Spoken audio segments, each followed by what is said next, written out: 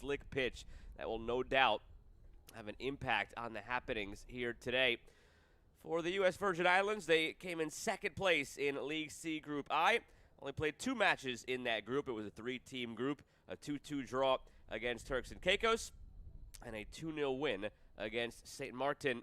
On the other side for St. Vincent and the Grenadines, they were in League C Group H. They opened with a 1-0 win over Dominica. They backed it up on match day 2 with a 3-2 victory over Bonaire.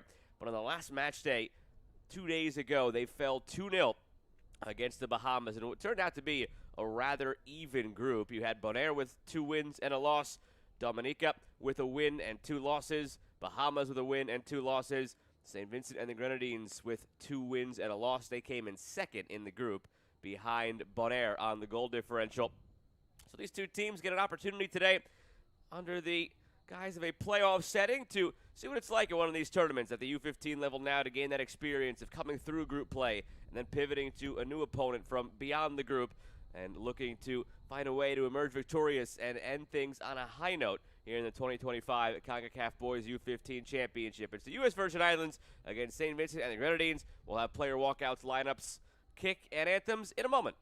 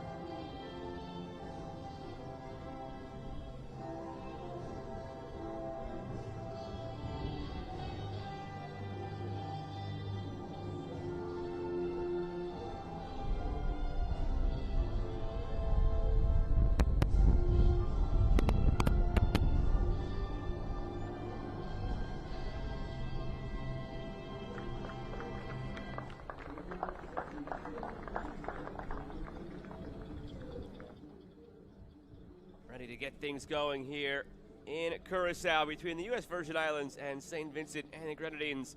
Two teams, again, who fared rather well during group play. U.S. Virgin Islands with a win and a draw. They just finished second in their group because of goal differential. St. Vincent and the Grenadines, 2 wins and a loss, finished second in their group because of goal differential as well. So two teams who have acquitted themselves well here in this tournament, looking to do so again and finish things off here on a high note in this playoff match in League C. Take a look at the starting lineups, beginning with the U.S. Virgin Islands. Alexi Bedford, the head coach, sends out Andrew Alvarado in goal. Taj Alexander, the captain, anchors the back line. Harrison Oriol and Keimani below up top with Jahan Atmaramani, Callan Payne, and Colbert Fitta underneath. Scored 4 goals in their 2 matches, the U.S. Virgin Islands. Match officials led by Orlando Alvarado of Guatemala, with Clyde Cadet of Dominica, Oscar Barrera of El Salvador, and Evans Jolmes of the Bahamas.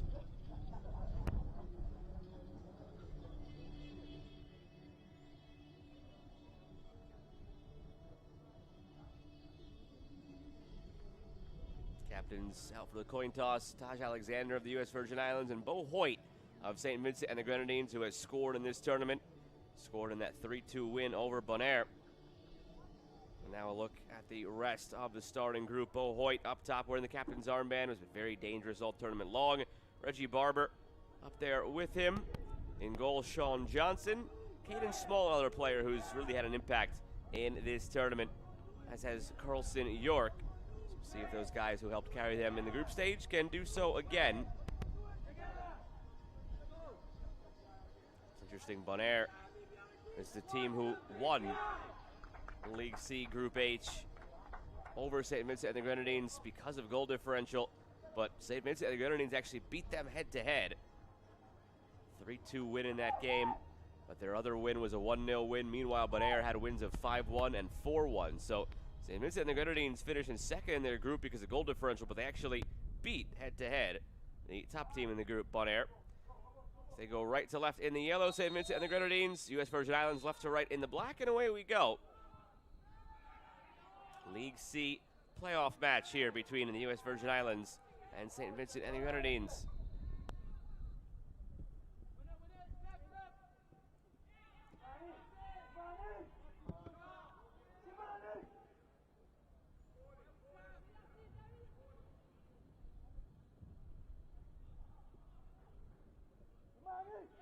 Caden Small dropping in deep to help ignite the attack. Barber looking for Hoyt.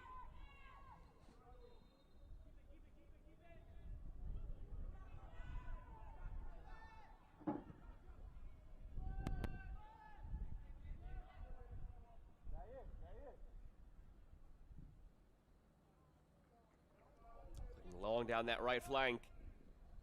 Stays in play. Cutting inside Hoyt there. Drop back for Carlson York.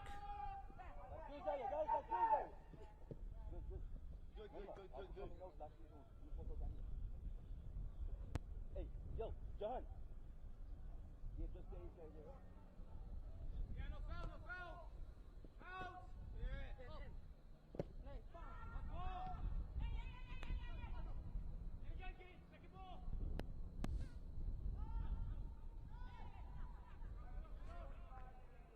Hey, Zaire, Zaire. Look, look, look. Look at your line now. Look at your line. Look at your line. Step up, Zaire!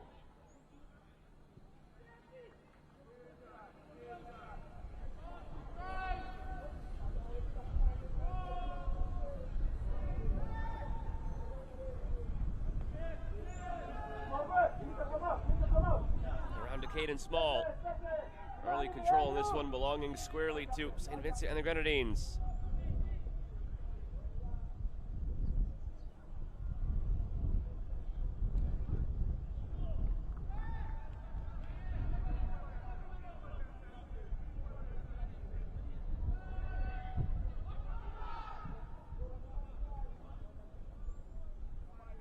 Down that right flank again. It's where they are most dangerous, as they've shown in this tournament.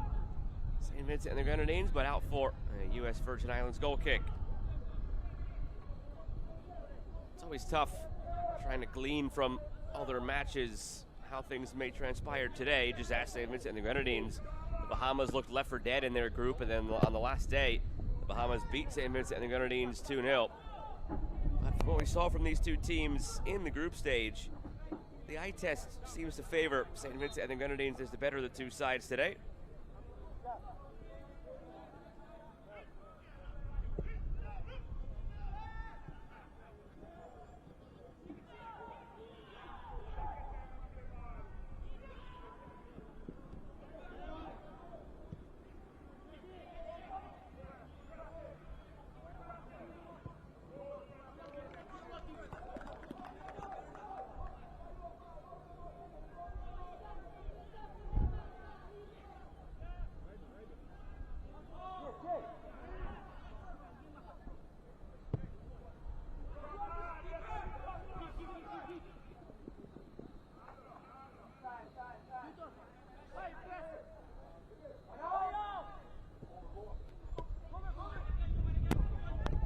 Calling for it on this near side, Zaire Scott, he gets it. Scott, nice touch into space. Out for a throw.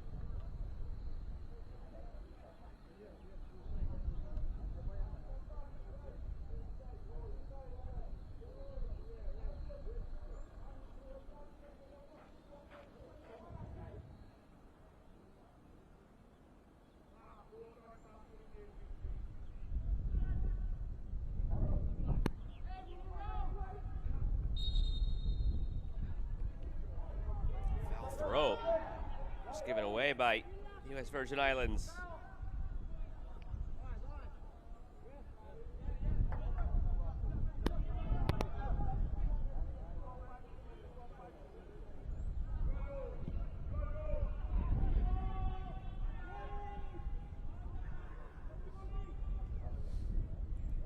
Pounding around for the U.S. Virgin Islands.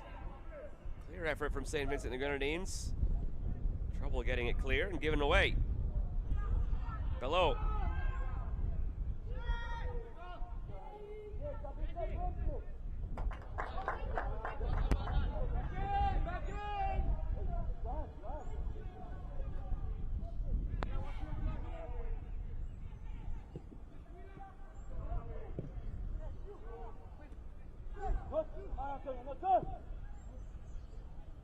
Over the top, flag stays down. And it falls nicely here for Bowens. Sharon Bowens somehow got there to throw the traffic.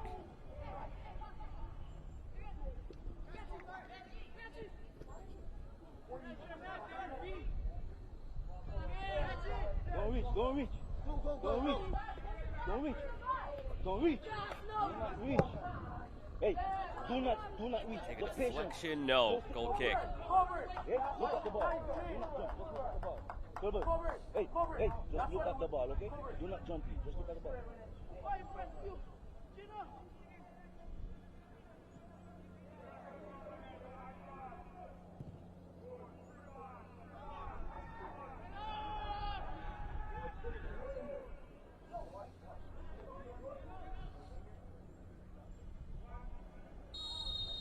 Offside.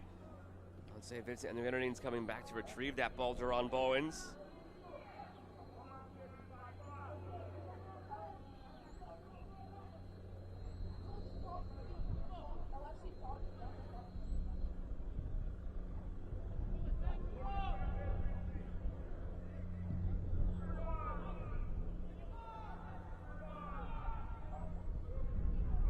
Does nicely here. The U.S. Virgin Islands with a chance there for Zaire Scott.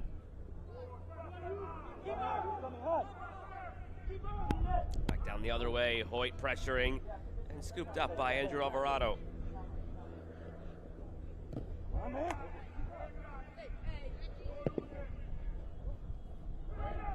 Played through, gets through, flag stays down, saved by Alvarado. The header is in. Given away out of the back. St. Vincent and the Grenadines pounce. Initial save made. Sticking with it, getting there on the rebound. And a 1-0 lead inside of 8 minutes.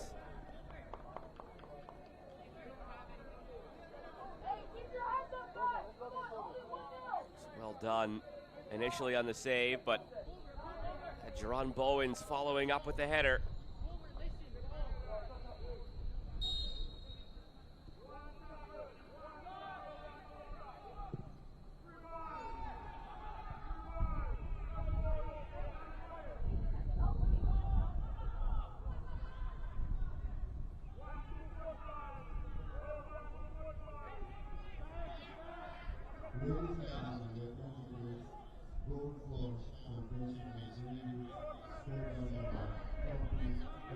Corner now for St. Vincent and the Grenadines looking to double down in rapid succession.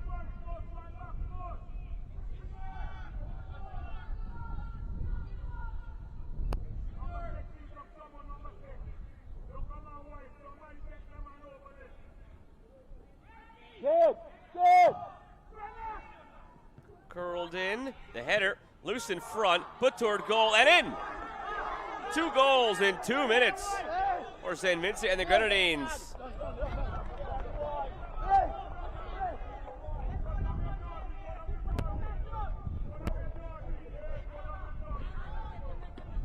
Sean Samuel with this one. On the loose ball, pouncing to it off the corner. Blocked initially, gets to it again. Back-to-back goals where the initial player who put the ball in had it blocked right back to him. Stuck with it and finished on the second effort. And yellow shown to J. Sean Samuel for the celebration.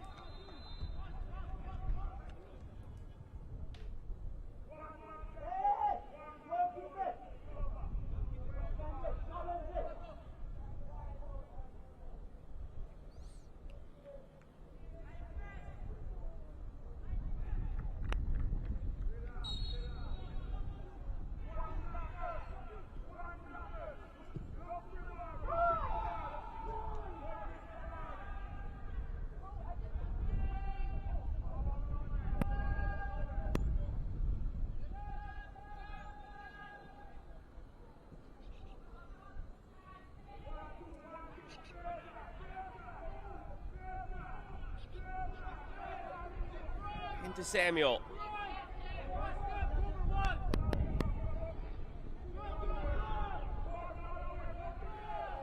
10 minutes gone. 2 goals, a minute apart.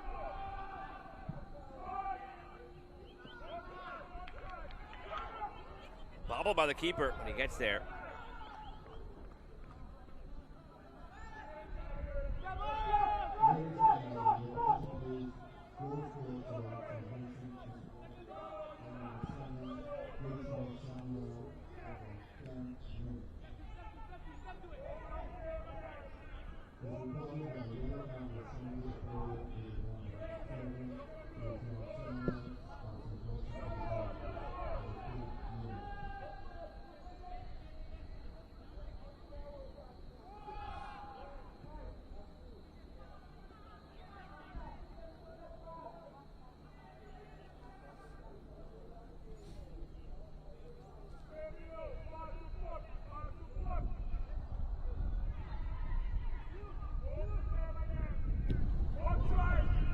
Long range here, and it ends up going in.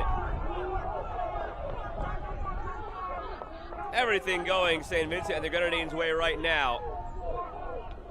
A try from that long distance. Carlson York makes it 3-0.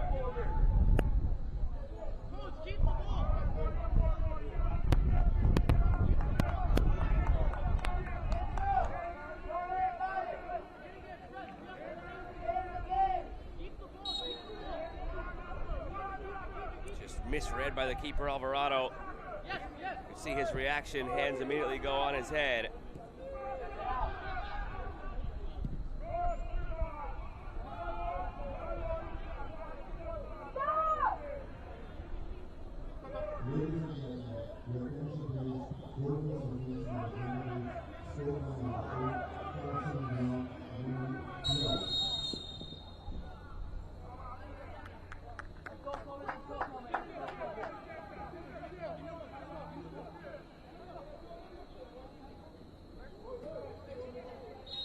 Whistle back behind the play. It's a free kick here for the U.S. Virgin Islands.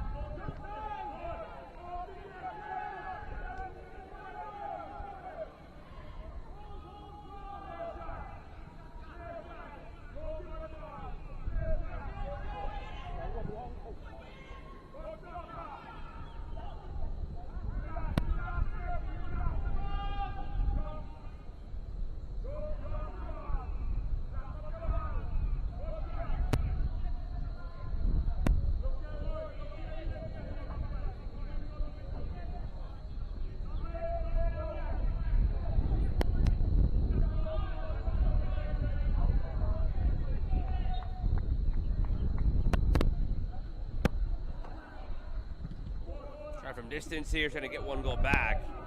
Scooped up by the goalkeeper. Rolled out to Reggie Barber.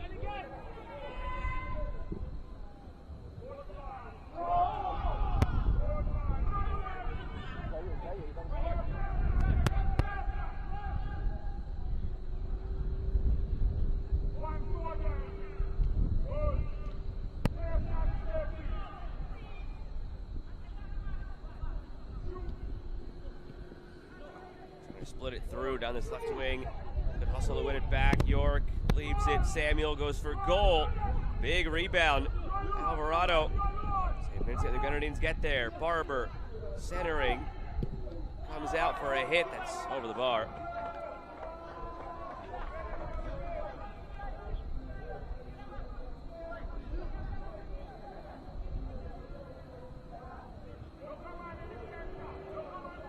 Minutes come and gone. This is around the time that we usually have the cooling break. At the referee's discretion. It's been raining. It's been very windy. The temperature does still read in the 80s. So they will be sent over for the cooling break in this first half. A lot to think over for the U.S. Virgin Islands. It's been a difficult one. They're the more rested team. Their two matches of group play came on August 4th and 5th. So they had the last 2 days off. Meanwhile, St. Vincent and the Grenadines had to play 3 straight days, 4th, 5th, and 6th. Had yesterday off. And they're right back at it today, but they looked rejuvenated after yesterday's off day. 3 goals in the early going.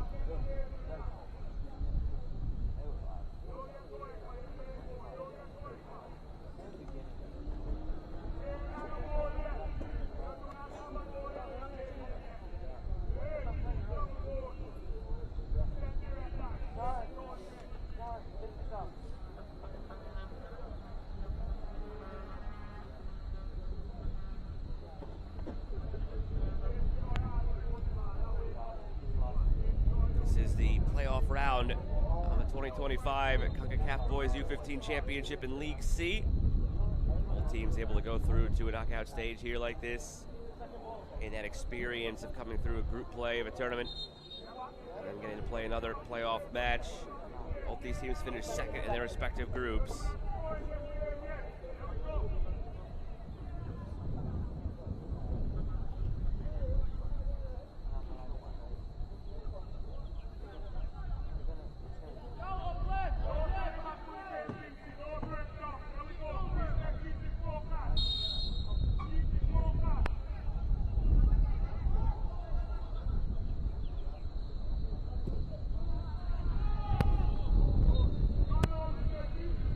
to it now to the cooling break.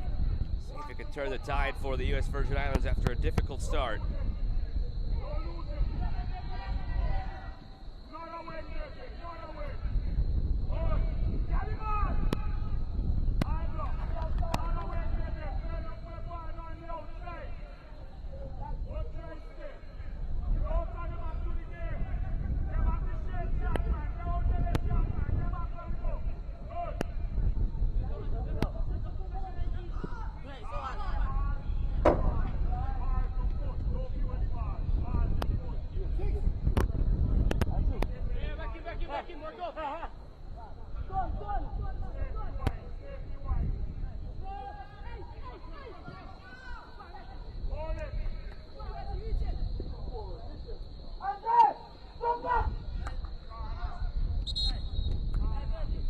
And up for a corner here. Scored off the last corner they took. Kimani, stay. Look.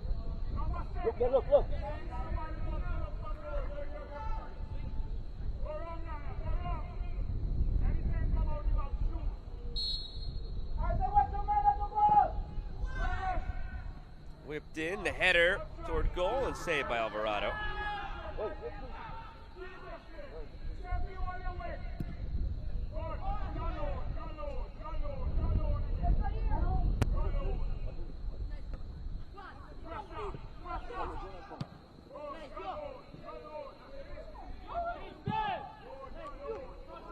Off to the high, into the wind here. Difficult read. It comes down, bounces once.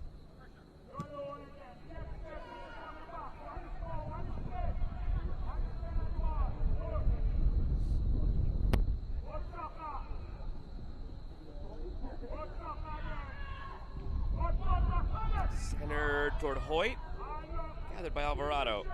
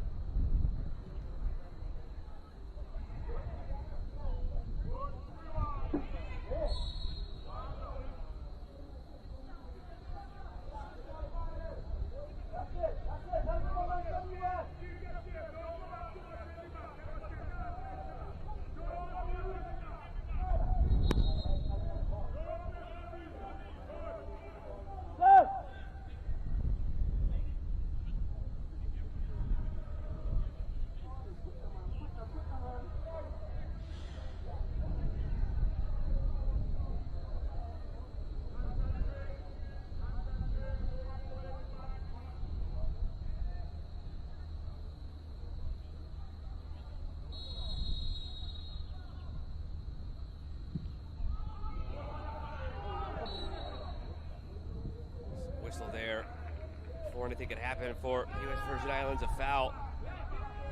As they were waiting for that free kick to come down. There's your scoring summary. 3 goals in 4 minutes for St. Vincent and the Grenadines. It's the difference right now.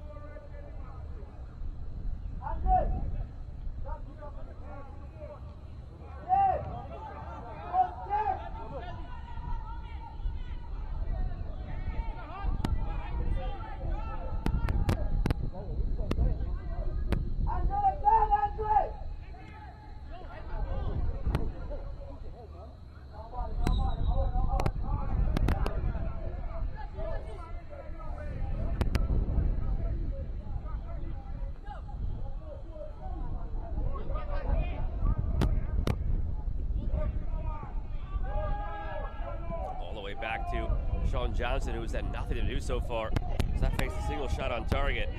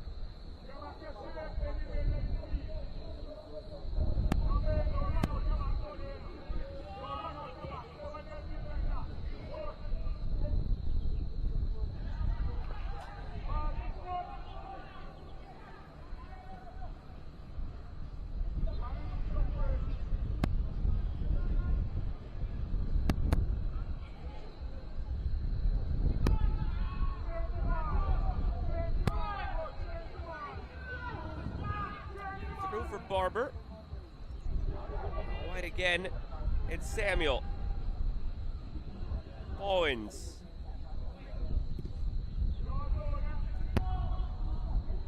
Real shift in the intensity of this one after the 3-0 lead was taken. Sense just the reaction from U.S. Virgin Islands, an actual reaction to sort of slump the shoulders a bit, and they haven't rediscovered it. So Vincent, the Grenadines, meanwhile, have been in cruise control now since then.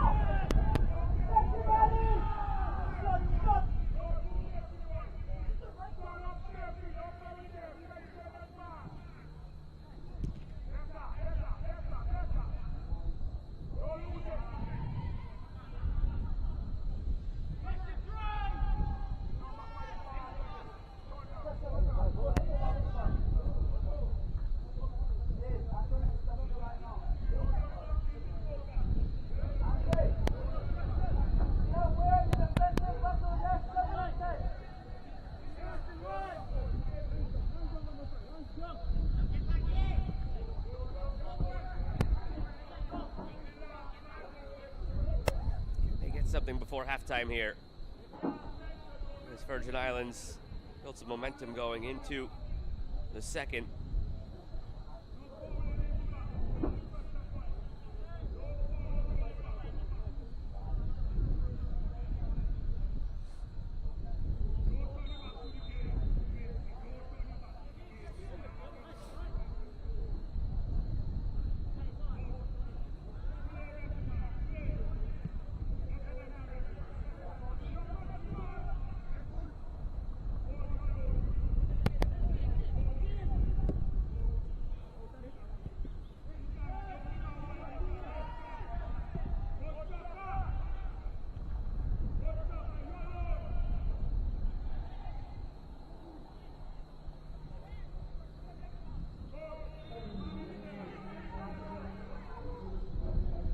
To go in this first half. Caden Small.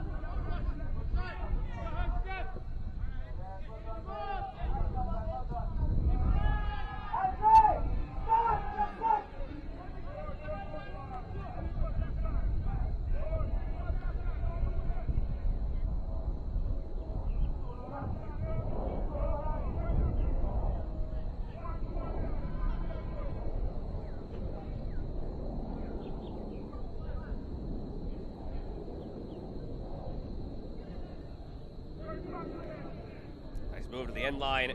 Hoyt. Left there for York. Saved by Alvarado. Still loose now. Cleared across the box. Out for a St. Vincent and the Grenadines throw.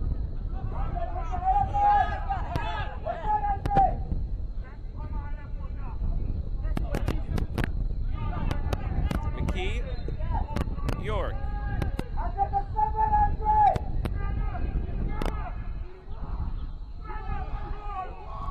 It in, and it's in. What started as a cross, misread by the keeper, drifts toward goal and in. Everything going right at the moment for St. Vincent and the Grenadines. I don't know that there was any intent in that, and I think the celebration indicates it as well. 4 minutes, come on. Whether it was intended or not, it worked. This is a full-on cross toward that back post, misread by the keeper, and it just ends up in.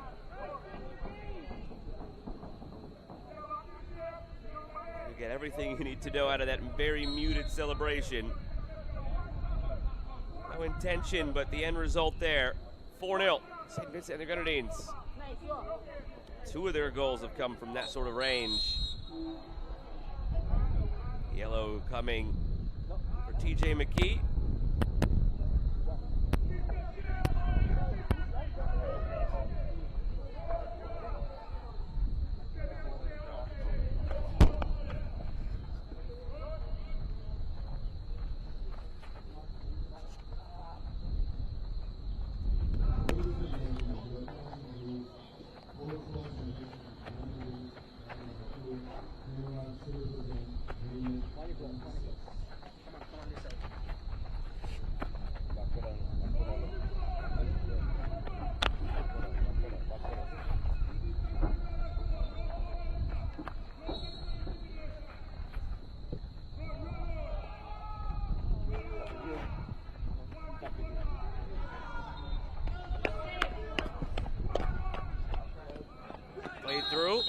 stays down. Oh, now it comes up late on Bohoy.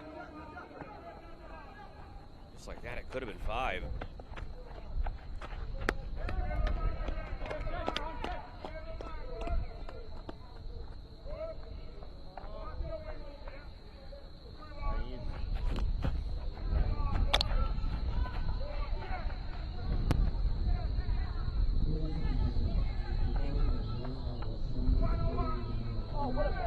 Played through. Another chance here. Alvarado knocks it away initially.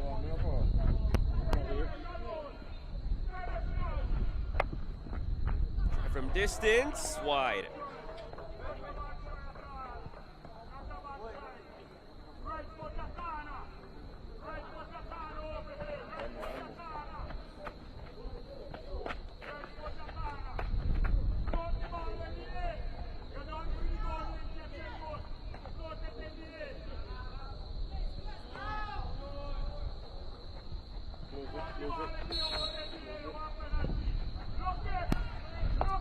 Played in from the corner.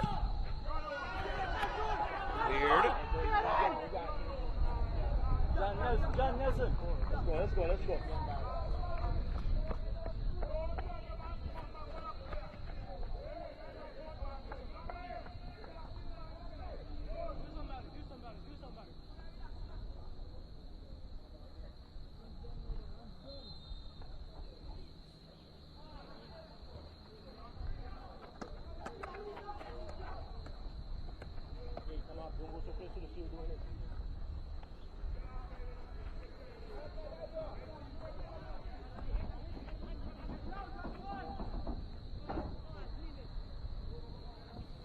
Half an hour gone. Just 5 to go in this first half. It's been all St. Vincent and the Grenadines. 2 early goals on follow-ups off of rebounds. The next 2 goals from distance, misread by the keeper. They all count the same, adding up to 4.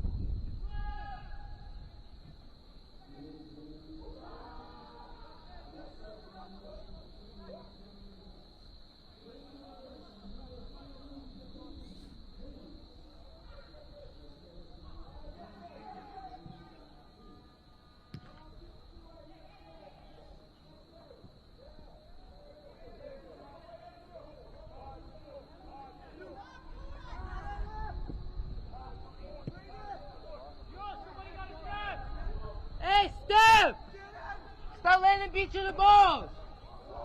2 subs coming here. Yes! For the U.S. Virgin Islands near halftime. Go to it! Trying to infuse some energy and turn the tides in this one a bit. Down the right flank, it's Zaire Scott. He's been a bright spot in this half.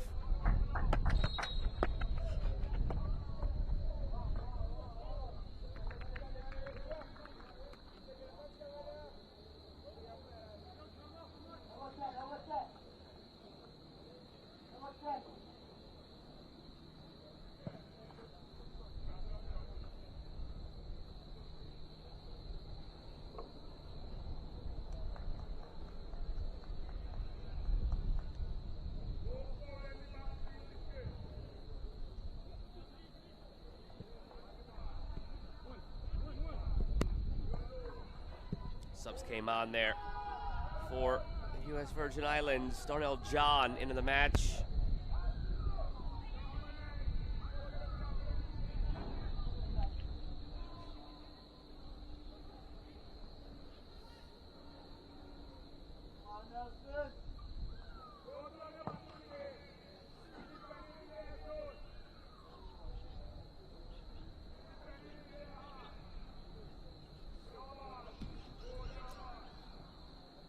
Well, John for Andre Walker.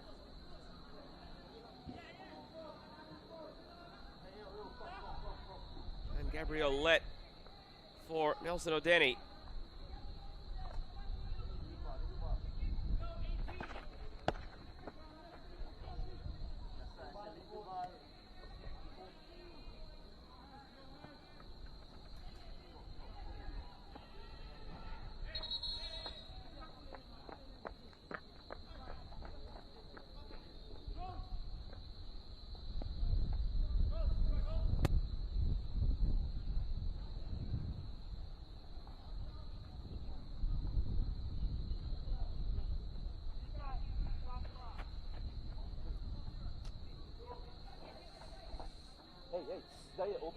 Could there be another in this first half for St. Vincent and the Grenadines? Make sure you can see both.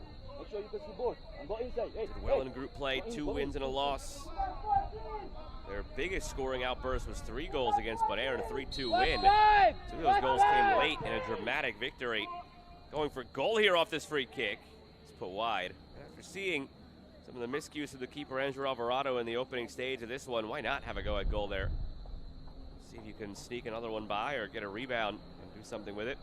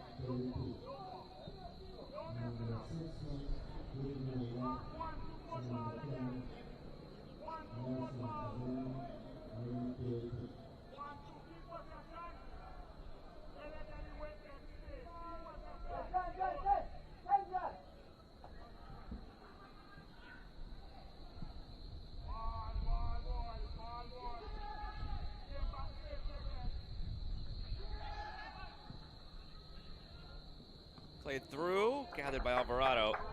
Into stoppage time now in this first half.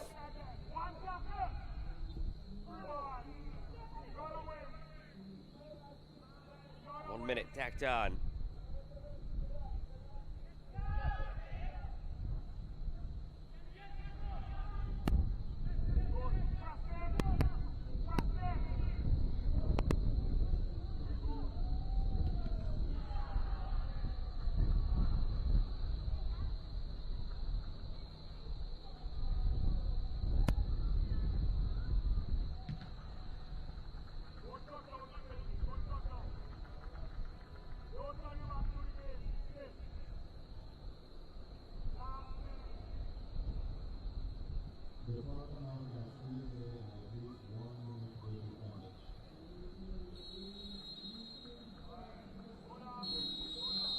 There's the whistle to bring this first half to an end.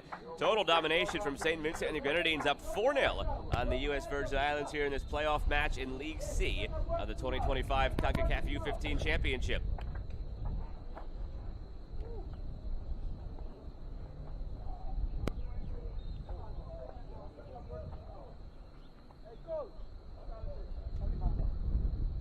You can't use your ball. You gotta use your own ball.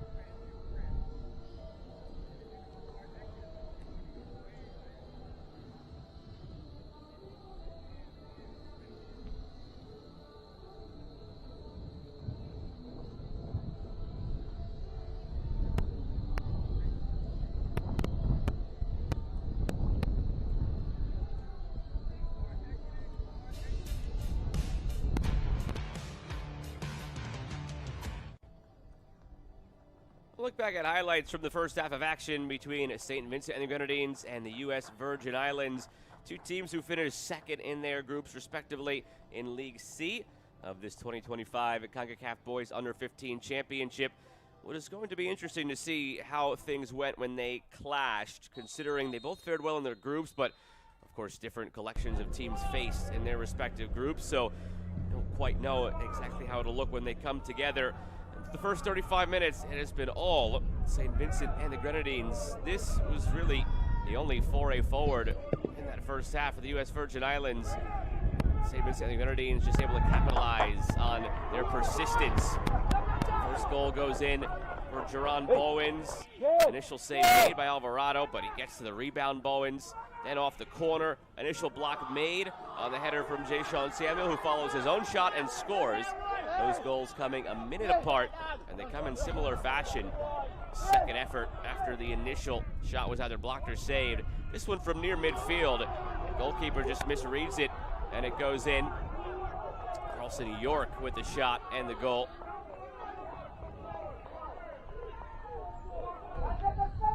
It was just 2 minutes after the first two goals were scored, and then another one here, just from distance, putting it on goal.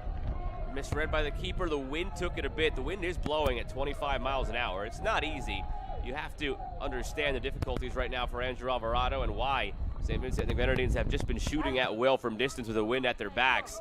So they lead it 4-0, and it could have perhaps been more. There was a yellow shown here to TJ McKee and some of the physical play that we saw in that first half. But so far, all St. Vincent and the Grenadines to the tune of a 4-0 lead.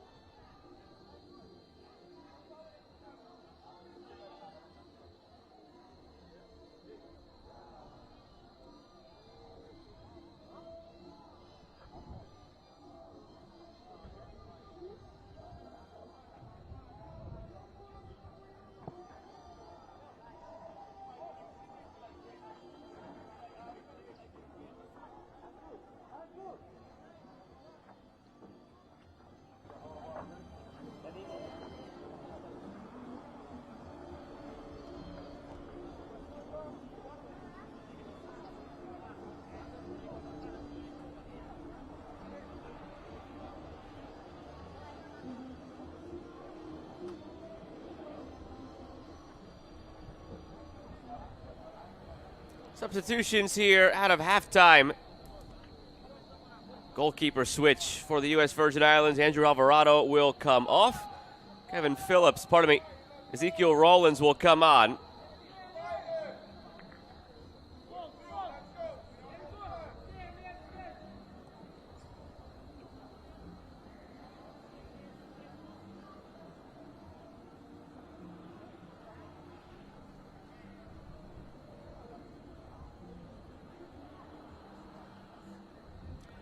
St. Vincent and the Grenadines left to right in the yellow. U.S. Virgin Islands right to left in the black.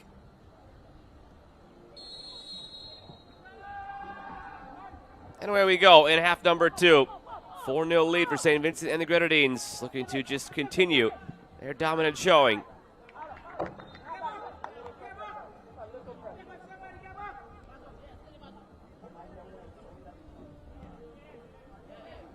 Keimani Bello is the one who came off for Donovan Berry.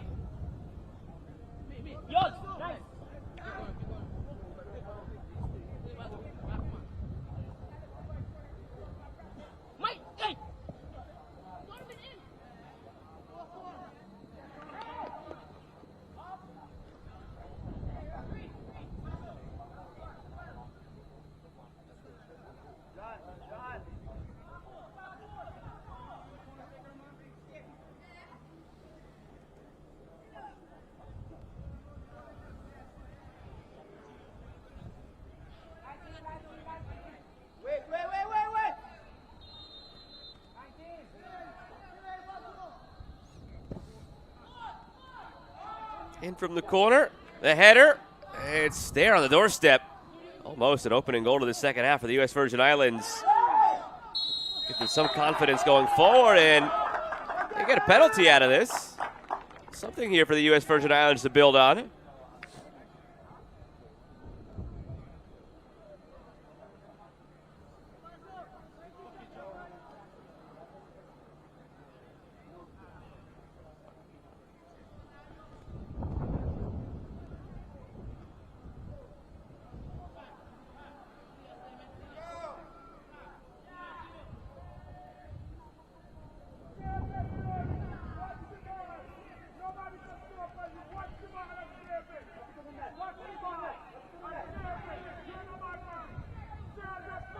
So a chance now for the substitute.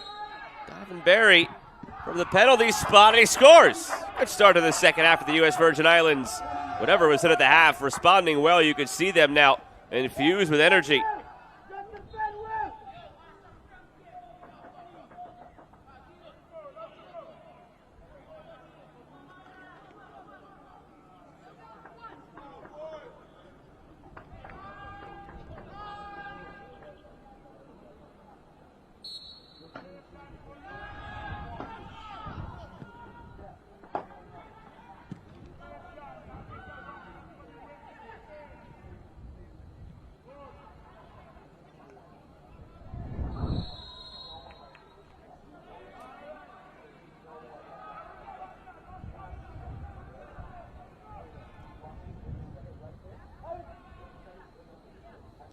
Free kick for St. Vincent, and the Grenadines looking to get that goal back now.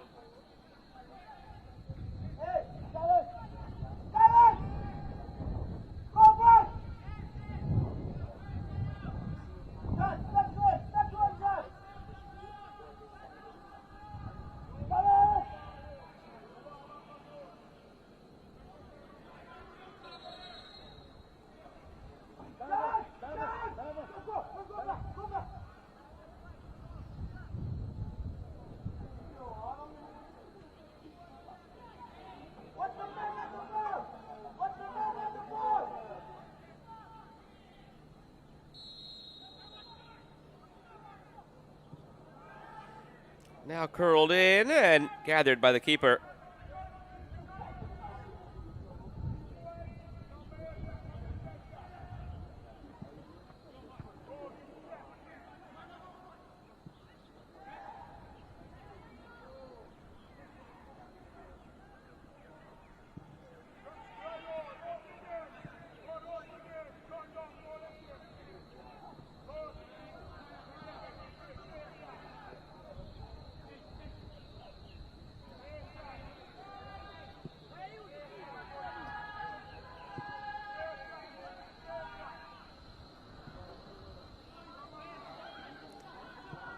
Gathered in the midfield by Darnell John.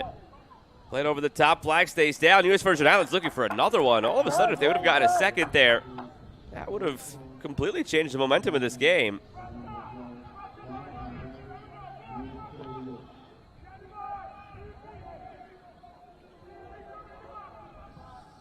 Looking to get that goal back now, scooped by Rollins.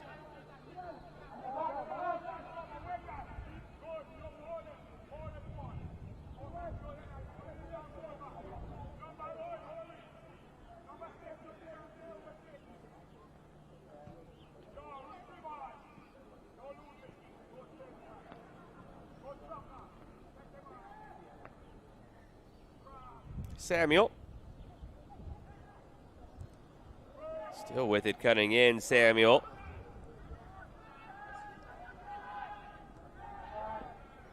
Contact there. Referee says play on.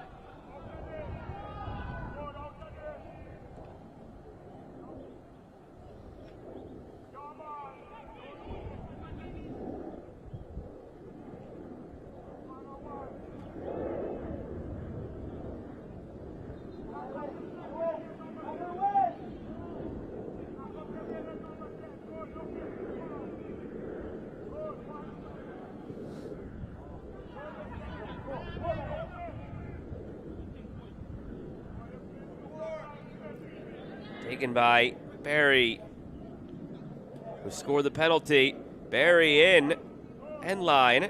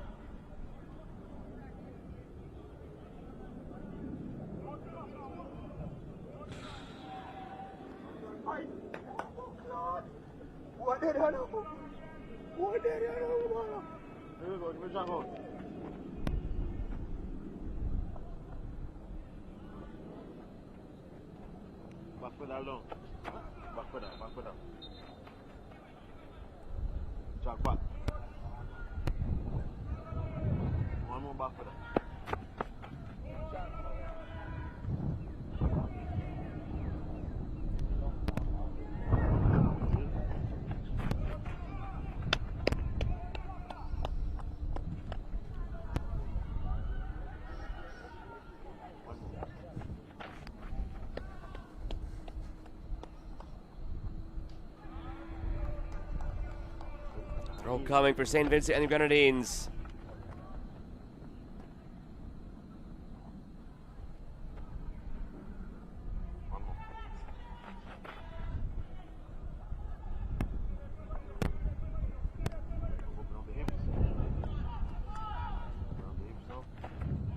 Deflected.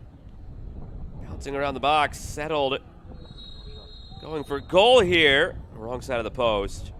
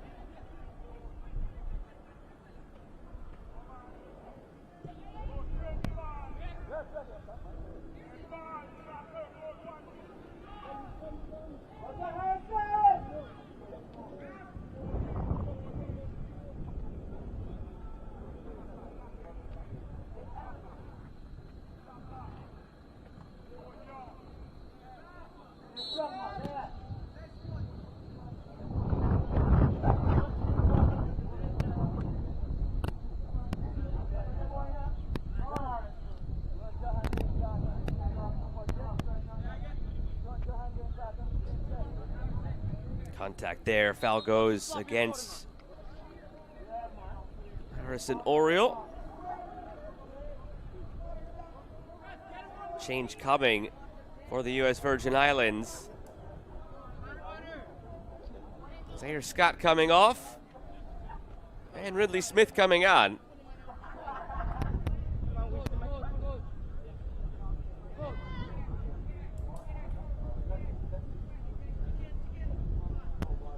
I didn't foul anybody.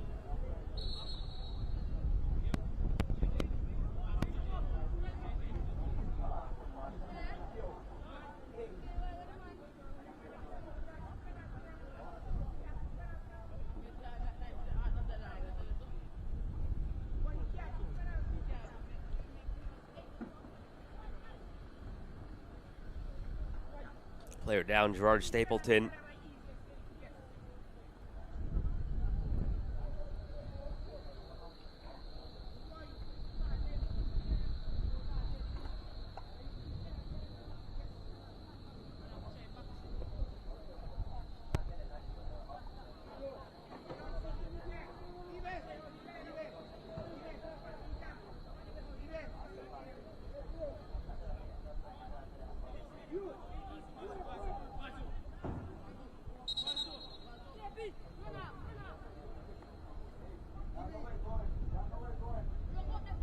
Go, Donovan, go backward. Harrison, go first, you go.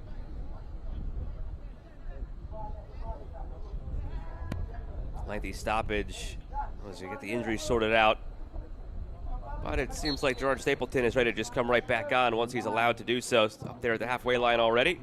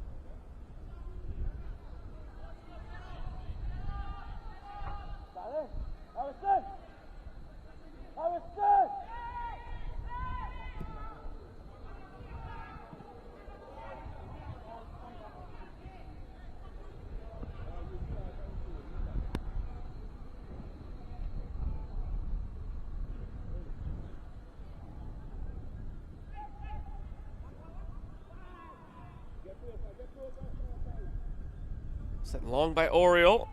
Brought down by the goal scorer Donovan Barry or the penalty early in this half. Down the right side, the substitute Ridley Smith centering. Keeper Sean Johnson has it.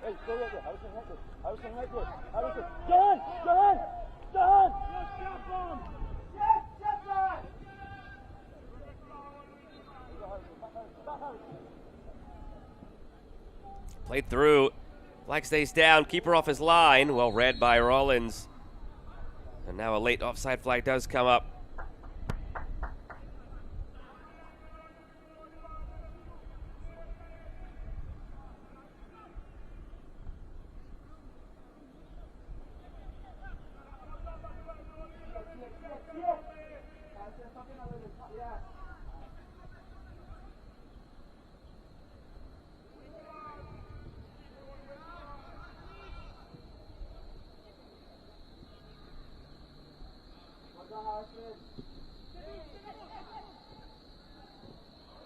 Bowens lost it.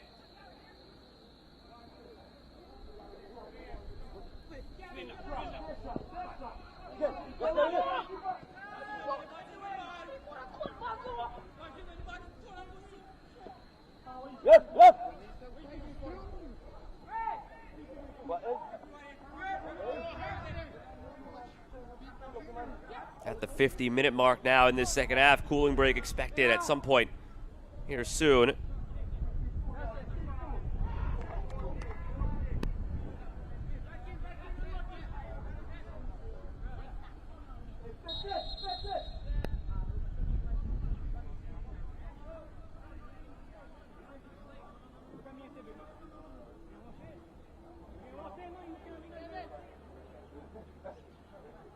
Player down for St. Vincent and the Grenadines, helped to his feet by a teammate.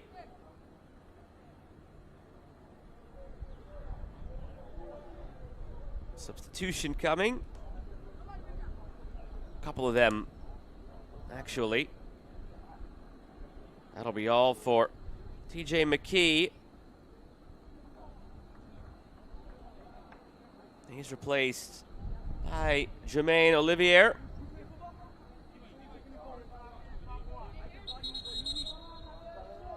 Rashad Morgan subs on as well.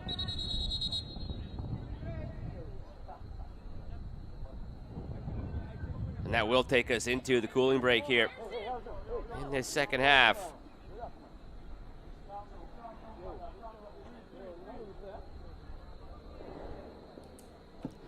St. Vincent and the Grenadines have not tacked on, scored all 4 of their goals in the first half. U.S. Virgin Islands with a penalty early in this half brought it from 4-0 to 4-1, but have come no closer. Control of this game has been maintained by St. Vincent and the Grenadines, but no longer as dangerous in terms of chance creation. U.S. Virgin Islands have had a couple of opportunities where that one could have become 2, but just unable to finish.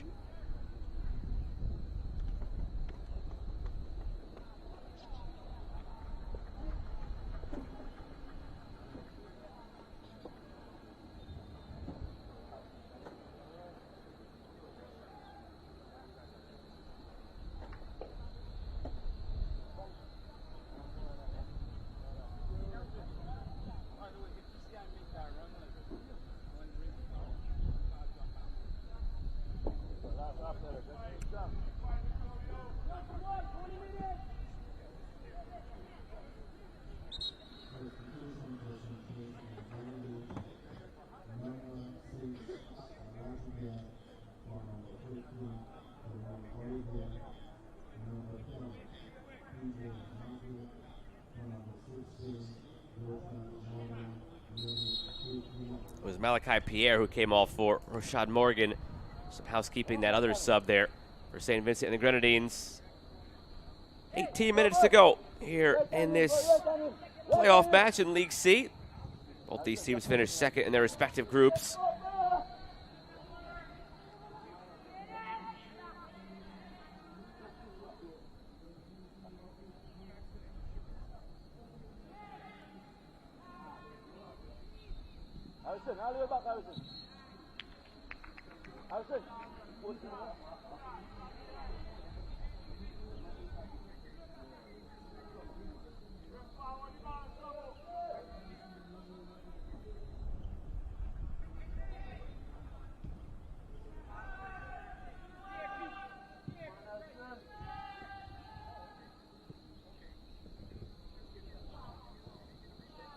Cutting in field, it's Bowens who has a goal.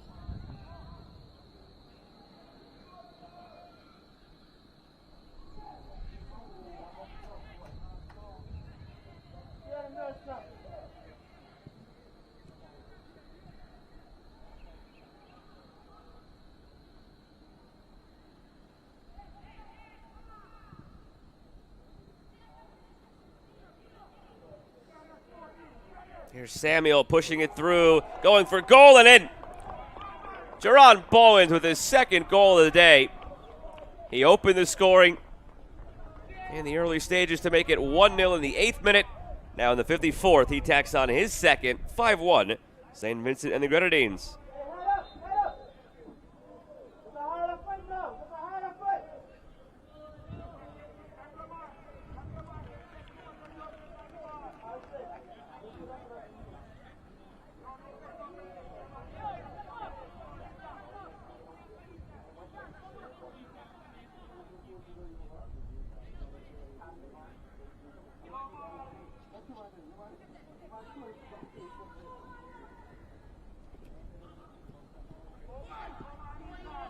Trying to get that goal back now. U.S. Virgin Islands. Donovan Berry has been a spark since coming on at halftime.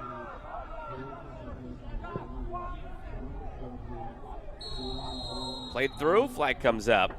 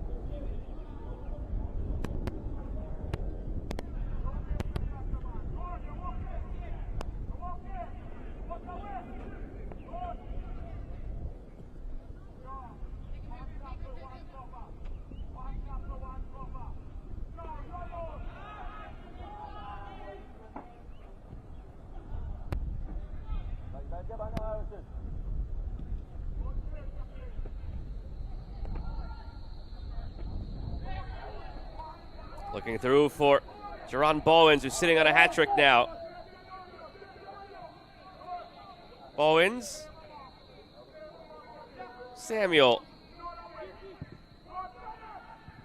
Whipped in from out wide by Stapleton.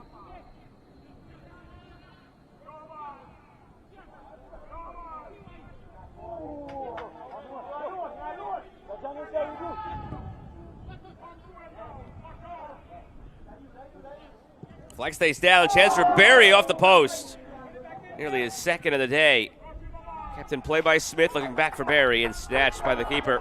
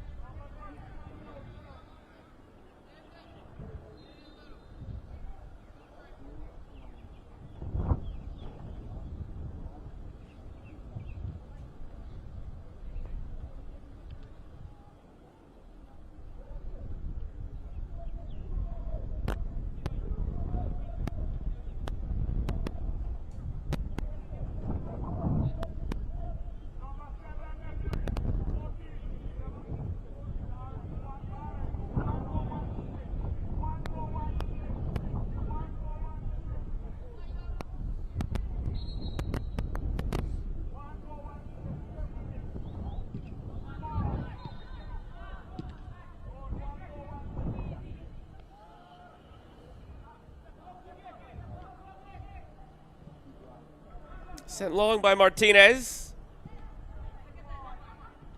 Played through for Barry. Another ball slipped through, this time for Atmaramani. Smith cuts it back. Good build. This opportunity here. That was there for Nelson O'Denny. One of the better buildups, cleaner buildups of the day for the U.S. Virgin Islands.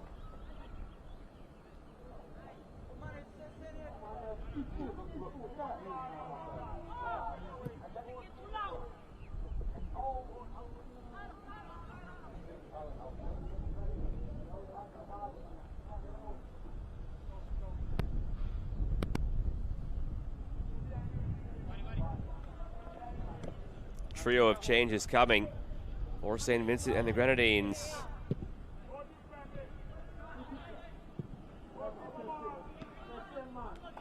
Save made from distance by Sean Johnson.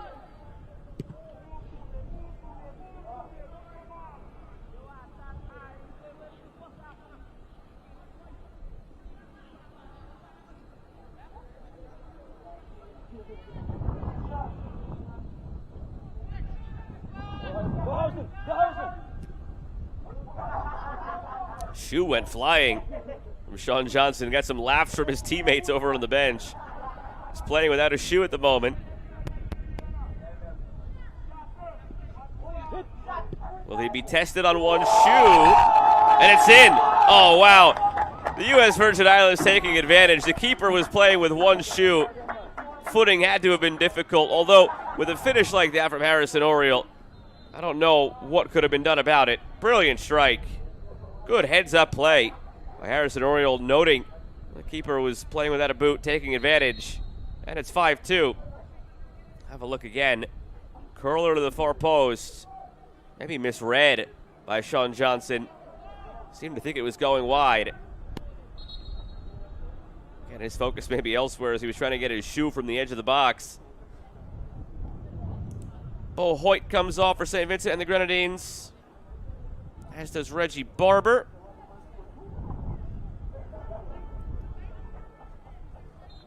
And the last of the players coming off, Caden Small. Coming on for St. Vincent and the Grenadines, Tyrese Bowens, Joel Crookshank, and Alexander Cummings.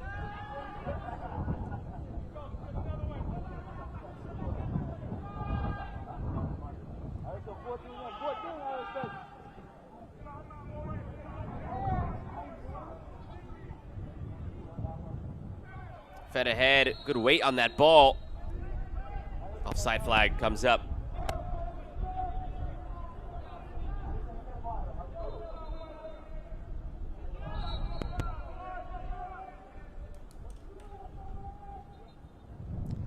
Well, the U.S. Virgin Islands matched their goal-scoring output of their first two matches from group play. 2-2 draw, 2-0 win. Difference, of course, today is they've conceded 5, but have still maintained their offensive output. For St. Vincent and the Grenadines, this is their biggest offensive outburst. They scored 1, 3, and were shut out in their 3 group games. So more goals today than they had in the group stage, which was 4. Popped over the top toward Bowens, who's sitting on a hat trick, but the keeper has it.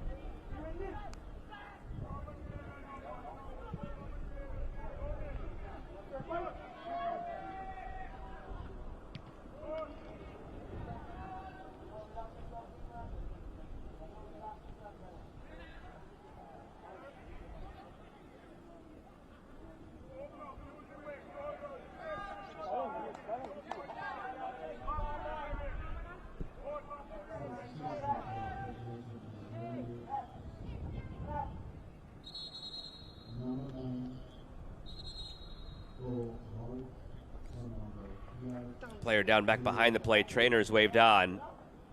7 minutes plus stoppage time remaining.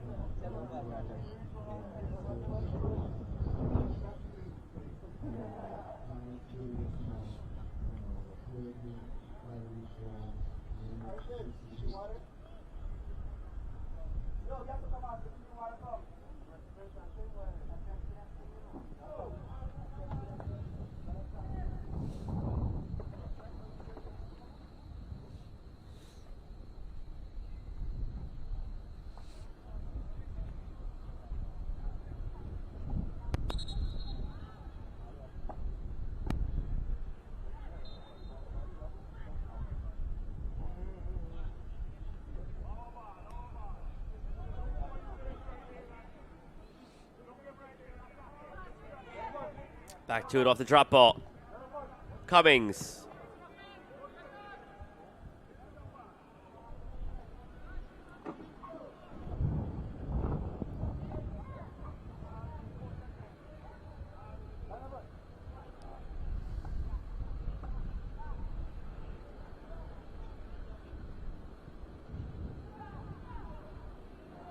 Bowens gave it away.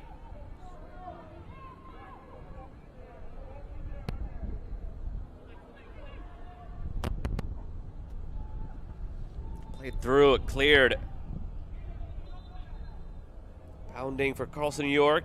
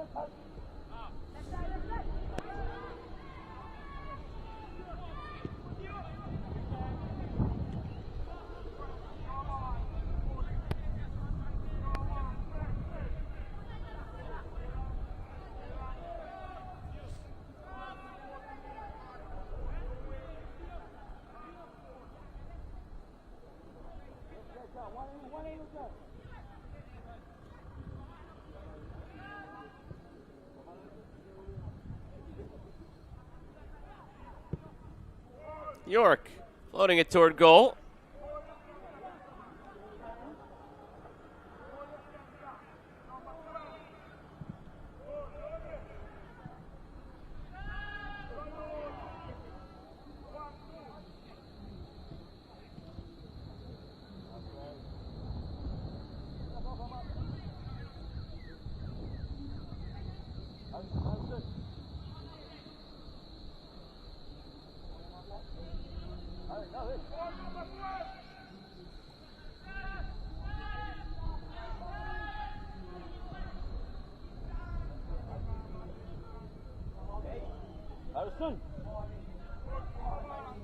Clipped in again.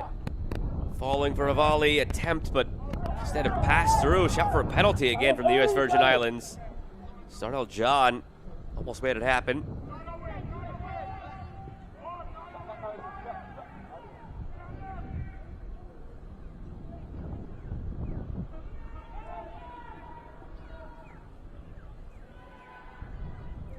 Turning into space. 3 minutes to go.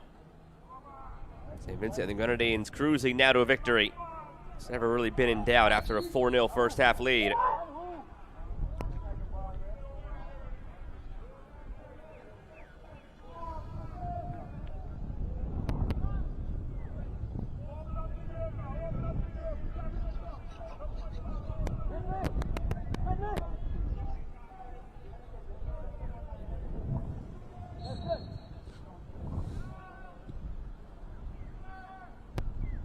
Sent long off this free kick, testing the keeper. Rollins, no trouble.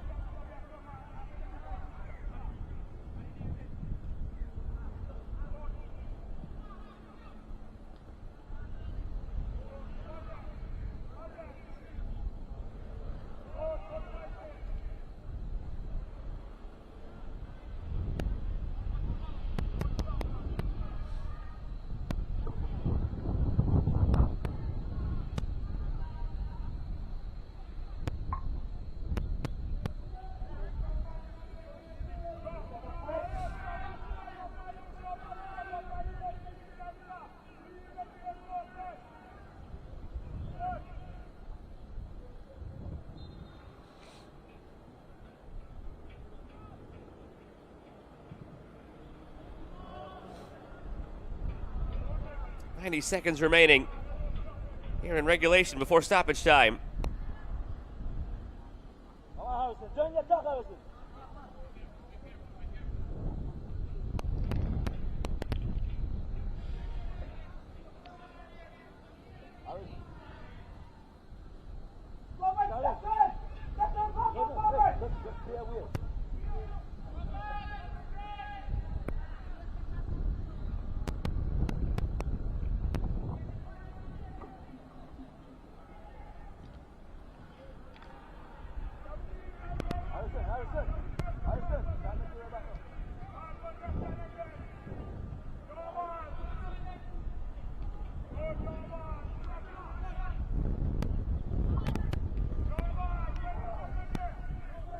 Brought down by O'Denny.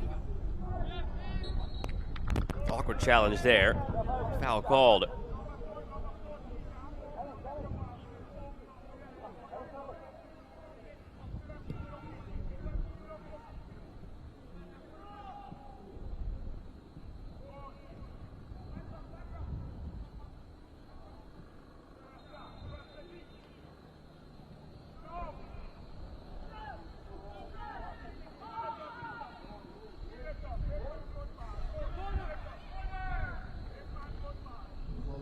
Goal kick, the verdict.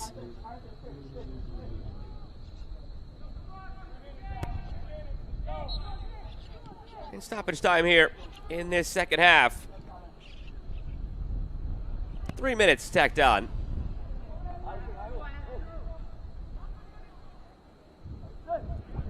Well, reflecting on this tournament for St. Vincent and the Grenadines, have to be positive with the takeaways.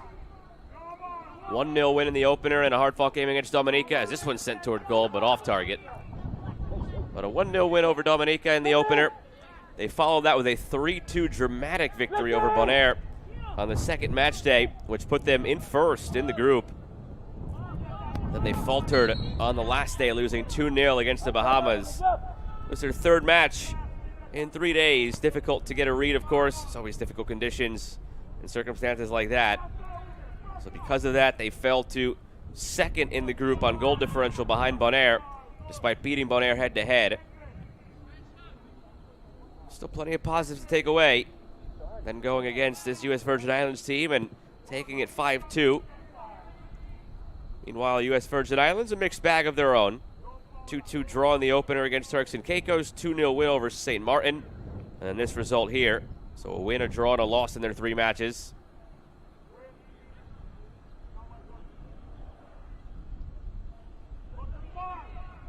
That's the name of the game, though, here at the U-15 level. Just taking the experiences more than anything else. We'll be seeing plenty of these players, no doubt, probably even next year. Even though some are 14, 15, probably seeing some of them next year at the U-17 level. Oftentimes we do see players of 15 and 16 playing up with the U-17s. So a first opportunity to familiarize with some of these names in this tournament as they gain the experience they could carry with them next year and beyond.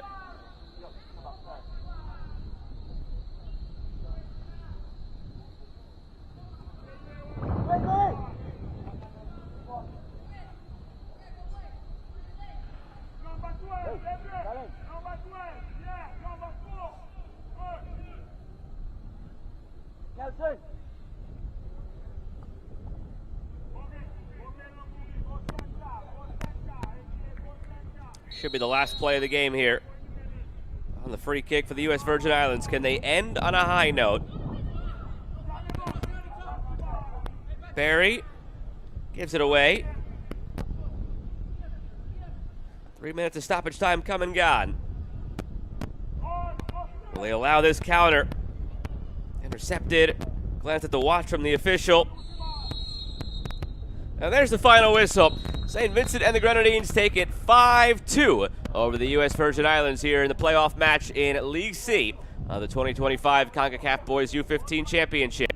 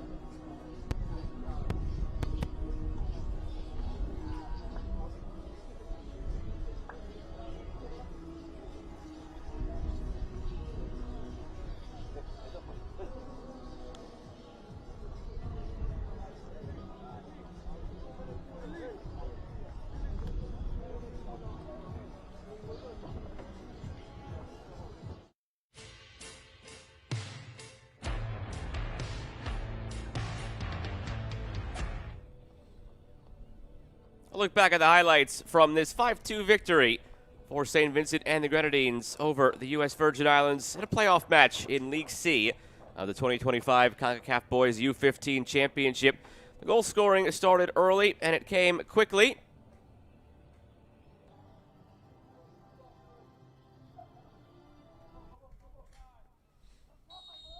Scoring 3 goals in a 4-minute span in the early going. St. Vincent and the Grenadines, the goals came at minutes 8, 9, and 12. There wasn't really much going on in that first half for the U.S. Virgin Islands. Persistence on this effort here for the opening goal came from Jerron Bowen's initial shot saved.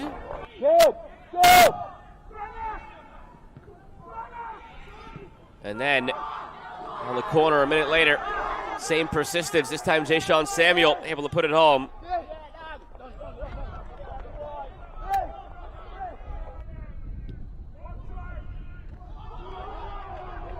And then from distance, just a couple minutes later, the wind takes it, goalkeeper misreads it, 3-0.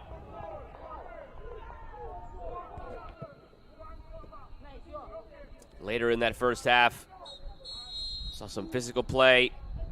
Those shots from distance really troubling the U.S. Virgin Islands keeper, Andrew Alvarado.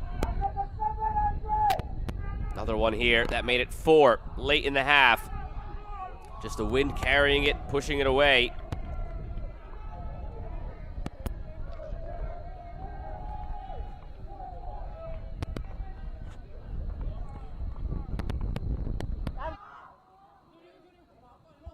Then fast forward into the second half. U.S. Virgin Islands started the half well. They drew a penalty, and they converted a penalty. It's taken by the substitute, Donovan Berry. Made it 4-1 at the time.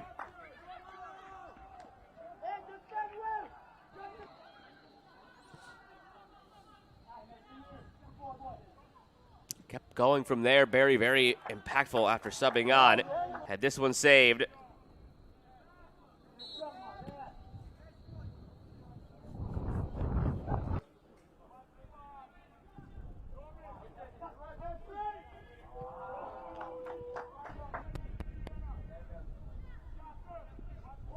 Another one split through here for the Virgin Islands, and they'd find that second goal on the effort by Harrison Oriole.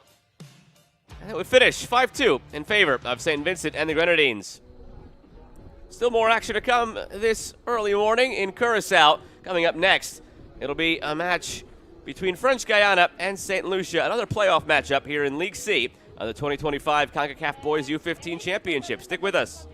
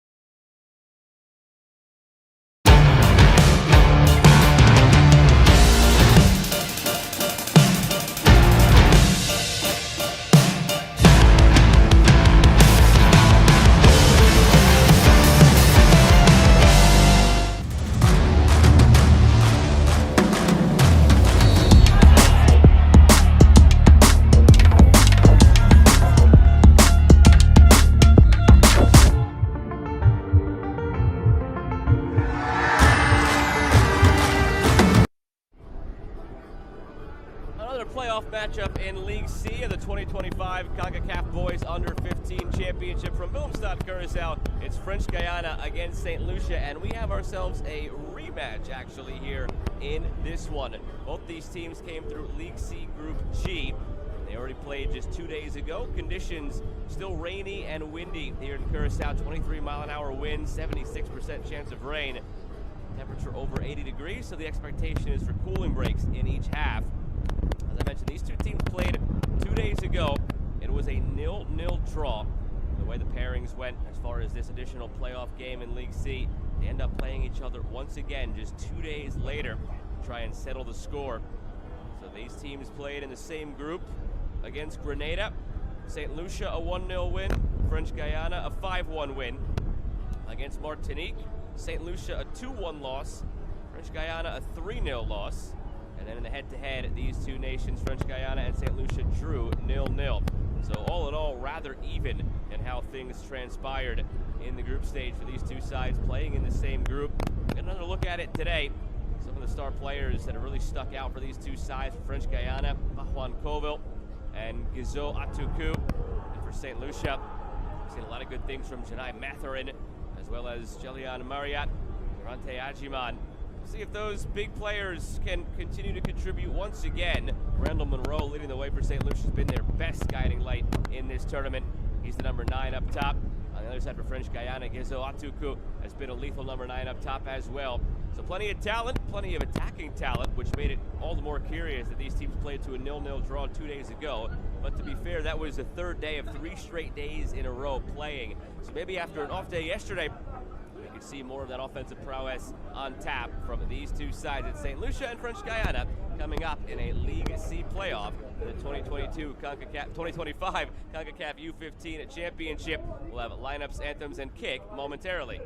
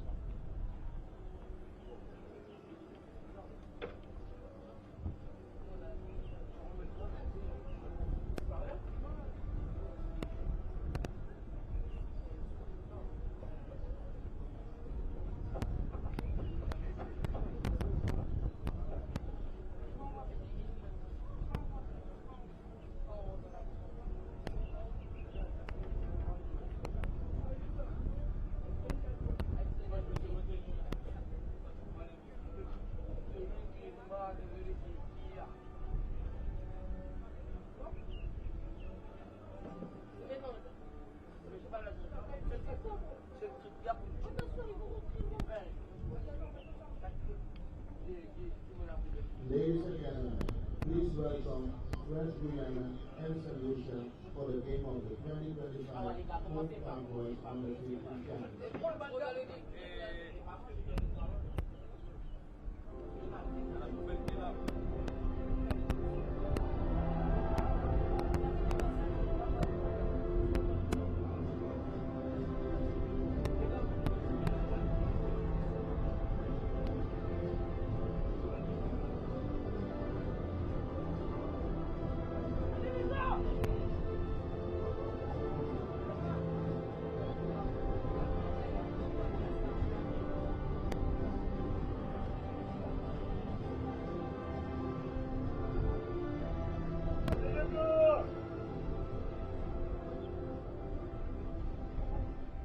Please stand up for the national anthem of French Guyana.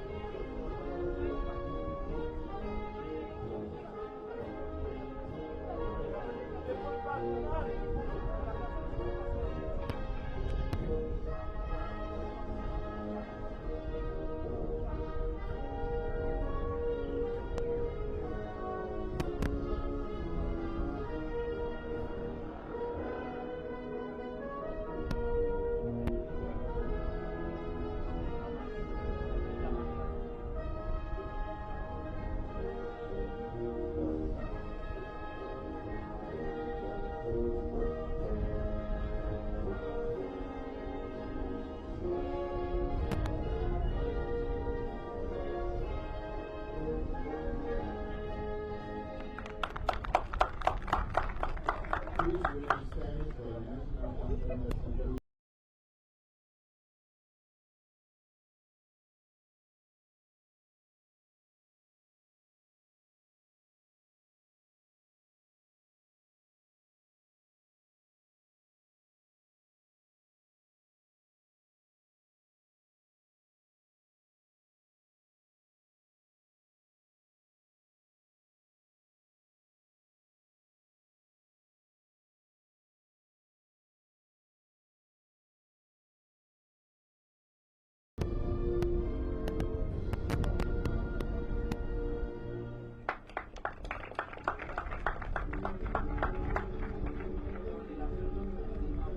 Ready to meet the starting lineups for St. Lucia and French Guyana. Two sides who again played to a 0-0 draw just 2 days ago. It was the third of 3 straight days with a game that could have contributed to what was a quieter showing among two attacks that have been very potent in the earlier stages of group play. See if a day off yesterday rejuvenates them as they lock horns again, or if it's more of the same that we saw 2 days ago. Starting lineup for French Guyana, the key figures to watch, Gezo Atuku, along with Mateo Francois, who's coming off the bench and scored. Bajuan Cleoville has been maybe the most dangerous attacker in this side for French Guyana.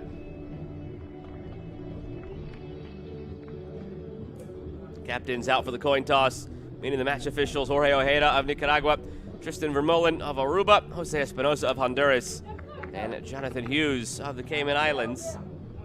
Gervonta Toussaint, the goalkeeper, captain for St. Lucia. Jackson Martins, the midfielder, captain for French Guyana.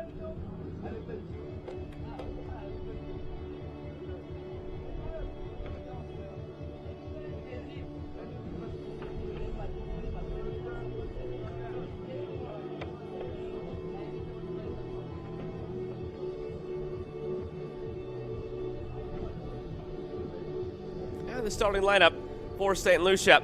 Randall Monroe, very dangerous player up top. He's been scoring at will and having opportunity after opportunity. Jelian Mariat is their big service provider, really good on the set pieces. And Jedi Matherin has come in and provided a spark off the bench at times in this tournament as well. Different mix of the starting groups for both these sides. Let's see what it has in store.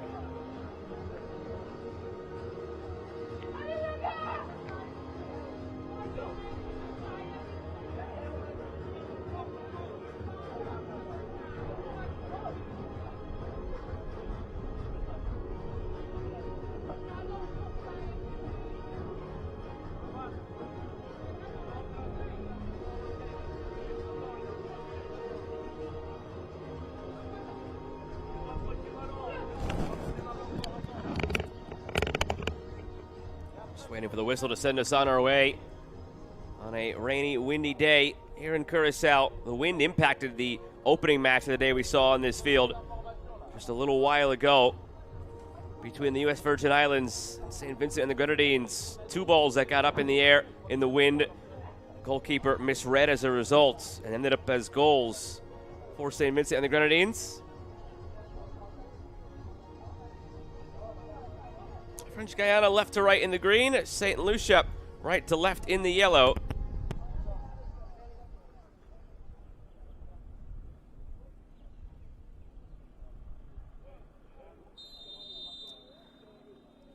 And away we go. Playoff match in League C of the 2025 Concacaf Boys U-15 Championship. French Guyana and St. Lucia meeting for the second time in 3 days after a 0-0 draw just a couple of days ago. Contact there early on. Decision for the referee. And he is giving the penalty. He was a little hesitant about it, but 30 seconds in, giving the penalty for French Guyana.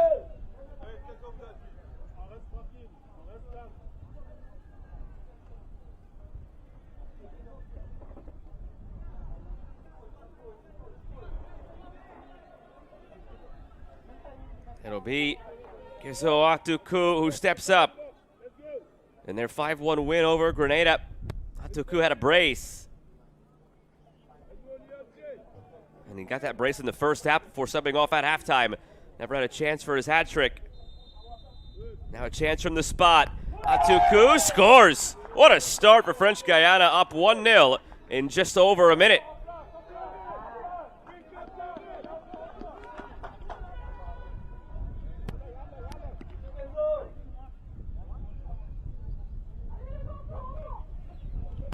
St. Lucia have been good defensively in this tournament. Clean sheets against Grenada and against French Guyana. Only allowed 2 goals against Martinique, and those both came late, 69th minute and then stoppage time, after St. Lucia had been minutes away from a 1-0 victory. So they were 2 minutes away from 3 clean sheets in group play. And instead now St. Lucia concede a minute and 10 seconds into this affair.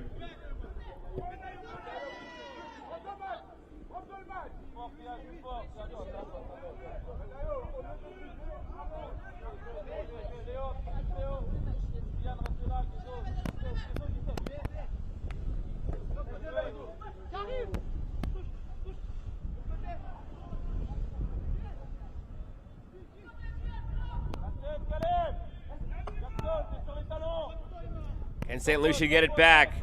Down the left flank, Nasri Alexander. Centering it. Popped over the top, some contact there. St. Lucia wanted a penalty of their own. They don't get it.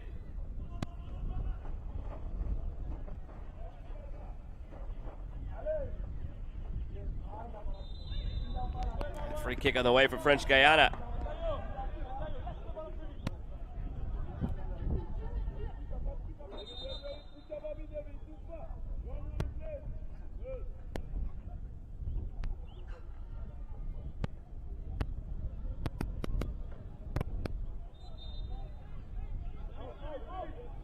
That pitter-patter sound you're hearing is the wind and the rain on the field microphones we have. Just gives you a sense of the conditions right now these players are playing through on this turf surface. Shot for a handball there from French Guyana. Not given. Be tough for the referee to give a second penalty this quickly on something that's borderline like that. But a corner nonetheless for French Guyana.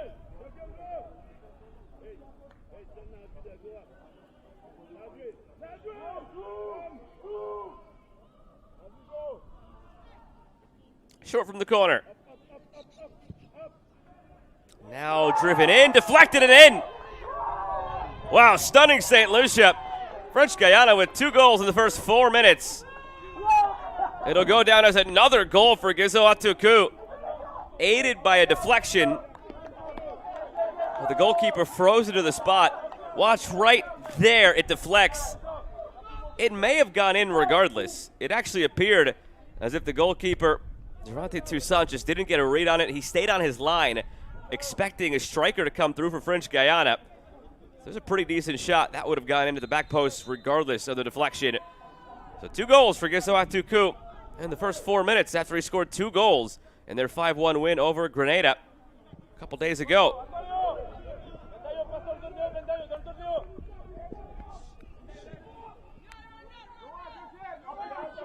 St. Lucia looking to respond.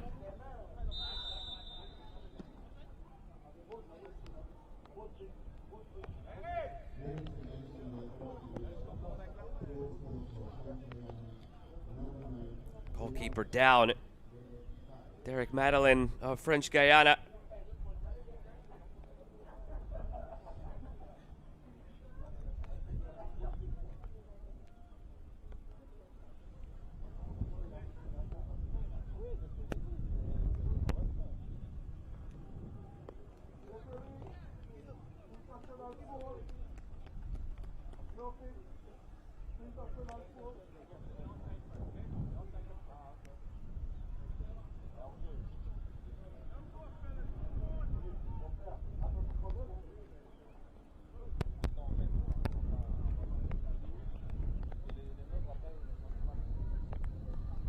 Seems to be all right, Madeline. Just getting that spray on the knee. Doesn't seem to be too much concern here.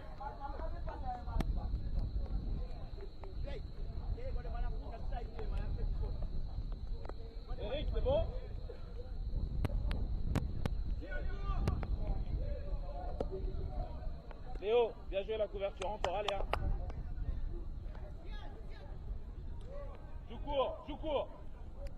Here's those 2 goals in the early going for Atuku.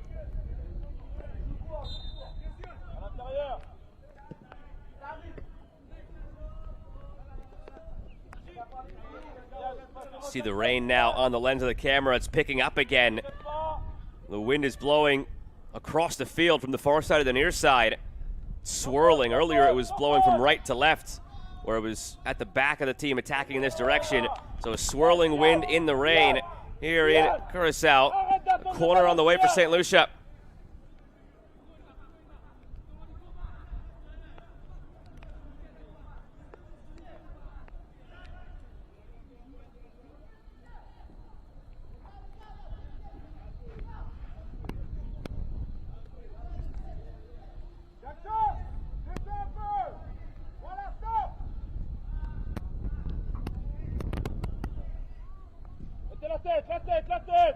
Whipped in from the corner. Acrobatic effort, but off target, off balance there. And it did stay in.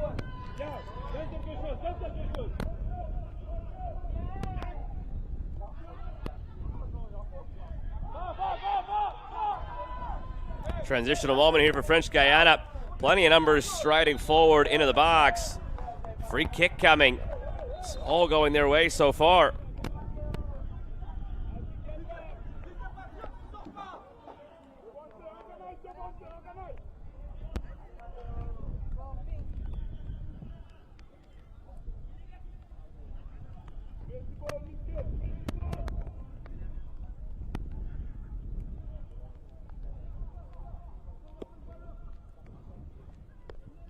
Chance to make it 3 in the very early going.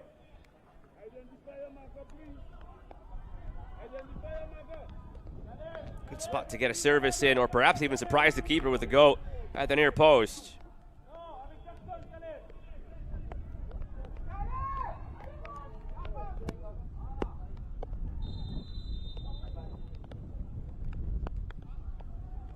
Clipped in, save made, but fumbled, and now gathered again by Toussaint.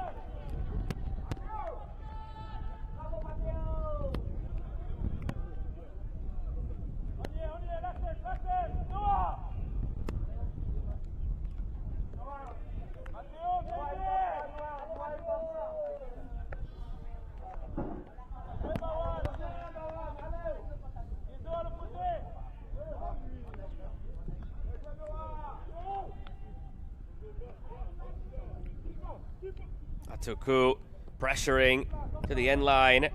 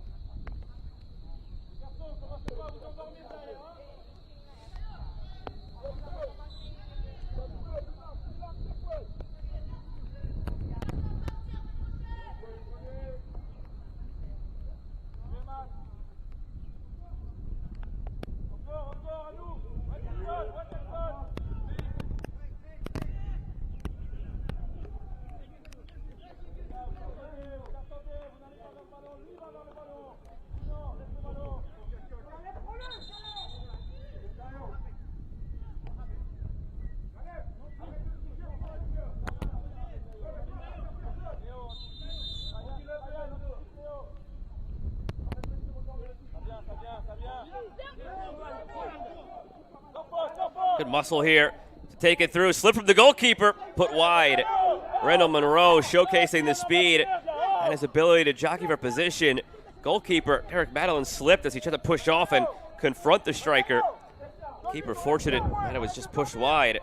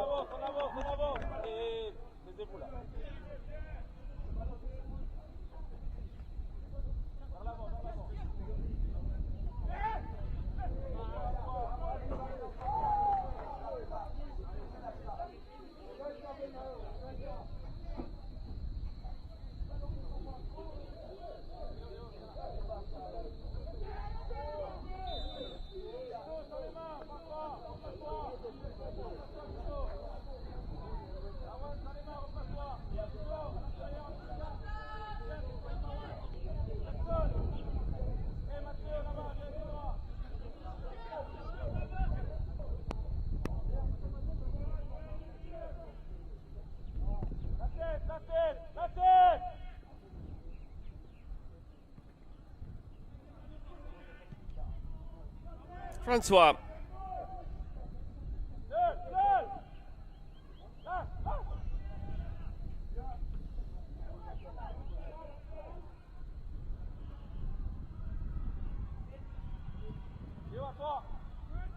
Looking long, St. Lucia.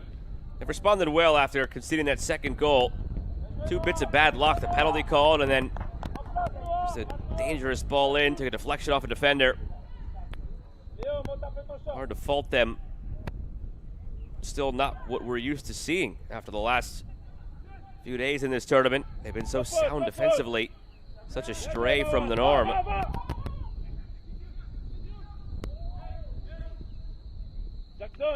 Try from distance here, pulled wide.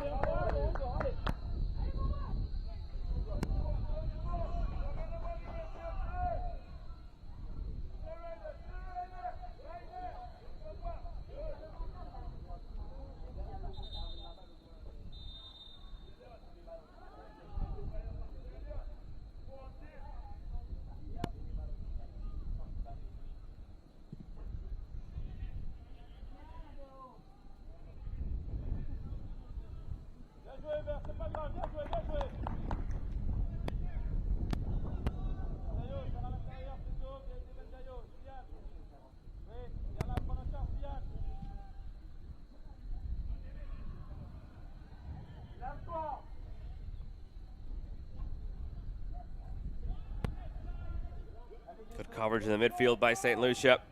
Starting to make life a little bit more difficult for French Guyana. Passing through. Still haven't gotten much of their own through that midfield of French Guyana.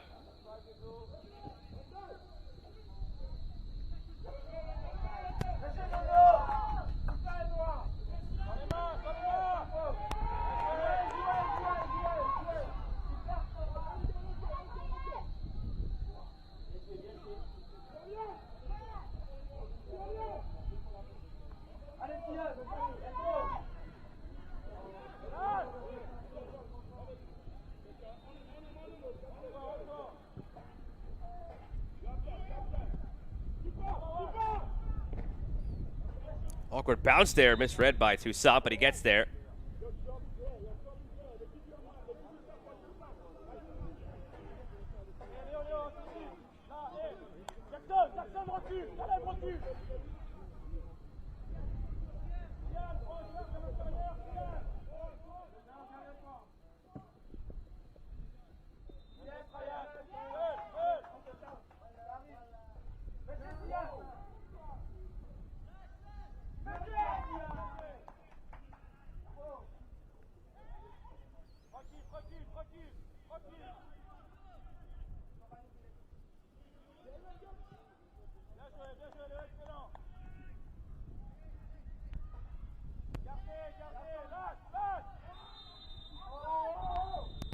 A yellow card coming here after that challenge by Shaquille Martelli.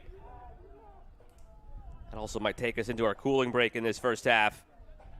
Trainers being waved on. A bit careless there. Unnecessary from Martelli.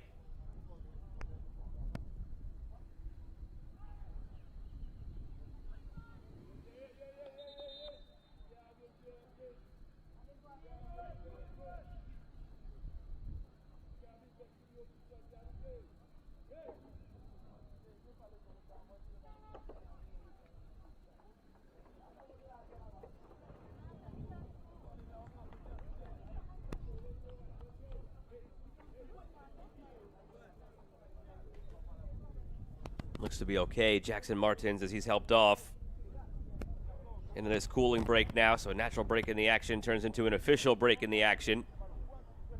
Reflecting on this start, French Guyana could not have been better. Earning a penalty 30 seconds in, converting it with 1:10 showing on the clock. Scoring again just moments later in the 4th minute. A drastic stray from 2 days ago, back on Wednesday when these teams met to a 0-0 draw. This time around, French Guyana with 2 goals in the opening few minutes. They lost 3-0 against Martinique to open up group play. Had an outburst, winning 5-1 over Grenada in the second day. Then that 0-0 against St. Lucia. On the other side, St. Lucia have been pretty steady. 1-0 win over Grenada, 2-1 loss to Martinique, but a 2-1 loss that was just 3 minutes away from being a 1-0 win. 2 late dramatic goals for Martinique in that one. And then the 0-0 against French Guyana. So really, from a St. Lucian perspective, they've been so sound defensively. The 4 goals they've conceded have come in 2 separate 4-minute spans. 4-minute span in the 69th minute and 70 plus 2 at the end of the match against Martinique. And in the first 4 minutes of this game, with a clean sheet in between. Just an oddity for St. Lucia. So sound all tournament defensively. But 2 spells of 2 goals conceded in 4 minutes. And that's a teaching point here at the U-15 level in this tournament. It's a teaching point for the coaches of St. Lucia, for this group not to slump their shoulders, let their guard down after conceding. Coaches oftentimes will talk about the first 5 minutes after scoring or conceding being when you're most vulnerable to concede again. And both times that St. Lucia conceded, they doubled down and conceded again in short order. So a teachable moment at the U-15 level.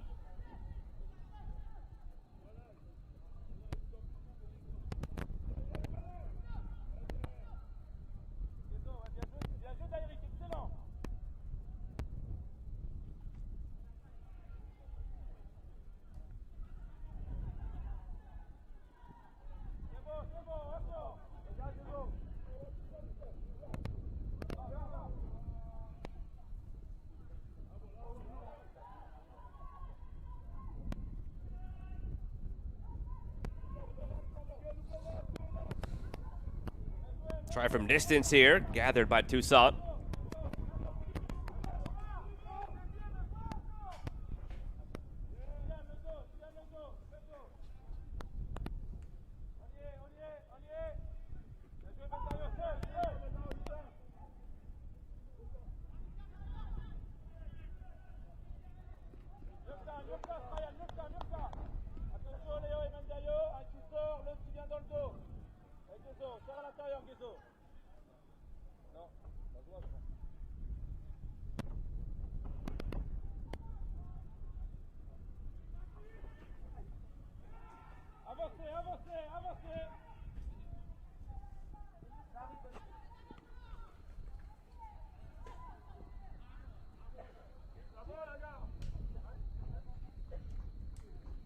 Léo, si t'es pas sûr, mets en touche, hein. Prends pas de risque. Bien joué. Allez.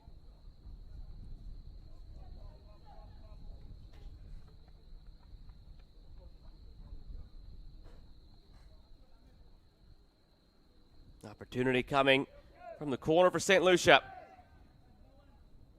On met la tête, les gars, on prend en charge.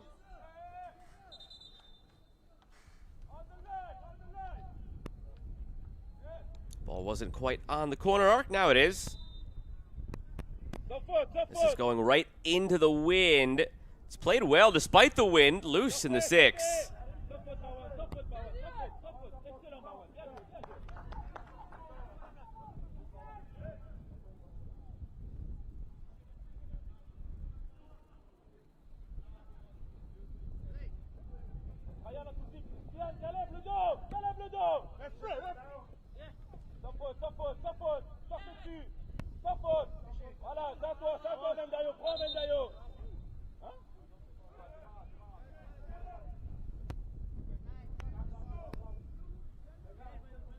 Ça va jouer long, Léo, recule, Léo, recule.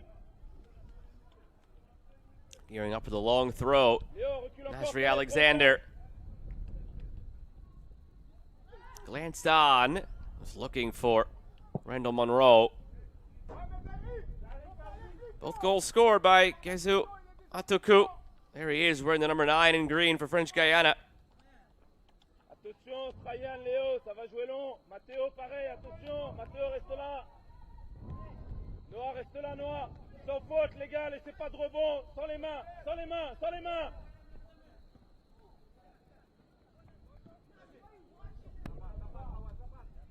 Avancez, avancez, avancez. Attends, Matteo.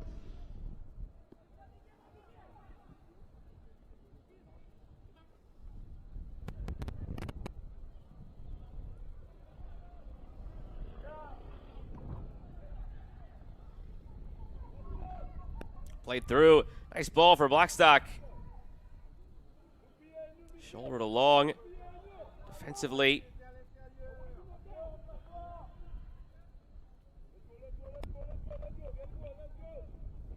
Dozen minutes to go in this first half. French Guyana struck early twice and have cruised since.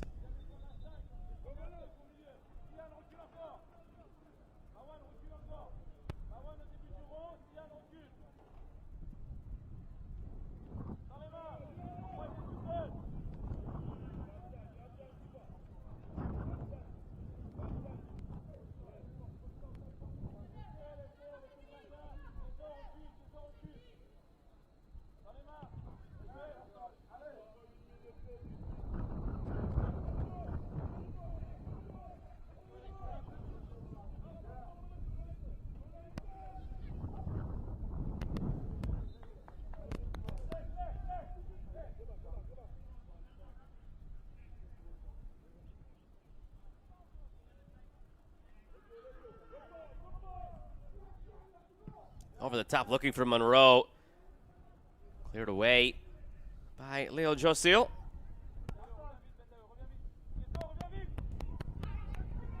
Nice move, working through by Martelli. He's brought down.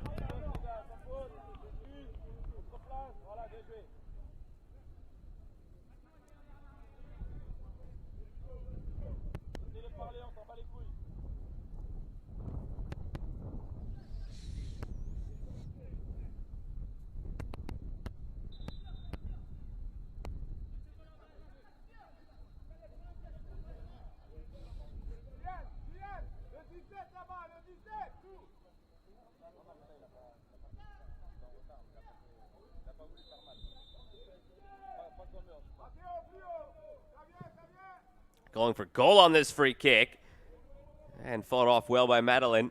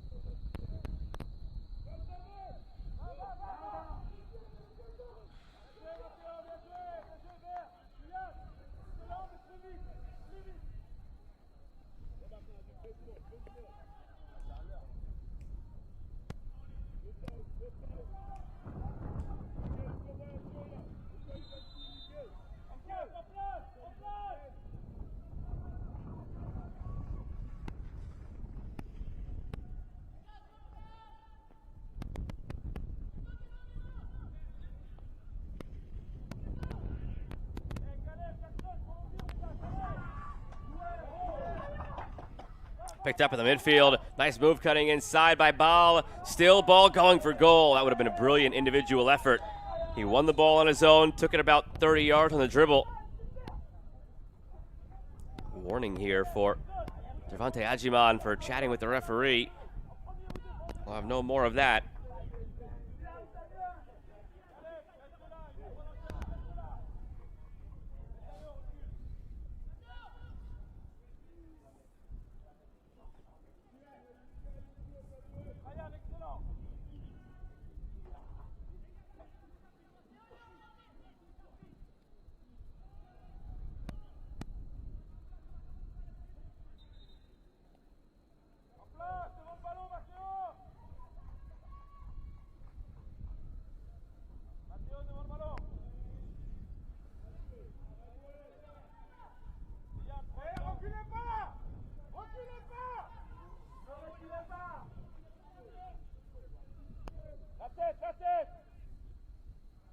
Played in long, glanced on, defensive header by Homu Chun, but Madeline gets it.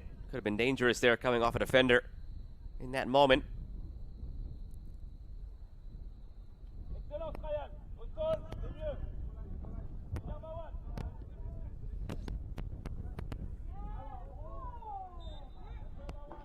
Foul goes against St. Lucia. Free kick for French Guyana.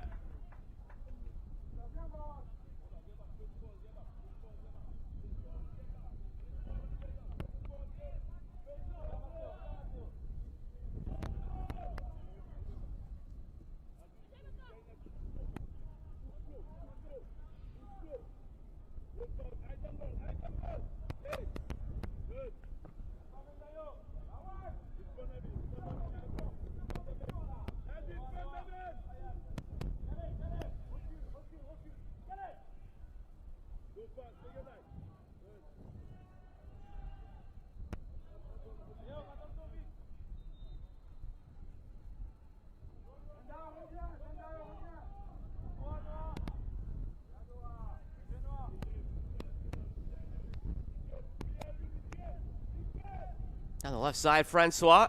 Active first half for Mateo Francois. Win to throw.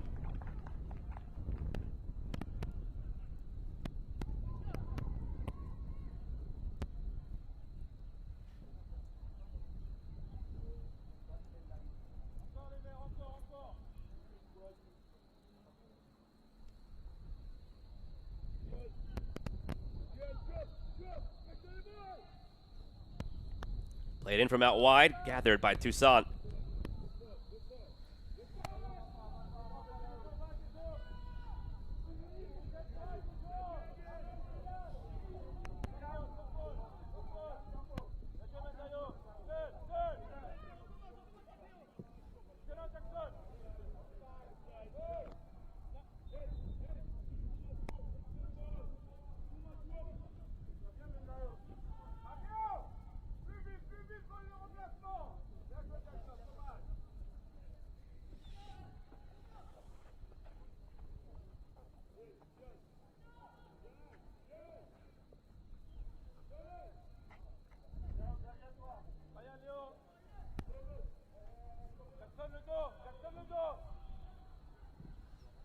Sent long by Ajiman.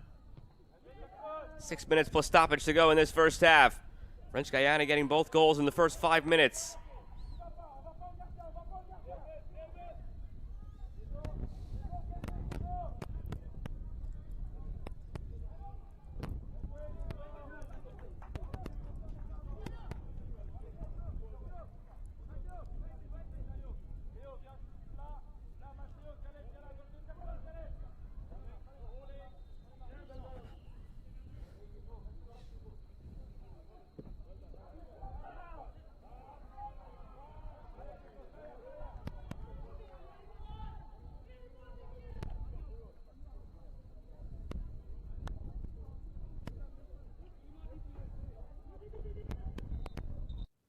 Some urgency from the official waving on the trainer.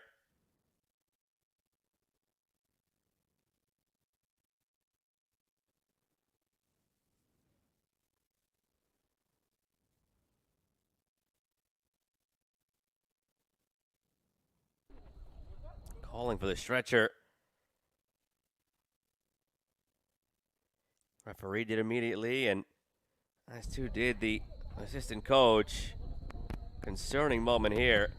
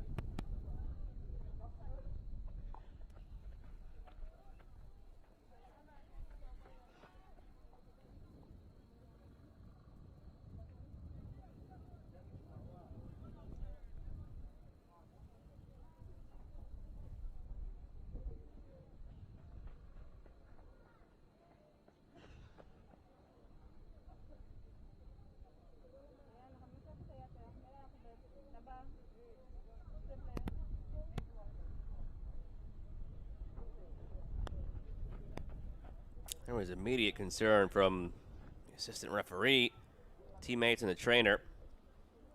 Still concern from all around.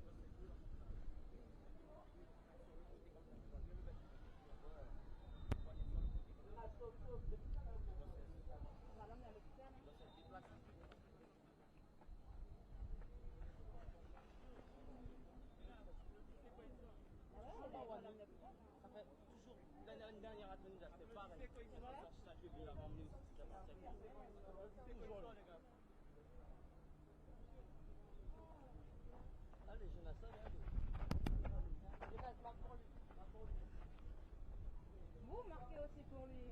C'est pas que Jonas, c'est tout le monde.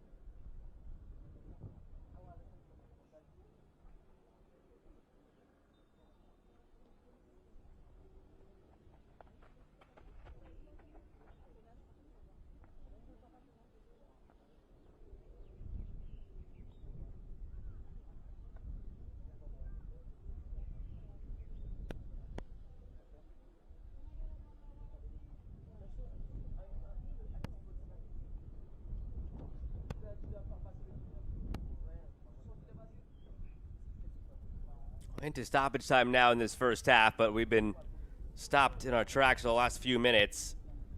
Official word from down on the field is it's a wrist or arm injury after that awkward fall.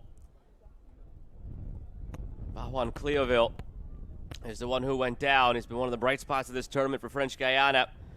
Here's a look back at the first two goals in this one, both belonging to Gizu Atuku. A penalty in the second minute, and then he would score again off a short corner routine that he started, got back, and then fed in dangerously in the fourth minute. It's been 2-0 ever since. Halftime on the horizon. This game has taken a turn, though, in terms of the overall mood because of this apparently severe injury for Juan Cleoville, who's already in a sling.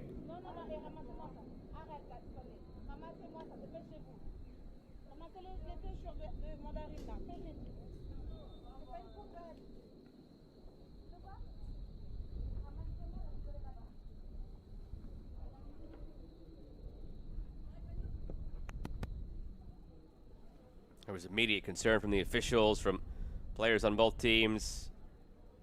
Could tell something was wrong. You could see on the one replay we showed, and so we didn't show it again. You could see in the one replay we showed that his wrist bent in a way that should not have.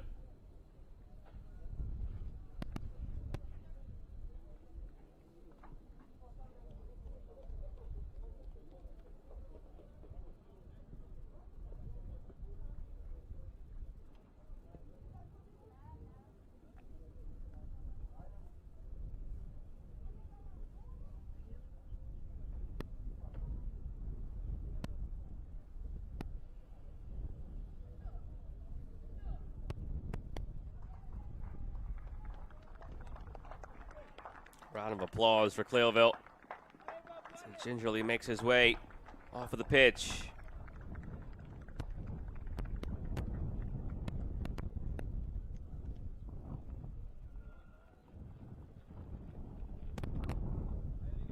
Obviously being subbed off here. Replaced by Jonas Ascenson.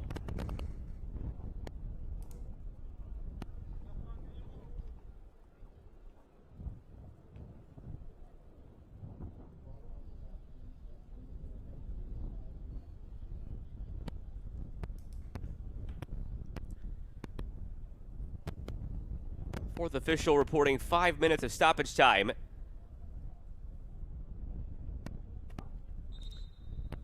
But that's, you figure, 5 minutes from now. Already 3 minutes have ticked by. So expect the stoppage time clock ticking in the upper left of your screen to go to about 8 minutes before the halftime whistle goes.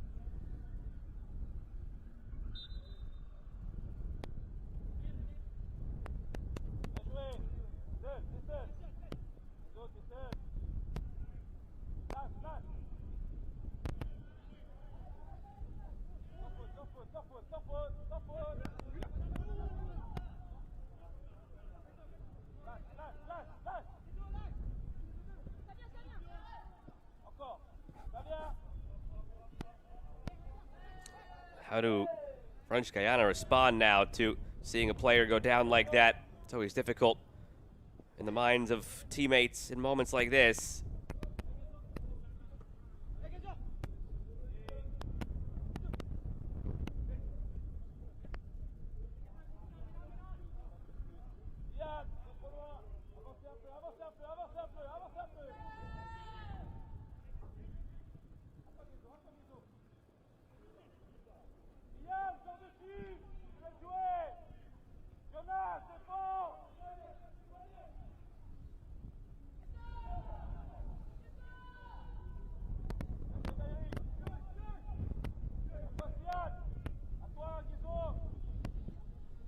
Mitchell feeding it long. Awkward bounce here over the keeper off the bar and it stayed out. That's what the wind has been doing today.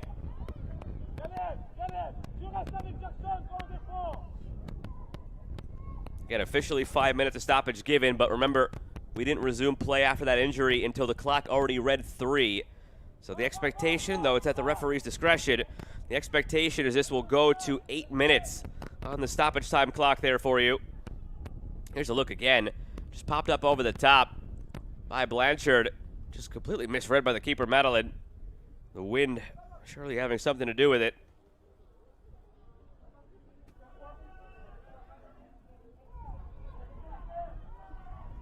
And St. Lucia gets something here before halftime.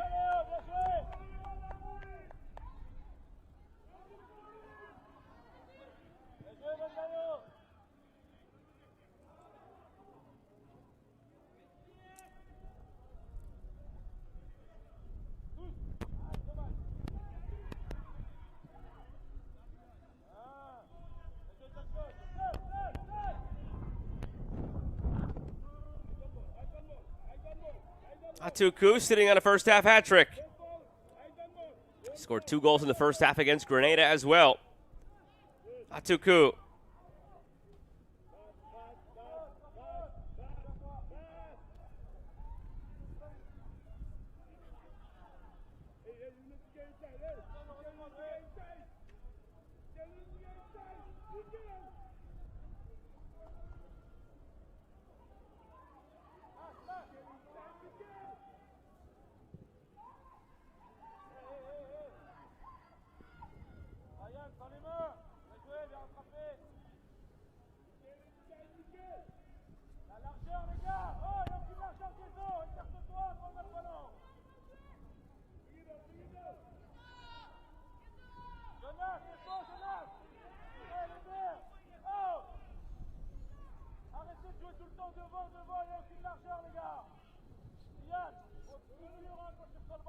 Maybe one last opportunity here in this first half for St. Lucia.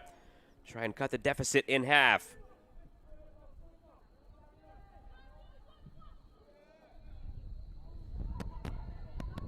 Played through, flag stays down, and now it comes up. St. Lucia thought they'd done what they've been seeking. Just cutting that deficit in half here before halftime.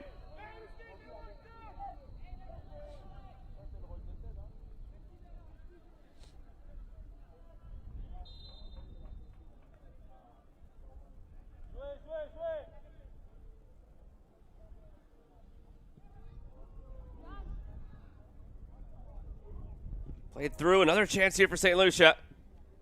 Played on side by the defender back there, Joe Seal on the volley. Would have been a great way to end this half for St. Lucia. But at the break, it's French Guyana 2, St. Lucia 0. Just 2 days after these teams met to a goalless draw. This affair so far going French Guyana's way.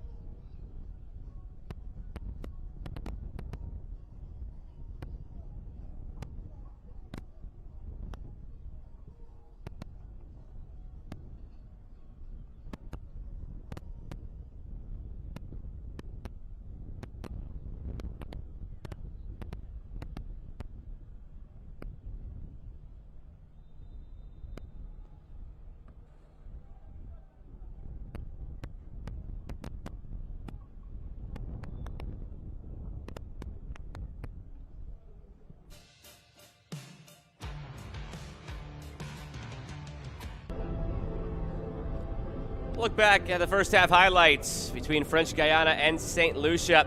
Playoff matchup here in League C of the 2025 Concacaf Boys U-15 Championship. French Guyana really off to a great start in this one. After these teams played to a 0-0 draw just a couple of days ago, 30 seconds in, they earned a penalty, and 30 seconds later, they converted it. Gezo Atuku. For Atuku, it's his third goal of the tournament. Had a brace in the first half against Grenada in their 5-1 win, and he would score again just 2 minutes later, giving him 4 in the tournament, 2 on the day.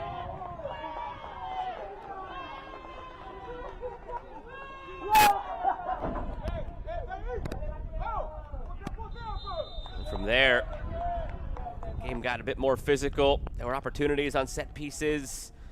Save made by Toussaint on the free kick from Francois. Jackson, ne tourne pas les fesses, Jackson, allez, vers.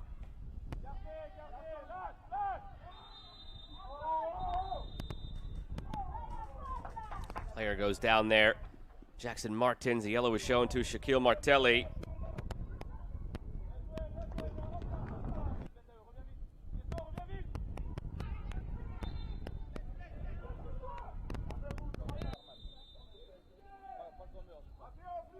Try on the free kick from distance here for Ervante Ajima. No trouble for Derek Madeline. First half that also here saw a gruesome injury. The wrist of Pajuan Cleoville halted the game for about 5 minutes. They put him in a wrap and a sling, subbed him off immediately. Scary moment, but it's 2-0 French Guyana through 35 minutes.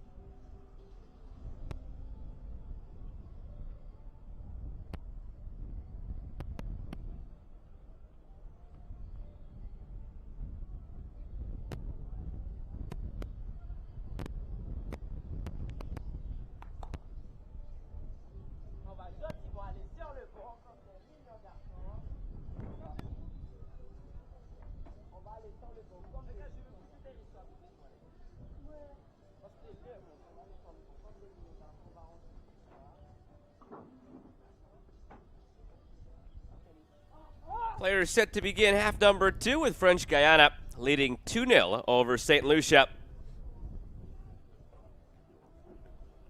St. Lucia started to find more of a foothold in the late stages of that first half, almost shell-shocked from conceding 2 goals in the first 4 minutes. Slowly battled their way back, enjoyed some possession, enjoyed some movements forward.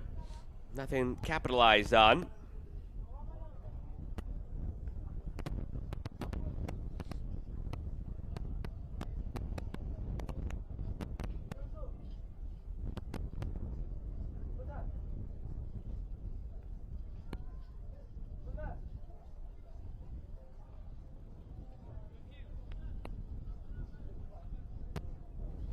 St. Lucia left to right in the yellow, French Guyana right to left in the green with a 2-0 lead.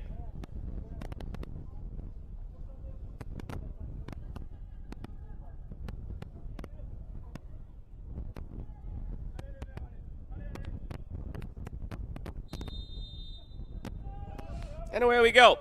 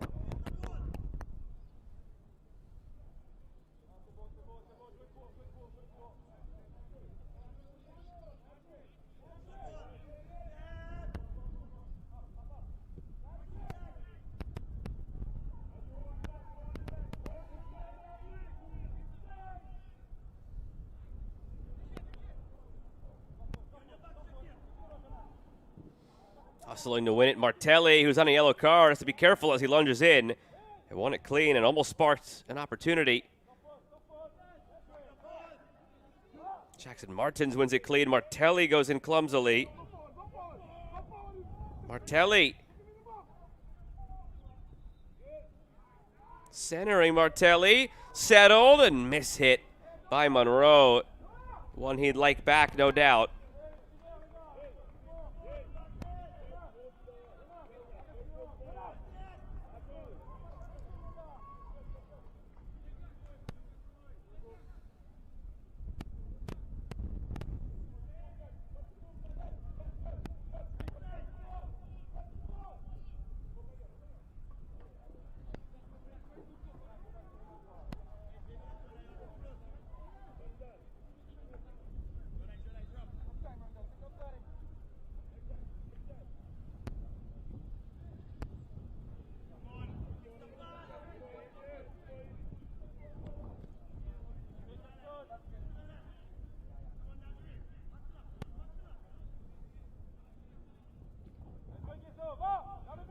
Down the right side for Mateo Francois. He's been really good in this one. Francois centering. The ball did stay in.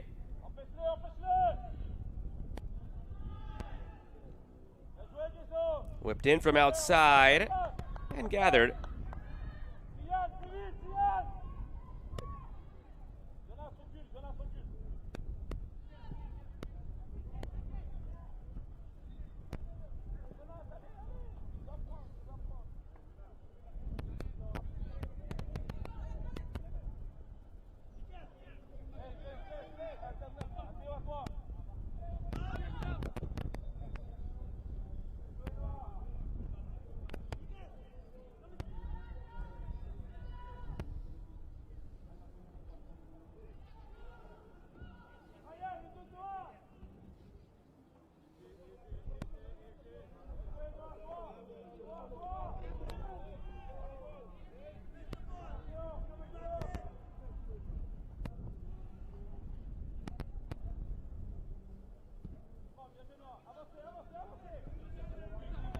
Sent chasing down in the corner, Francois.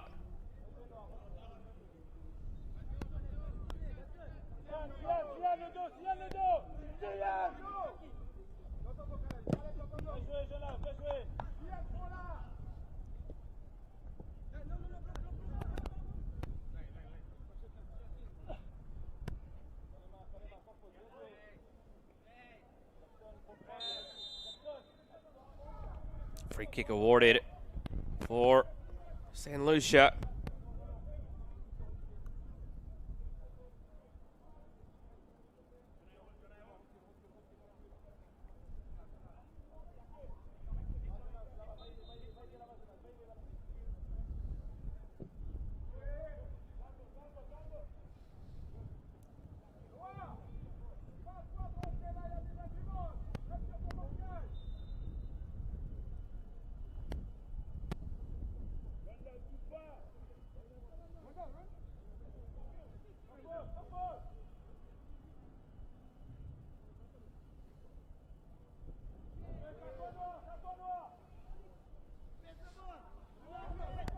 Throw one by French Guyana.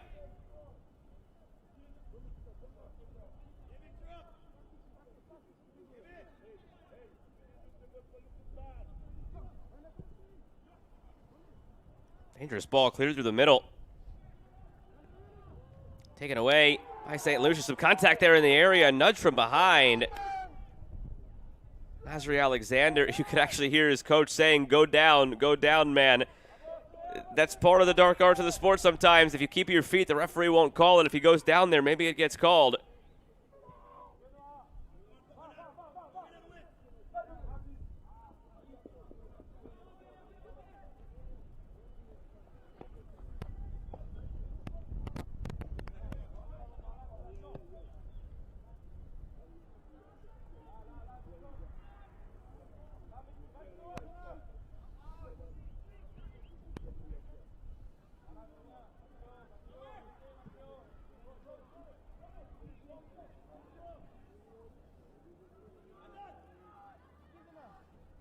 Coming out to gather, Madeline.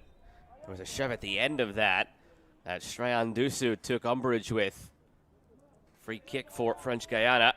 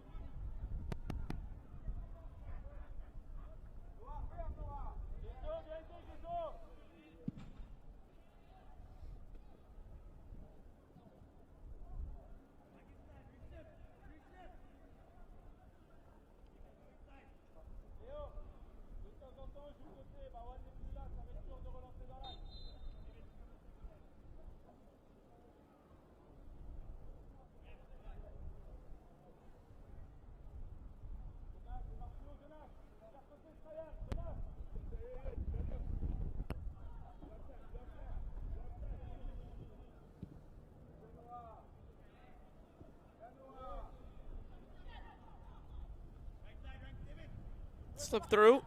De Silva trying to get out and run here. French Guyana, they've been kept in check ever since the early stages of this match when they scored the 2. Out for a corner.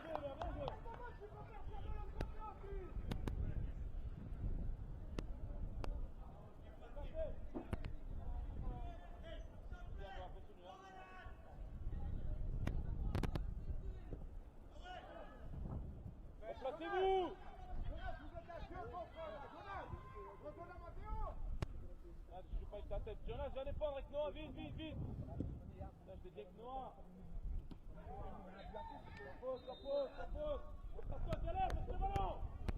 Wonder when these coaches might dip into the bench, try and impact things a little bit.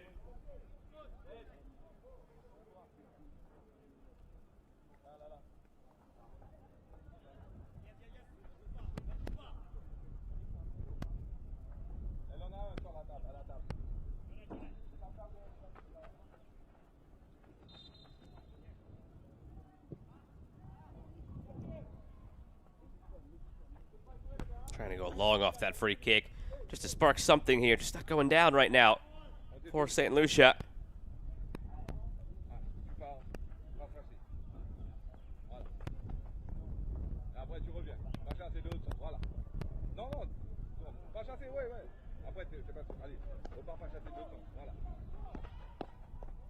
Ok. Là maintenant, talon face. Allez, dynamique, dynamique, dynamique, dynamique. Ok. Là, on part. Extérieur, extérieur. reviens. Intérieur. Ok. Barre. Barre. Et tu allonges un petit peu. Allez, on revient. Tu lâches le premier souffle.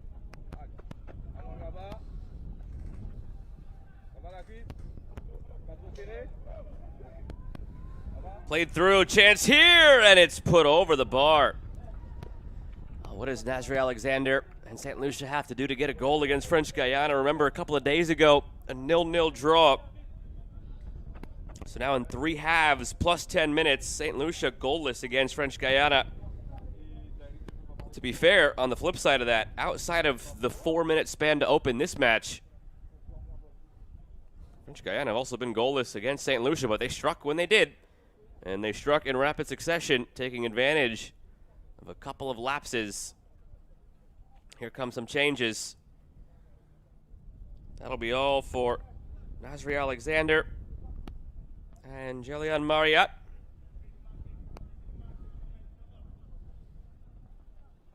Kevin Emanus coming on.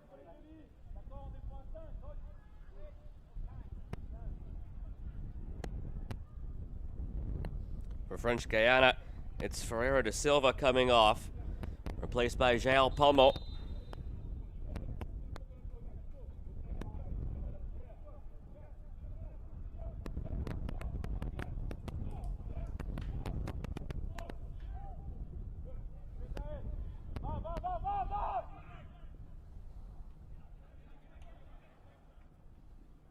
Atuku.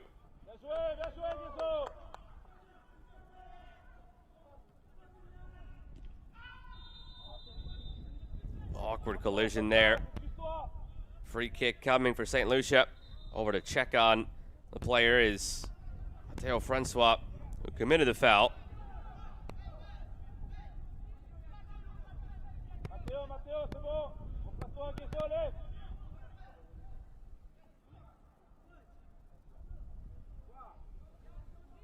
Oui, avec toi. Ziad, quand on a le ballon, tu joues en 10. Quand on n'a pas le ballon, on défend en 4-1-4-1. C'est Jaël qui défend entre les deux lignes. Va avec Jackson, Ziad. Les autres reculent. Jaël, mets-toi dans le dos de personne.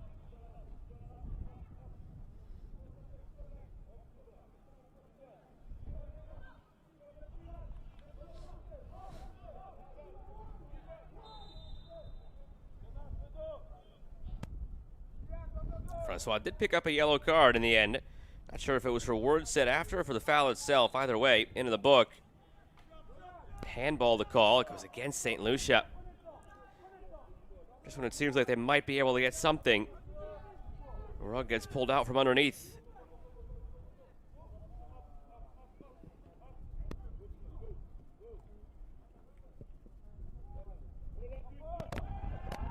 Contact there. St. Lucia want a penalty.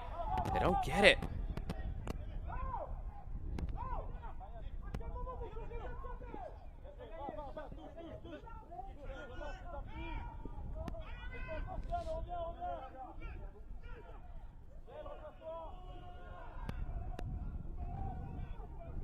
Played it over the top. Monroe with it. Monroe dancing through. Monroe goes down. That one looked clean.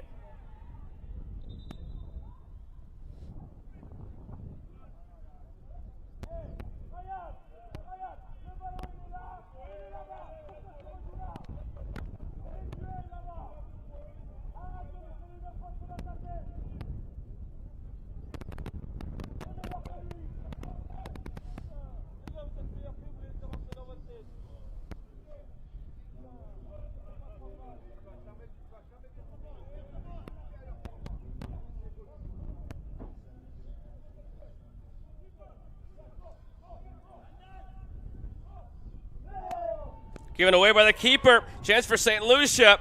Oh, and he gave it right back, Monroe. Could have laid it off to an open teammate. Just simply not their day, but a free kick now, and that's a dangerous challenge from Francois. He just picked up a yellow moments ago. You could argue this was a worse challenge than the one that picked up the yellow initially.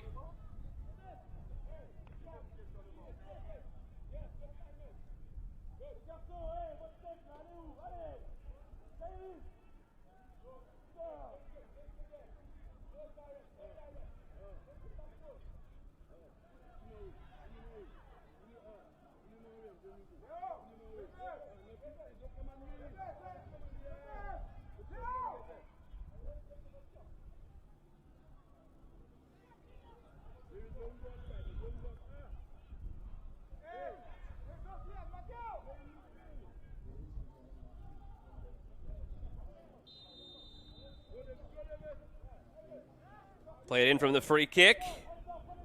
Couldn't connect.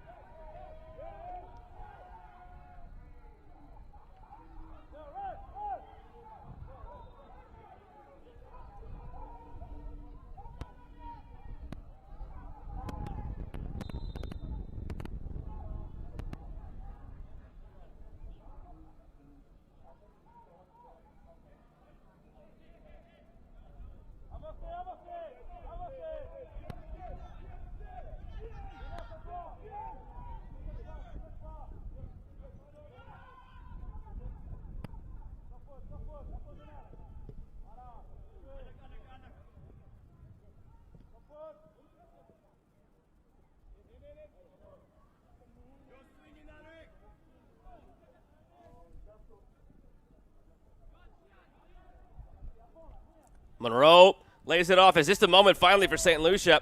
French Guyana have been so tight and compact defensively.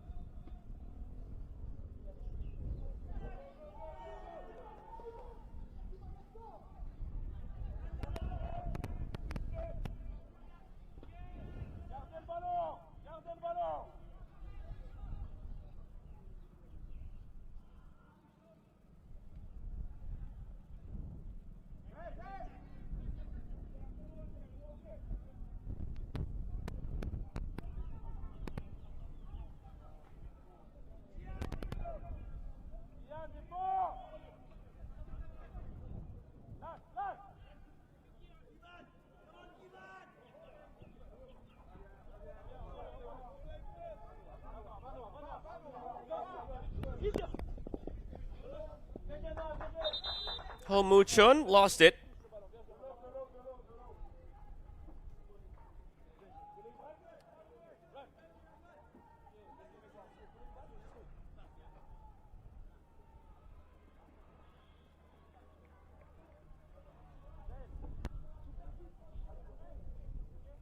That'll take us to the cooling break here in this second half.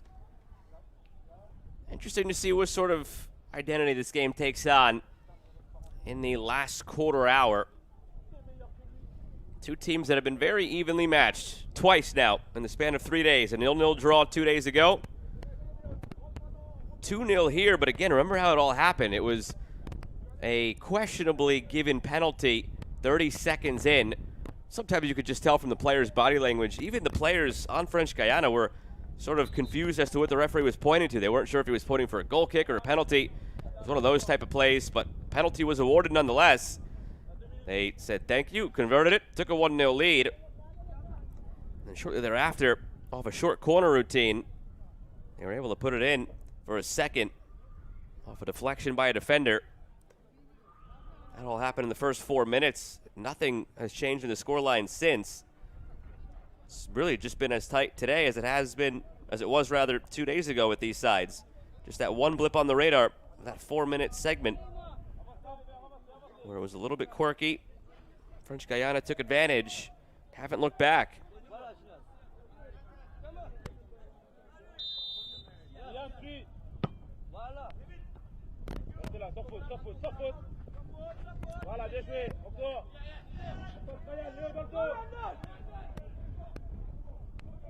Monroe chasing.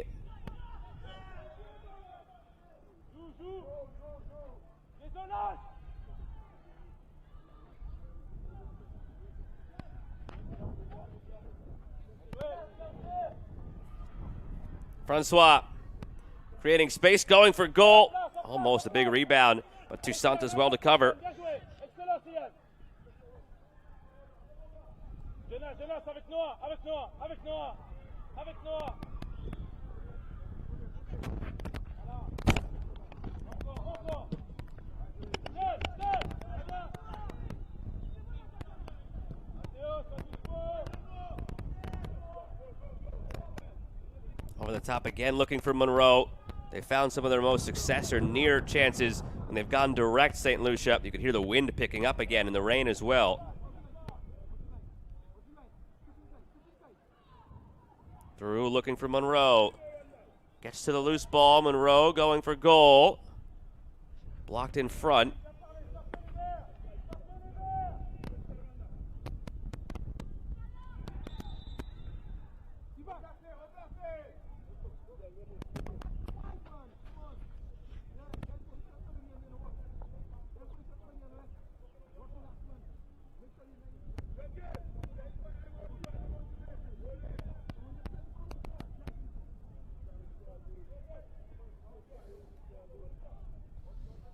Free kick in a good spot now for St. Lucia.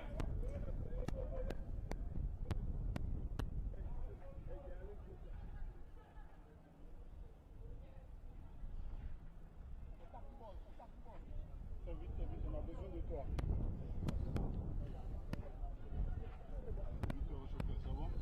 Arnaud. Vite avant.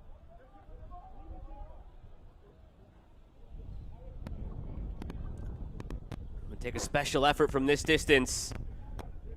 Can this be finally the moment for St. Lucia? Here it comes, going for goal off the bar. What a strike. The power on it. Off the bar, it comes all the way back to the edge of the 18. You don't see that too often. Well taken. Just cannot find the stroke of luck in this one, St. Lucia. Another look at this one here. Rattles off the bar.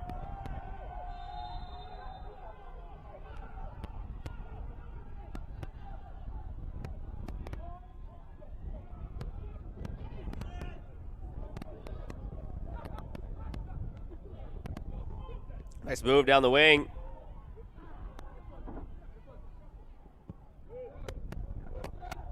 Played through the header, wide.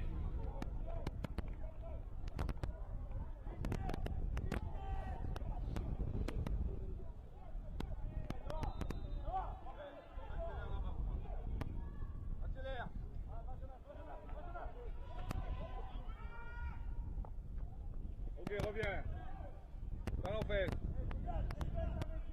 Ballon fait, dynamique. Ok, genou poitrine, dynamique. Ok, on revient. Adducteur.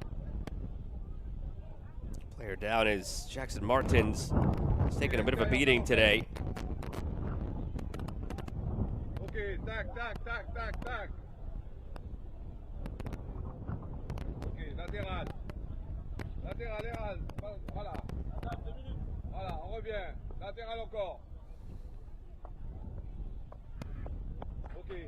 Maintenant, 1, 2, à l'intérieur. Voilà, 1, 2, 3, 4. Ok, on allonge. Ok, on repart.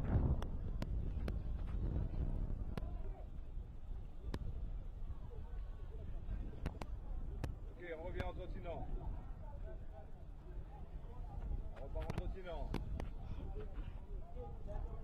Approaching the hour mark, 10 to go, plus stoppage. Ok, on va à droite, on va à gauche. Voilà, pareil encore en revenant. Attention. Voilà, maintenant on va sur la pointe des pieds, devant, sur les côtés.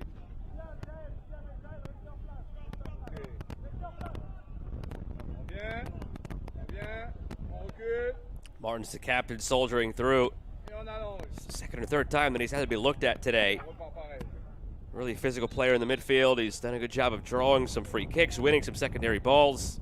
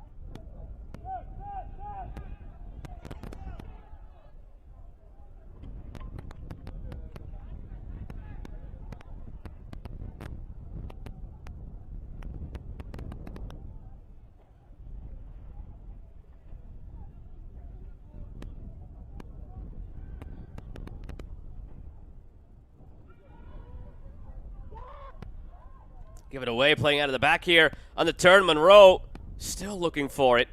Joseel wins it back for French Guyana, then gives it away. Contact there. Joseel just pulled the chair out.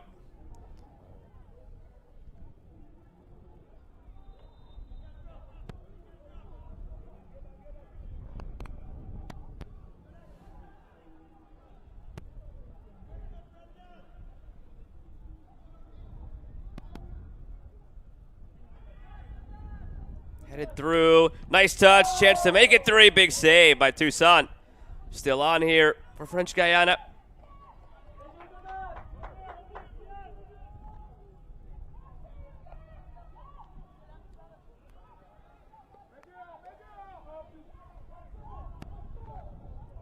Nice pass. Played through. Can St. Lucia finally get on the board? No.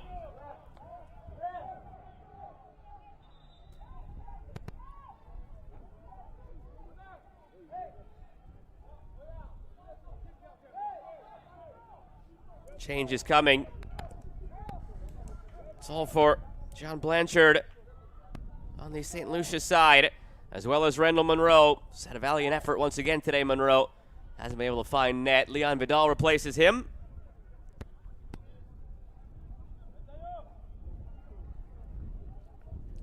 Manuel Bendayo coming off for French Guyana, replaced by Adam Adjibola.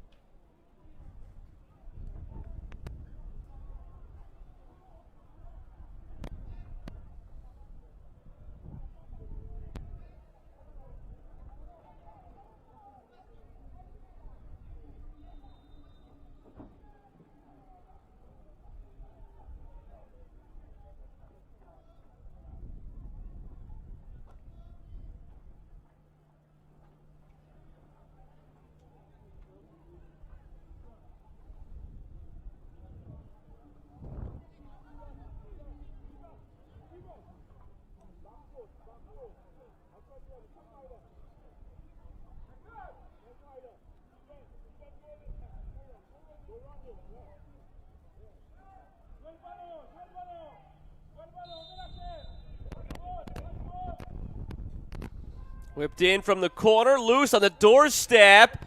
Is it in? Oh, the referees say no. St. Lucia thought it crossed the line. Let's see. Did it ever cross the line? Oh, it might have, but no way of knowing.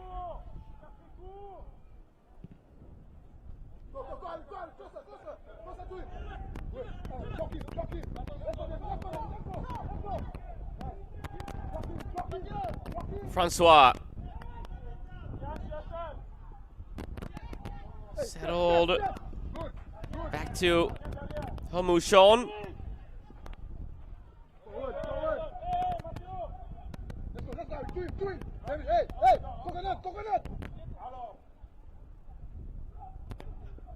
To the end line, Francois.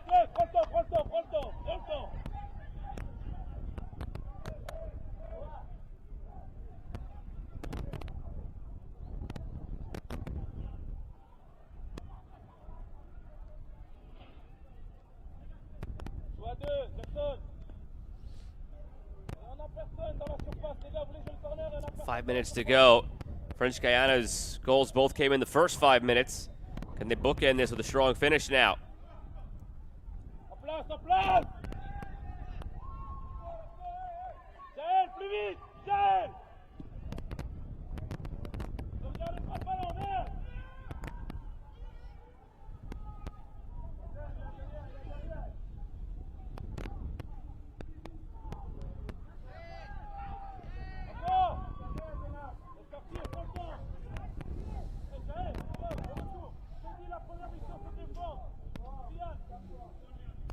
Atuku in the second minute and the fourth minute. The difference is right now.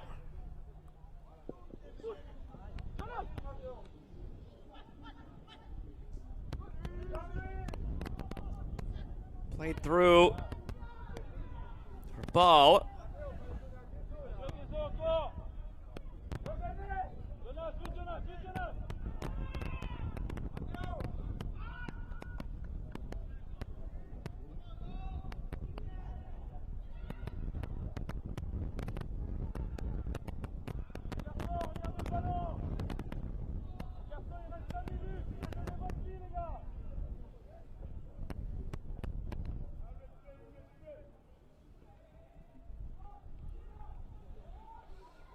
Play it in, fresh legs up top for the substitute, Leon Vidal. Contact there.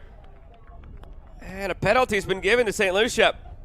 So finally now in the 67th minute, an opportunity to pull a goal back.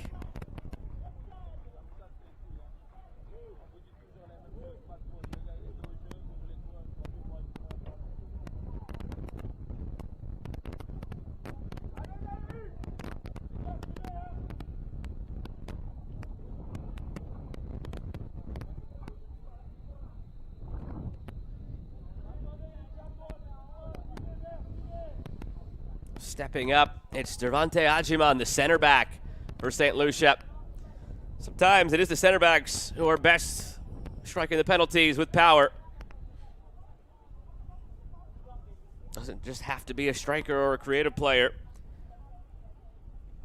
See it oftentimes in shootouts around the world. Center back stepping up, taking charge, showing people how it's done. Let's see what Devante Ajiman has in store to make it 2-1 here in the 68th minute. Ajiman scores. Sent the keeper the wrong way, kept his head up the whole time.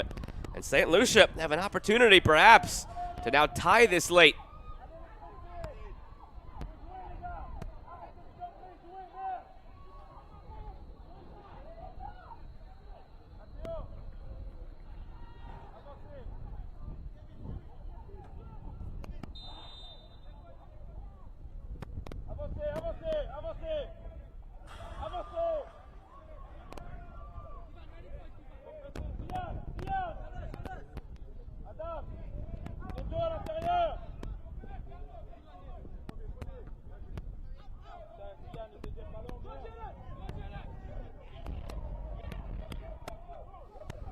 Pressure here from St. Lucia. Defended well by Dosu. Out for a goal kick. 69th minute. Minute and a half plus stoppage remaining.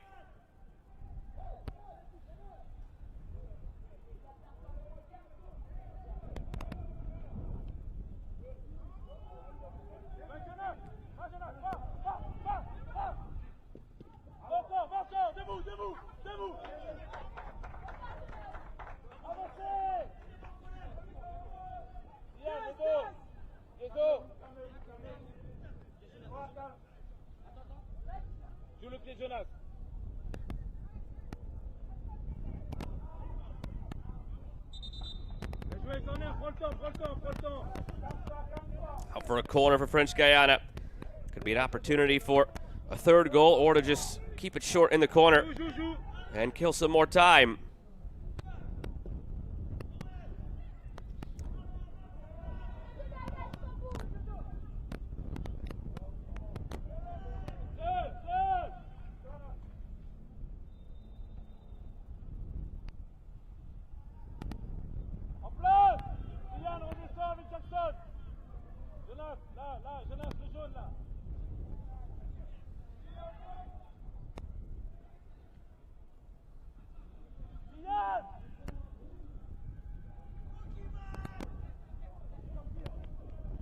Four minutes of stoppage time tacked on for St. Lucia to try and find an equalizer.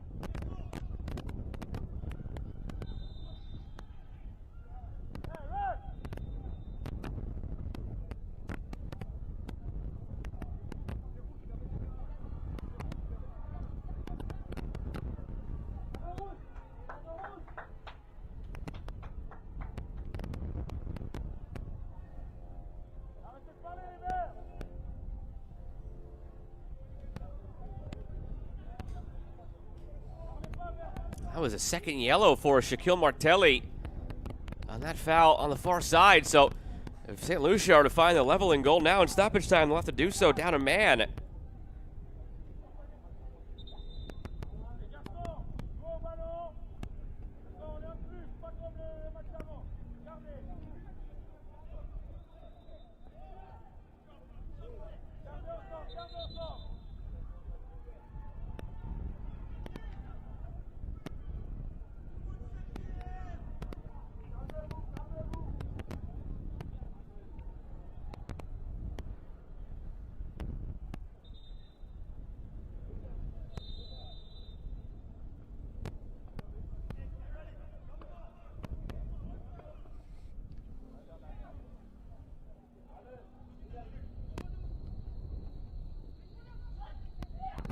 settled. Chance to get a third now for French Guyana. It's blocked on the effort from Jonas Asonson.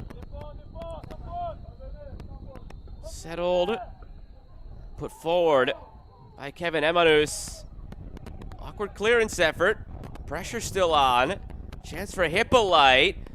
Poked away by the keeper.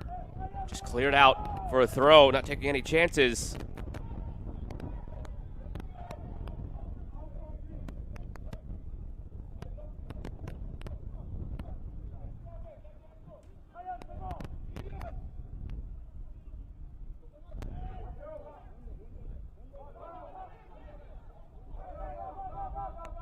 Take it away. Chance to just take it and go for Francois.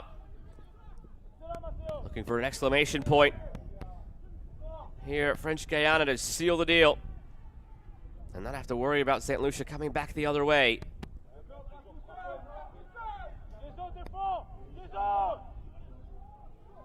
Played long over the top. Running in behind. Will he get there to keep it in, Hippolyte? Nope. But it did take a deflection. It's out for a corner.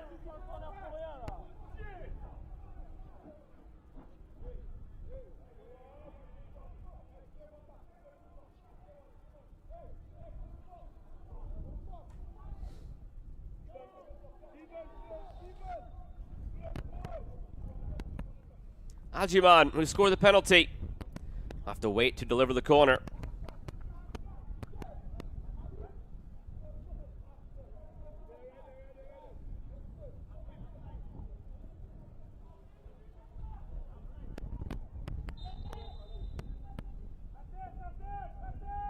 Ajiman, stumble in the box. 4 minutes come and gone. There is the final whistle. After playing to a 0-0 draw just 2 days ago, a rematch between French Guyana and St. Lucia. You could see what it means to the French Guyana players. They come away with a 2-1 victory on a brace from Gezo Atoku.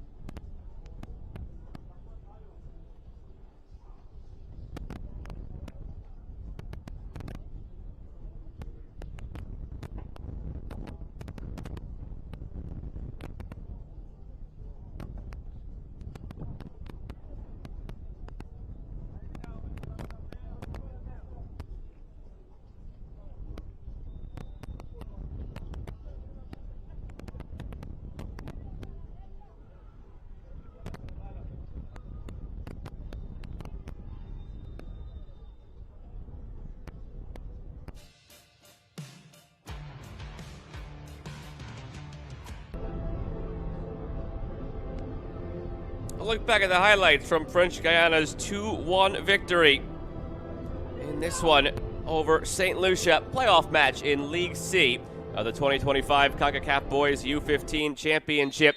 Just 2 days after these teams met to a 0-0 draw, we did not have to wait long for the goal scoring to commence today. A penalty was awarded 30 seconds in and converted 30 seconds later.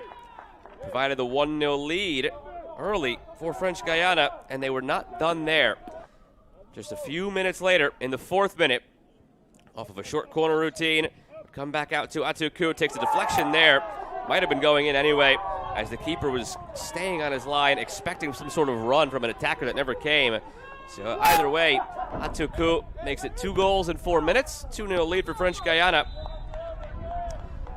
And then, just from that point on, felt like they could have added a third or added a fourth. But St. Lucia held strong and never conceded again the rest of the way against French Guyana. Meanwhile, they were trying for their own, trying to cut into the deficit. It would take a while to ultimately get there, but it wasn't easy for this St. Lucian side. Struggle as the day went on. Martelli picks up a yellow here. He'd later be sent off, but not until stoppage time of the second half, where it didn't really have a bearing on the outcome in any way. Really intense game between these two sides. Physical play, some stretched transitional play. Ajiman gave it a go here on the free kick. And the save was made by Madeline. Here's where an injury came to Cleoville. Put a big halt in the first half. He had to leave in a sling with a wrap on his wrists. And never did see him again in this one. He was subbed off immediately. So best wishes to the number 10, Juan Cleoville, who turned out to be one of the bright spots of this whole tournament for French Guyana. A name to keep in mind going forward to the U-17 and U-20 levels for French Guyana. Juan Cleoville. Then into the second half, physical play continued as St. Lucia were still looking to cut into the deficit. Really good hard-fought game between these teams. You could tell that there was some level of animosity after they met 2 days ago. Familiarity breeds contempt in these cases. Free kick taken by Ajiman, rattled off the crossbar. Really good opportunity with about 15 minutes remaining to have cut into the deficit, and he would ultimately do so on a penalty a bit later on. This one thought to be the one for St. Lucia, but it was gathered on the goal line by the keeper. Good ball played into the box. Here's where the contact came as Hippolyte was brought down. And then Ajiman would send the keeper the wrong way and convert on the penalty. That made it 2-1, but they would come no further. It finishes French Guyana 2, St. Lucia 1. The red card came late here for Martelli, but it didn't really have any bearing on how late it came. Second yellow to Martelli. So French Guyana, after a 0-0 draw against St. Lucia 2 days ago, take this one by a 2-1 scoreline. And that'll do it here for the League C playoff matches from Curaçao for the day. It's French Guyana with a 2-1 victory over St. Lucia. Still more action to come today and the rest of the weekend in the 2025 Concacaf Boys U-15 Championship. Stick with us.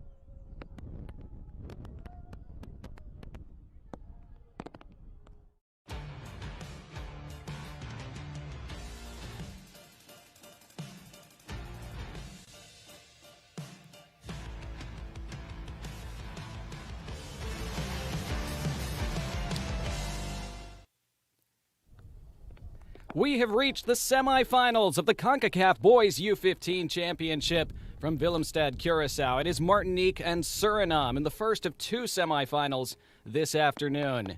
I'm Donnie Barnes. A terrific day of Concacaf Boys U-15 soccer across these different groups and regions. The pitch conditions right now, it has been a rainy morning and now early afternoon here in Curaçao. 89 degrees, it's warm. The wind is blustering at 27 to 30 miles an hour approximately, and the rain has been intermittently coming down at times very hard today. And so the conditions are challenging, but the opportunity is massive for both these nations here in this first semifinal. Martinique and Suriname. Martinique winning 2 of their 3 group matches in Group G.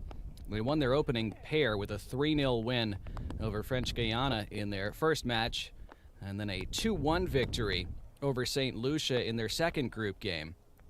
Martinique did fall to defeat to Grenada 1-0 in their last group match 2 days ago, but still had done enough in their first 2 with those 6 points to progress to these knockouts. Meanwhile, Suriname, they were in Group J, and so with a 3-team group, they played 2 matches in the group stage, and high scoring in both of them. A 5-3 victory in their first game and then a 3-0 win in their second. So 8 goals scored in 2 matches played. So these are 2 sides with a pretty strong attack, and we're hoping for some entertaining football. And again, in conditions like this, it can create some crazy bounces and skids, and of course it can be tough on goalkeepers as well. So both sides will want to test the opposing goalkeeper and put shots on frame as much as possible, as early and as often as possible. And it could well be on a day like this that the side that does more of those basic things winds up progressing to the final, which will be played here on this same pitch tomorrow. We will have a new champion in League C this year at these U-15 championships. 2 years ago, it was St. Martin triumphing in the final in League C over St. Vincent and the Grenadines. St. Martin this time around are not in the semifinal knockouts. So Martinique and Suriname here in this first semifinal, and then immediately following it will be Bonaire against Turks and Caicos. And of course we will have that for you as well. That game will be starting just about a half hour after the conclusion of this one. Could be slightly less than that, actually, because there is the potential for penalties, of course. These games, these knockout matches, would go straight to penalties if we were level after the 70 minutes. Remember, 35-minute halves, 70 minutes total at this U-15 level. So all kinds of craziness and wonderful chaos that we could witness over the following hour and a half, and then more to follow in the semifinal after that. Should be a great afternoon here in Curaçao. We'll see the 2 sides take to the pitch. We will hear the 2 national anthems and then see starting 11s and kickoff. The League C semifinal from Curaçao, it is next.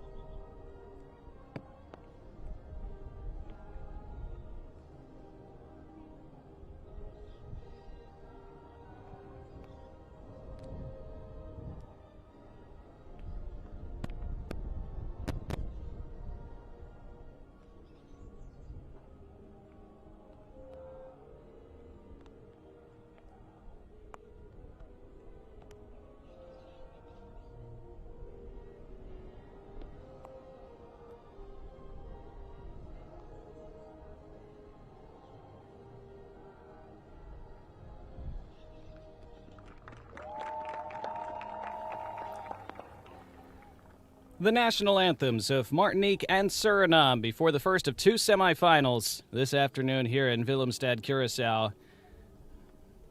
League C here at the Concacaf Boys U-15 Championship being decided over the next 2 days. The final to be played on this same pitch tomorrow, and both of these sides hoping to be in it.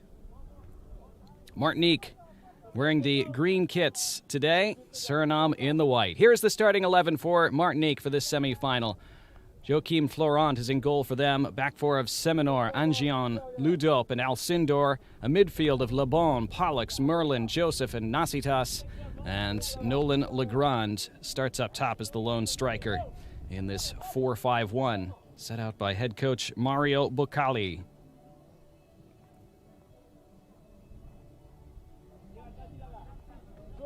Captains will meet at midfield next, of course. Kenny Aichong is wearing the armband for Suriname.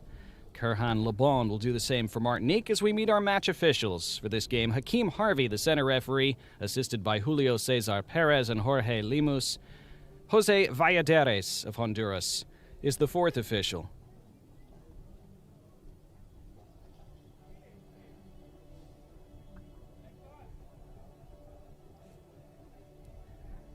Martinique were so impressive in their opening group match, that 3-0 win over French Guyana. At Suriname, 2 wins from 2 in the group stage. Their lineup for this semifinal sees Vicente in goal, the back four of Forster, Dayavier, Sabajo, and Ermelvio across the back line. Dimitri, Rakil, Achong, the captain, and Damien in midfield. Prefor and Divaro, the 2 strikers for head coach Orfeo Brandenstein.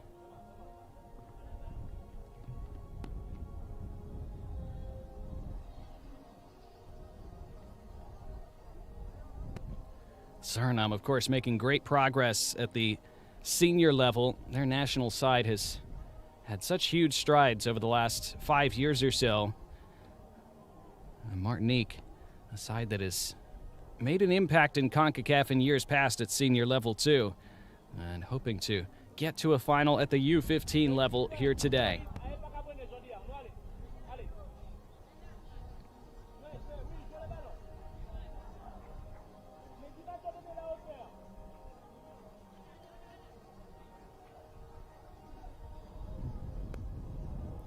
So it will be Suriname to kick things off. In the white, moving from right to left in this first half. Rain not falling too heavily at kickoff, but it has alternated off and on throughout the day.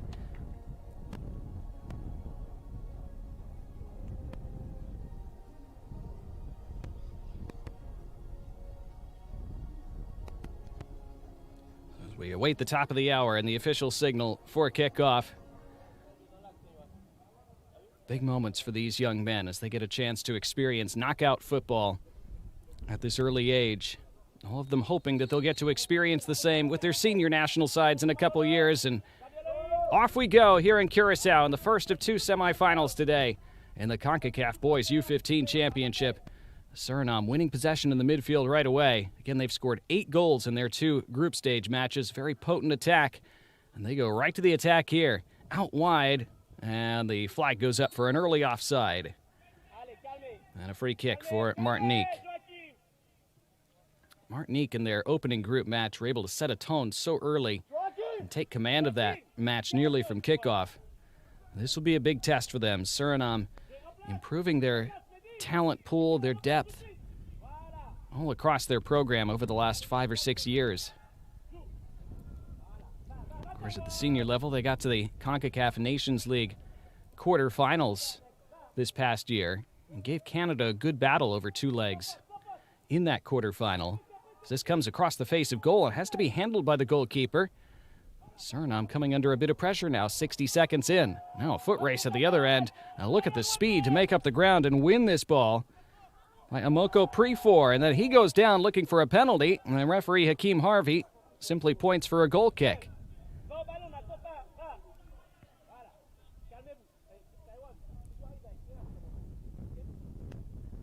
Well, Prefor feeling that Criswell Alcindor, the defender, stuck out a leg, which he did, but how much contact there actually was from that? Not enough in Hakeem Harvey's estimation.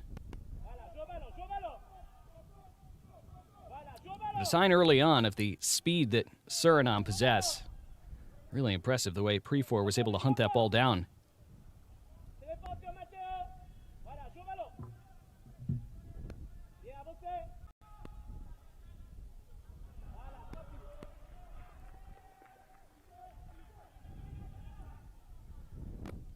It's a lively start to this game. Both sides showing attacking intent. Martinique's turn currently, although that's intercepted by Watian Damian.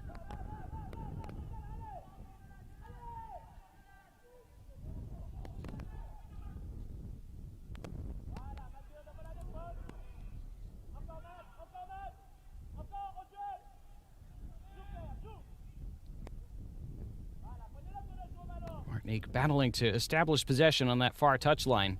Prolonged battle there, eventually won by Suriname.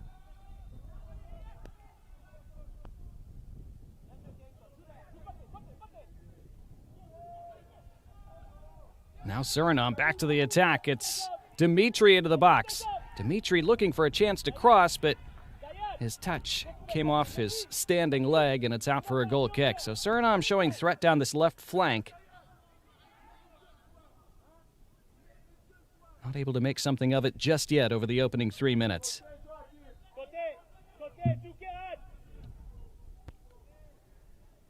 Martinique, 8-time appearers at the Concacaf Gold Cup.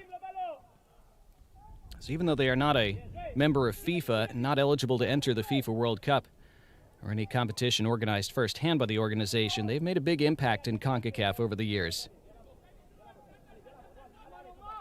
They once reached the quarterfinals of a Gold Cup back in 2002, as this will be a free kick for Martinique.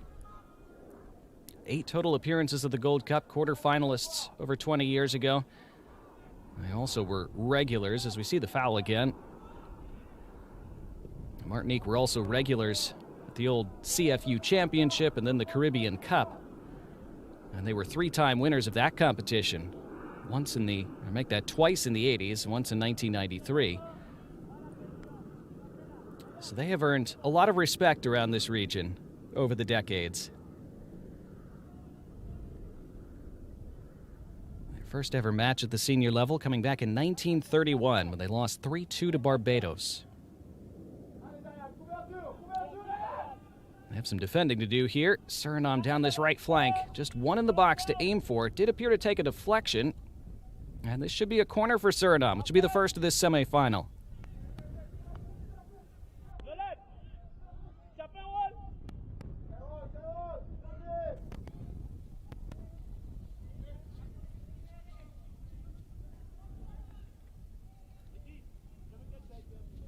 So the first attacking set piece of this match for either side. That wind is blowing in the face of the corner taker, who placed it at the top of the box and then chipped in toward goal where it was headed away. Second ball still alive, and a left-footed strike takes a deflection, then prodded out to this left side and curled on frame. And the first save of the match for Joachim Florent. The attempt from Demis Raquil. So Suriname did well to keep that play alive on the second and third ball following that corner. They remain goalless 5.5 minutes in. Mentioned Martinique's first ever match at the senior international level back in 1931. Their largest ever win, if you were curious, a 16-0 victory over the British Virgin Islands. That came back in 2012.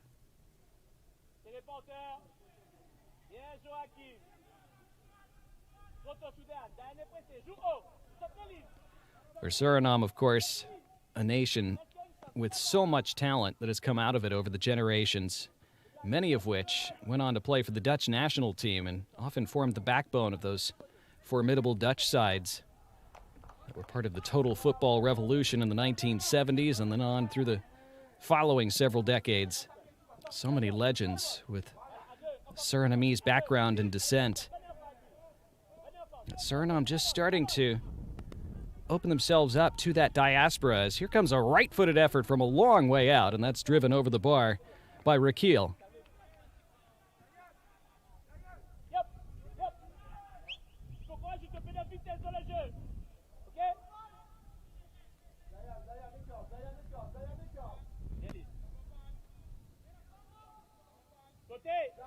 So Suriname, with that new sports passport initiative that they implemented about 5 years ago, allowing for dual nationals to play for their national team for the first time, as we'll have a free kick for Suriname here. And a warning for Martinique's Tayron Joseph.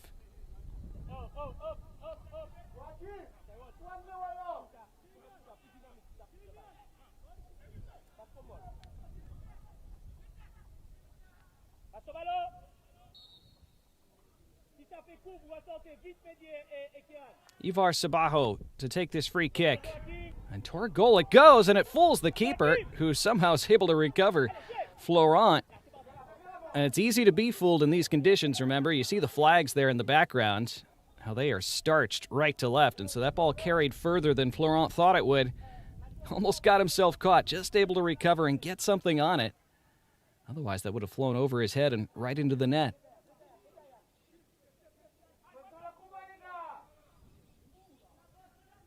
Knockout games are never easy, but especially in wind and rain like this.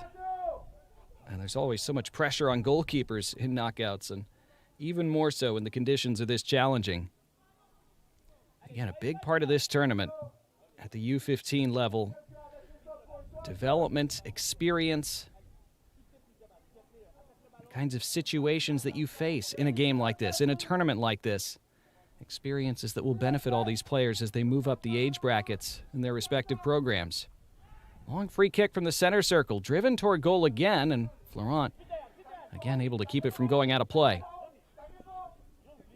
Suriname, though, starting to exert their dominance. Martinique hanging on for now, but not really finding a way out. Now they have a chance to get themselves up the pitch, but they can't do so.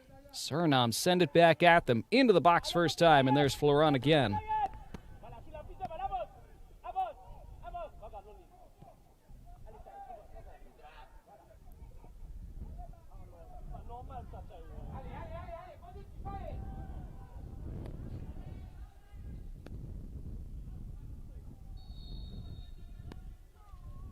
Flag has gone up.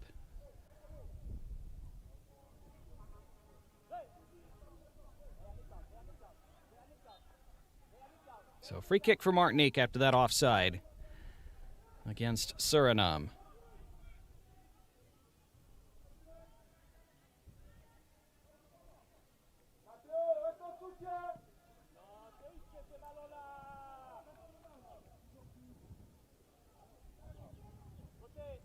Martinique trying to develop some possession in the middle of the park, try to build a platform forward.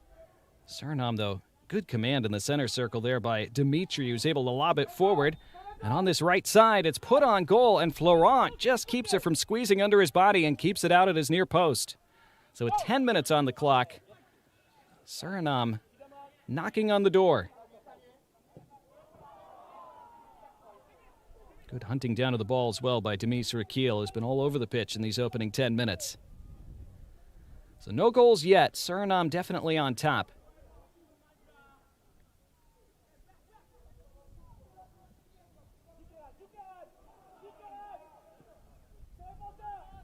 They have had one or two shaky moments at the back, though, on the rare opportunities that Martinique have had to come forward, as that double deflection eventually results in a free kick for Suriname. It is worth keeping in mind, even as they mostly dominate possession here and the territorial advantage, that Suriname did concede 3 goals in their opening group match 3 days ago.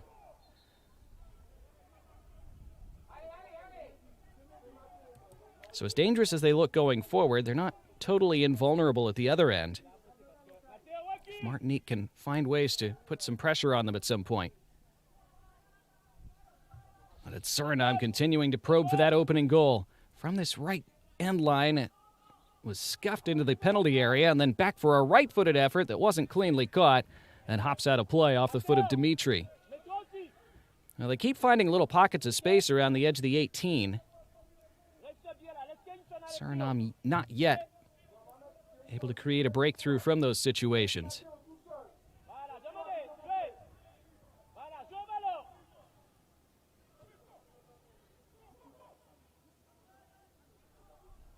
Oh, that's good work down the right side. Another cross in. Florent wasn't really able to get something on it. His teammate behind him was. Otherwise, it would have been a tap-in. Now this one towards goal. Florent the save, able to fall on the rebound.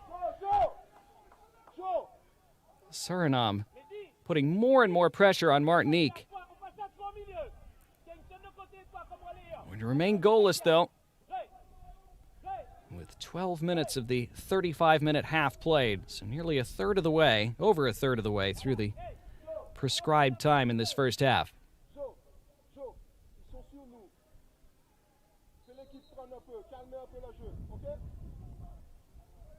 This is valuable for Martinique, just to win a throw up the pitch like this. Gives them a chance to not have to sit so deep. Maybe even fashion something on the attack. They'll have another throw, too.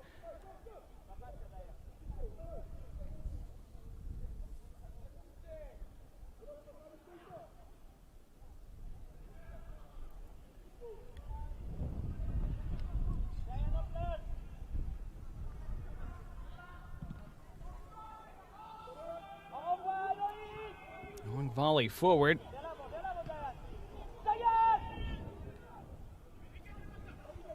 And again, Suriname win that loose ball, and they prod it through, and out comes Florent. He read that so well. Quick off his line, and had to be. Martinique not wasting any time getting it back in play.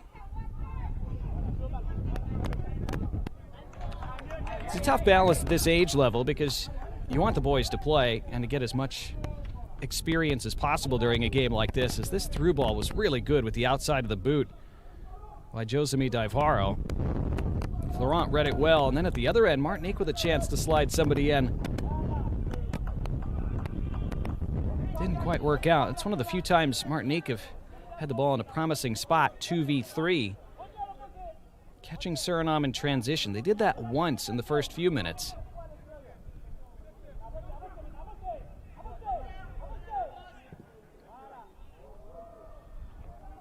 Good ball out of the back there. Volleyed further forward. Settled by Dimitri, who's been very influential in this opening quarter of an hour.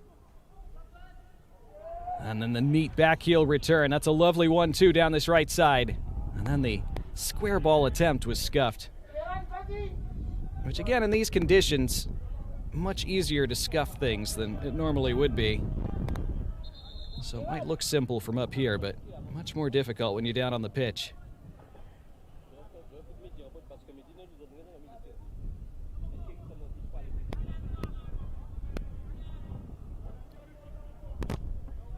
So it's a throw for Suriname as we approach 15 played.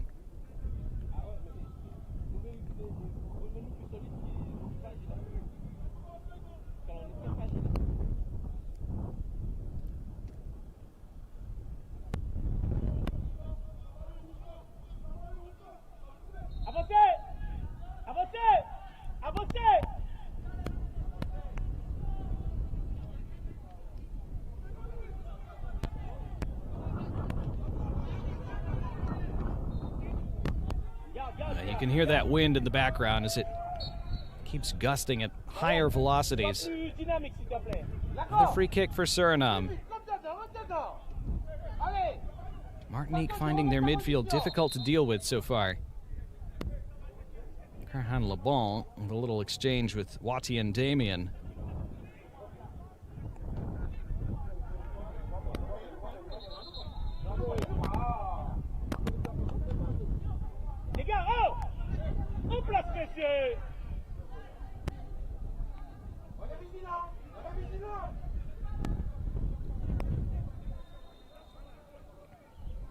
Lisdek Diavier ready to take this for Suriname.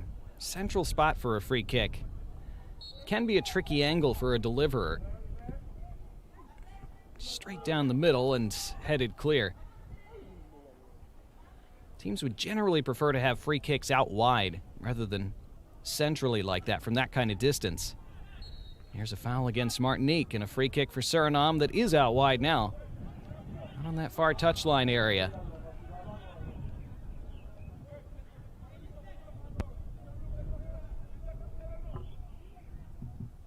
Marquez, Xavier, le 4 pieds c'est qui?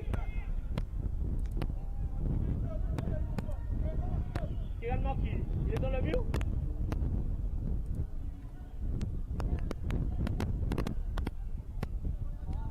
Kieran, qu'est-ce qu'on fait là?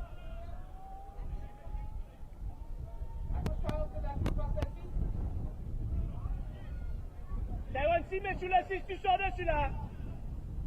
Attends, reste là où tu es. So Suriname lining up this free kick from the far side.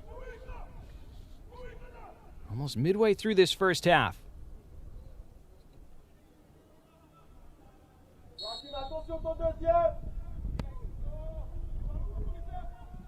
In with the left foot, toward goal and wide. Looked dangerous as it flashed across there. Joachim Florent rooted to his line. Nobody in white able to get ahead to it.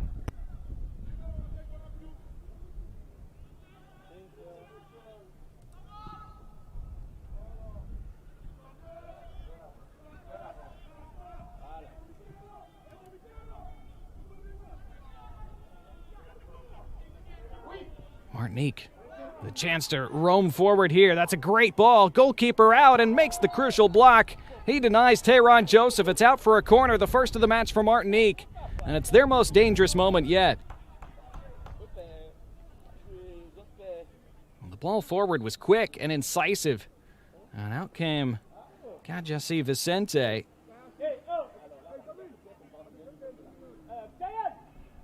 Just as we've seen Florent be at the other end, the goalkeeper for Martinique, Suriname's goalkeeper there had to be very fast off his line. Full conviction charging out.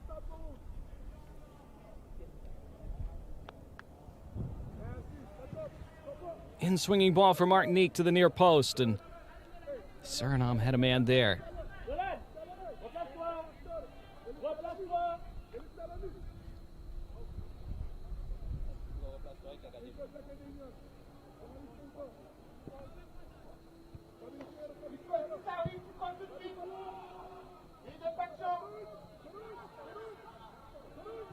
Taken down by Mateo Nasidas. Martinique's best moments so far. Left-footed effort, and it's a good save by Vicente. And so Martinique with a couple opportunities in the last minute after being under pressure for most of the opening 18. That's a good take and turn on his left foot, and then the strike was good from Nolan Legrand. But then Suriname taking it away in the middle of the park, and back they come down this right side. That's good physical play, though, to shield it out for a goal kick. It's a really good semifinal. Lots of physicality. Suriname mostly on top, but Martinique clinging in tenaciously and then creating some things at the other end lately as well. And this defending from Loic Ludop was excellent.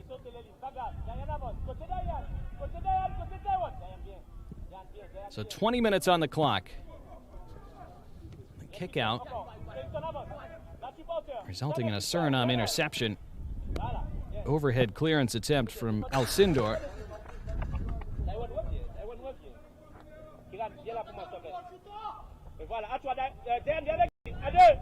Throw in bouncing to the 18-yard area. Martinique still trying to hack it away. Good work by Rakil to win his header. And then it was deftly done by the captain Lebon for Martinique, which starts something the other way. Martinique with space to come forward now. That ball forward a little too heavy, and it's going to run out. Martinique are showing that they're dangerous in transition, and we've seen that in their group stage games as well. They had the upper hand for much of their first two group stage matches, having to do more defending and more strict counterattacking in this game, but they can do that very well.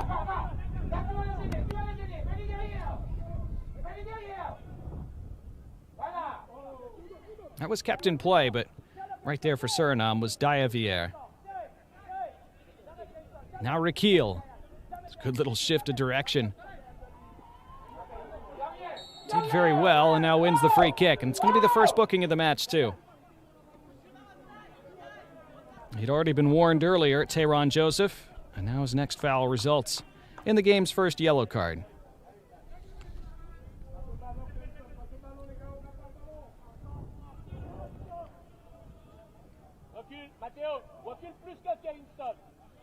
descendre un peu plus haut. Oui. Taïwan, ne va pas là. Kiran, on te dit la passe sur le 6, quoi, Taïwan. Regarde, Kiran, il y a plus cette baquette là. Et là, on avance le bloc tout de suite. Si ça fait latéral, si c'est latéral, on avance le bloc. Joseph into the book, 22 minutes in. Kiran, regarde devant toi. Avancez, avancez, avancez. Avancez. Voilà, Joachim. Punted forward by Diavier. And Florent letting that run out. I think just barely did let it run enough across the end line.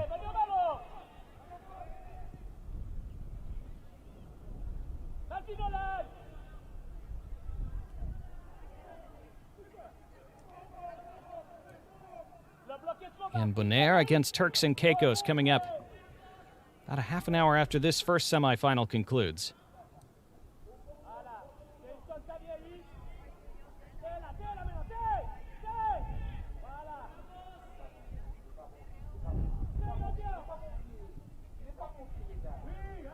A ball out from the goalkeeper, Vincent. Had to be cleaned up by his teammates.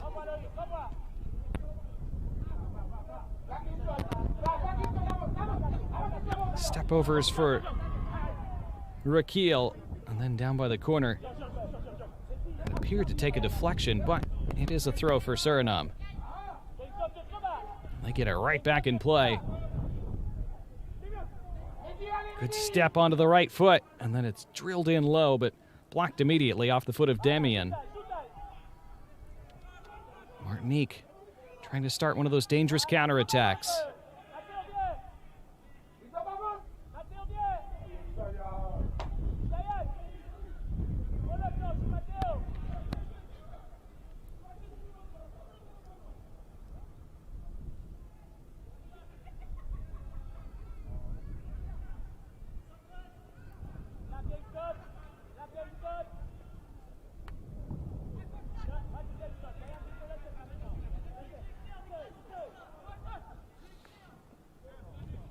Good calm work from Germaluzo Forster. Now Suriname trying to force their way through. A wall of green shirts, though, blocking their path. Oh, a better first touch there, and Martinique might have had something on the counter. They were 3v3 for just a moment. Again, though, the ball so slick in these conditions makes that first touch even more difficult, especially when you're trying to take it down out of the air.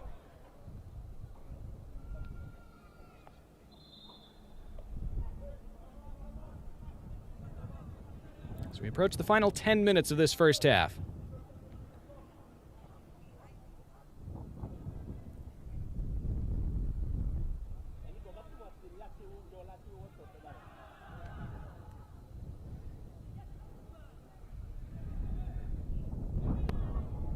A little bit of a press from Martinique, which they haven't had the opportunity to institute much in this first half.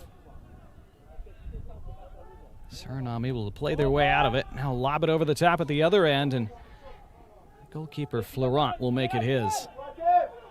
Amako Prefor, who had a couple half chances in the first few minutes. Was trying to take that down off his shoulder, I think.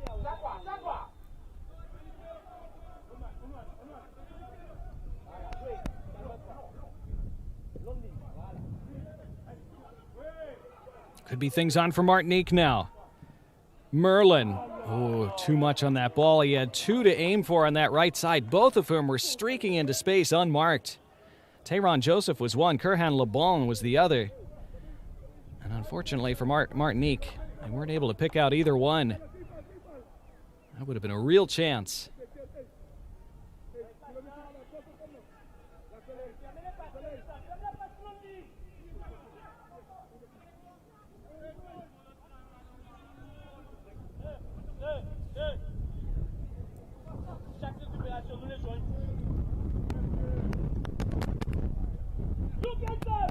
Ball hit the referee, so he'll have to whistle play down, and we'll have a drop ball. Suriname at senior level under head coach Stanley Menzo have been trying to institute more of the Dutch total football system. They've played some very attractive soccer at times. They are into the final round of Concacaf World Cup qualifying, which will begin next month. Big dreams in Suriname of qualifying for their first ever FIFA World Cup. Free kick for Martinique, though.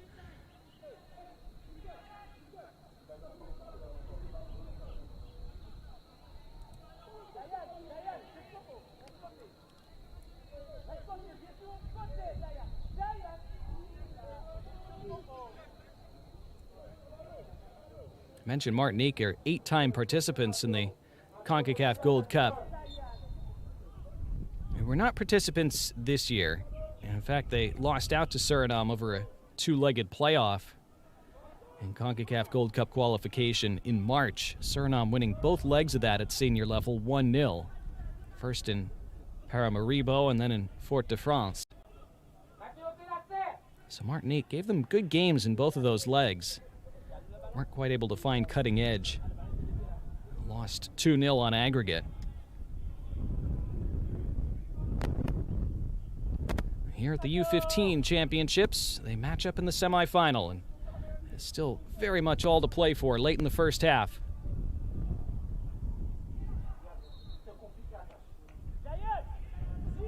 Free kick for Suriname in their own half.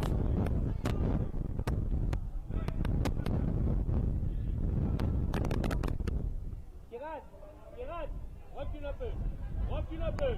Le bloc, avancez un peu, Vincent. Avancez derrière. Voilà. Voilà, c'est bon. On est prêt pour passer latéral. Là, on va bloquer. Hey. Voilà, fais. Voilà. Tire devant, tire plus haut. Tire plus haut. Voilà. That ball straight down the middle. Really opened up Martinique. Suriname trying to progress from there, and they will now. The tenacity by Kenyi Achong, the captain, now shouts for handball on the edge of the area, and it's given. It will be a free kick right about on the 18-yard line.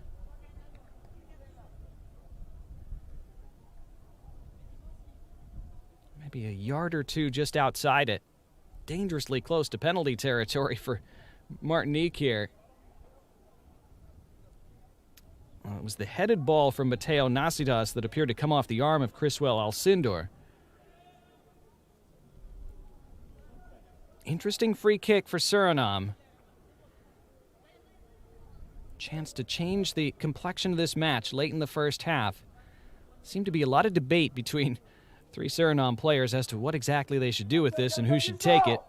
It's appearing that it will be Josemi Daivaro. 4 in the wall for Martinique. Can be challenging to get it up and down from this short range. Then again, the players in the wall aren't quite as tall at this age level, so maybe that evens some things out.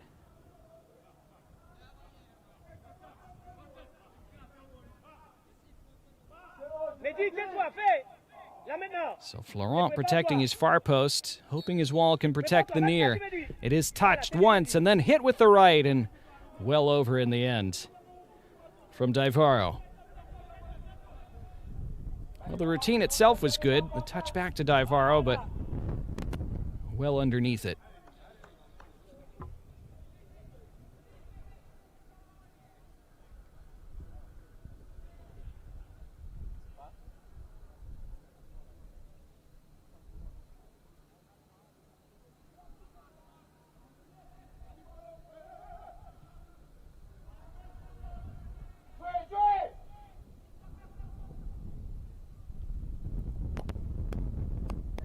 Martinique able to win possession for a moment in the middle of the park. And then Suriname do the same. And there's the speed and shiftiness, and it falls now to Achong. Achong had a player further advanced down the right, didn't use him. Now it falls to him anyway.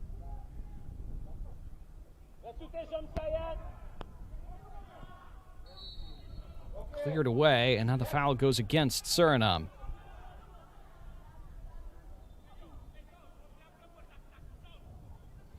Good 1v1 battle. Turns into 1v2.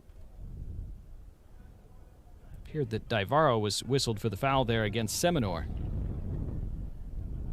So just a few minutes of the first half remaining in this first semifinal of the day in League C at the Concacaf Boys U-15 Championship.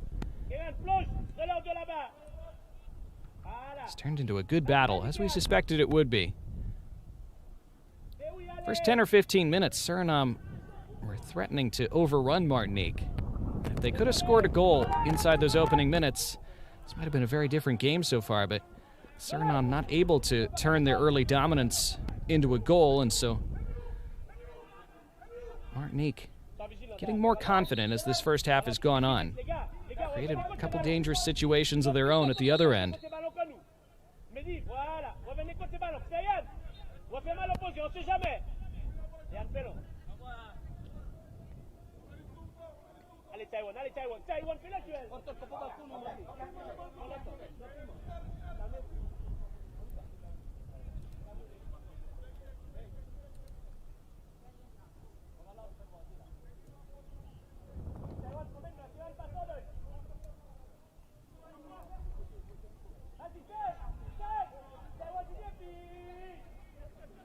It's a very nice first touch from Dimitri for Suriname. Shouts for a free kick. Now Suriname get one.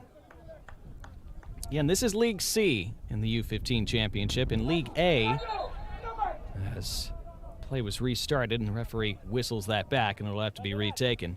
In League A, we have two great semifinals coming your way tomorrow. Mexico versus Costa Rica, the United States against Panama. Those should be two terrific matches.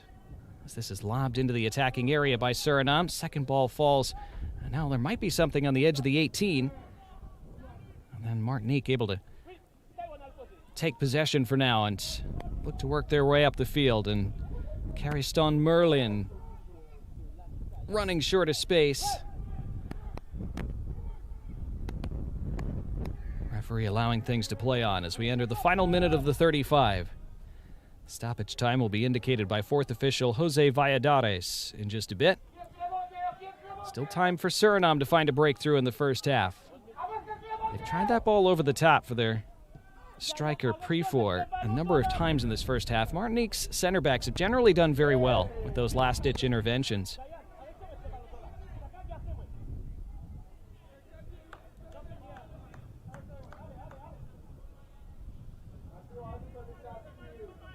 Martinique free kick conceded by Watian Damian. Yeah, so tomorrow, Mexico, Costa Rica, United States, and Panama. It's been a really interesting League A tournament so far. The traditional powers not necessarily having things all their own way, not at all.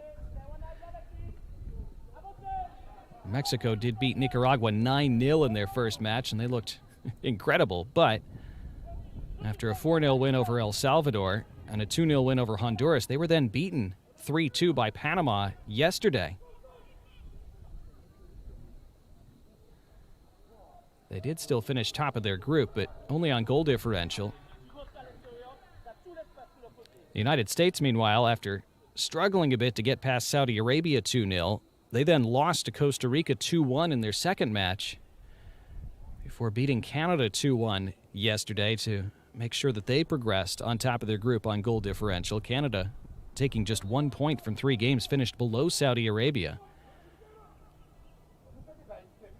At League A looking wide open. We're into an additional minute of stoppage time. Last attack of the first half. Martinique, a step over was attempted by Mehdi Pollux. He didn't have a teammate where I think he thought the teammate would be. Now down in the corner. Final attack for Martinique this half. It's good work along the end line, and then the pullback was blocked away. It is a throw for Martinique, but there is not time for it. There is the halftime whistle. Really competitive first half in this first semifinal in League C at the Concacaf Boys U-15 Championship. Suriname starting in dominant fashion, but didn't find a goal from that dominance. Martinique looking better and better, and certainly posing a threat at the other end. It is wide open, and a spot in tomorrow's final is there for the taking for either of these two sides. 35 gone, 35 remaining in this semifinal. It is Martinique 0, Suriname 0.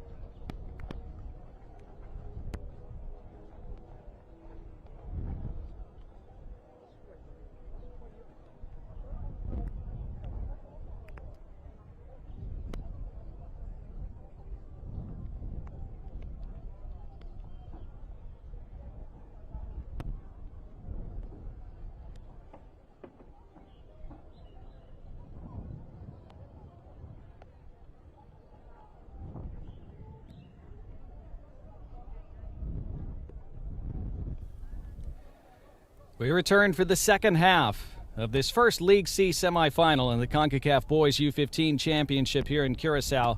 0-0 after the first half between Martinique and Suriname. The spot in tomorrow's final on the line. Again, our second semifinal in this tournament coming up at the conclusion of this one. A halftime change for Suriname as they send on Kember Jessley.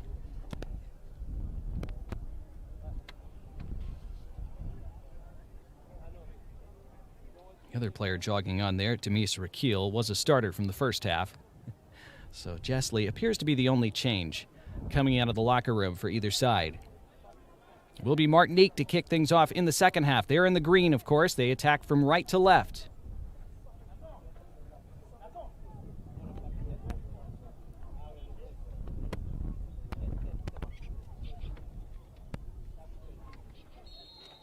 And referee Hakeem Harvey blows his whistle again, and here we go for half number 2 in this first semifinal. Will it be Martinique or Suriname to reach tomorrow's final and await the winner of Bonaire and Turks and Caicos? We'll play in that second semi in just a bit. Remember, if we're level after the full 70 minutes, we go straight to penalties. No extra time in this tournament. Penalties still very much a possibility. Convicted challenge there from Exian Seminor.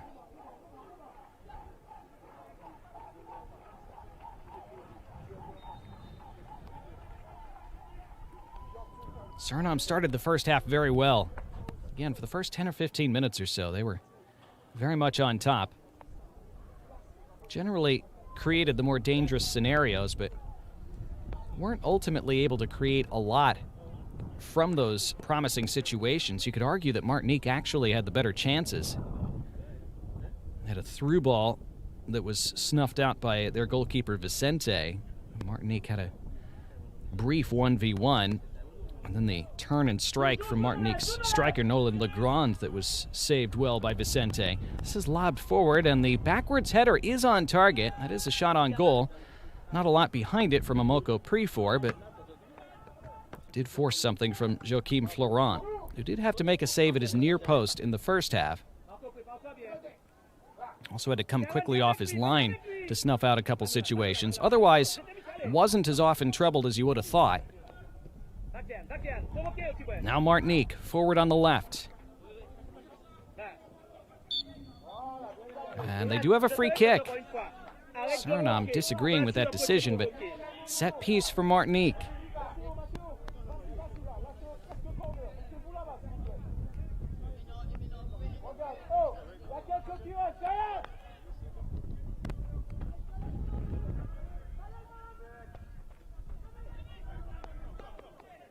Parce que gardien t'a pas fort. Fais fort. Nolan, sois prêt. Si le gardien est là, sois prêt. Fais fort, plongeant, pour que ça le gêne. Mais fort. So a chance to swerve in something with the right foot. Nolan, suis le gardien. See the substitution. Jessley came on for Kenyi Achong, which is a bit surprising since Achong is the captain for Suriname. Mais tu vas faire fort. Fais votre fort. Fais qu'on sous le match. Deuxième poteau. Qu'on sous le match, deuxième poteau. Fort, Mehdi.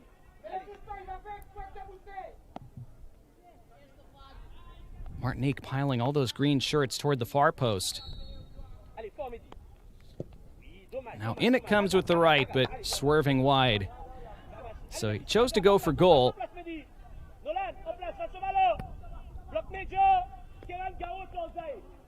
Mehdi Pollux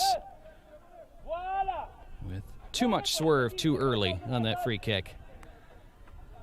Again, difficult to judge these things in this kind of wind.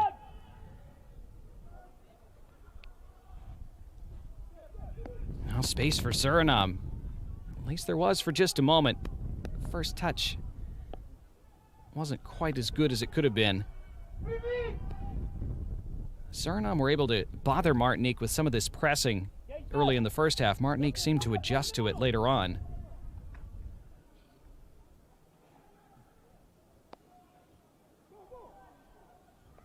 Suriname have it on the edge and then scrambled toward the middle. It took a deflection, and it is a corner for Suriname.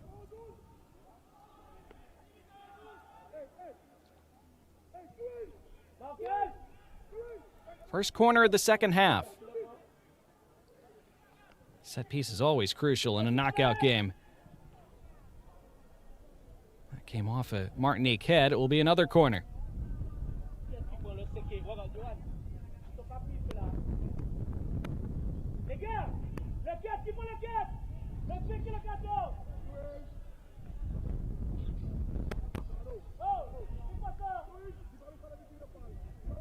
Corner played short this time.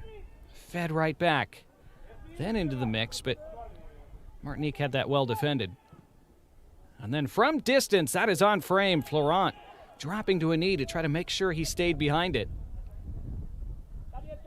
Difficult to not give up rebounds. And the ball's this slick, of course.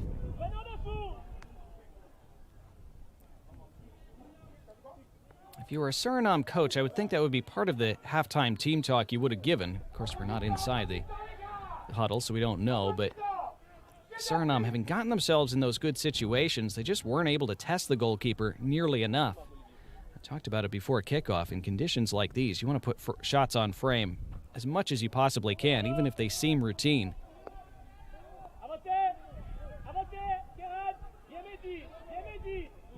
That foul given against Le Bon.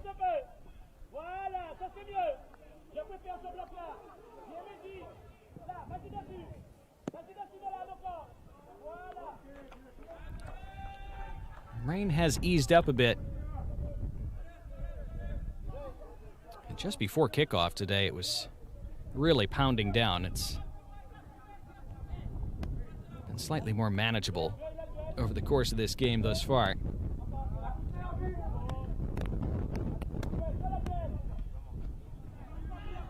The wind picking up again as I say that.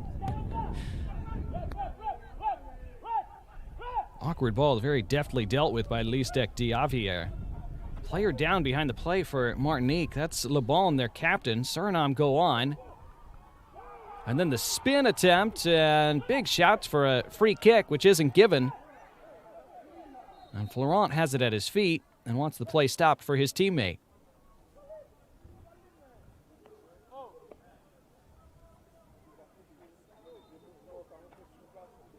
Well, head-to-head there between Le Bon and the substitute Kember Jessley.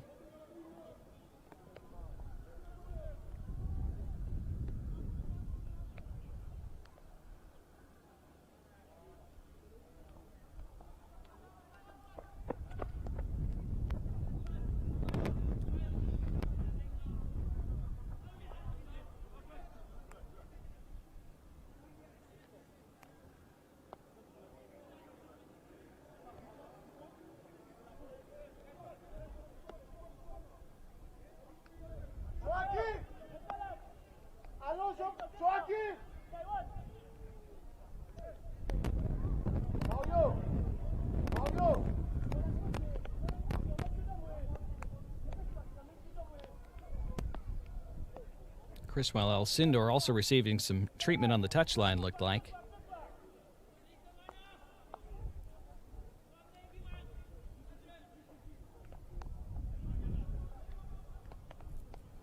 So the drop ball for Florent, and we're underway again.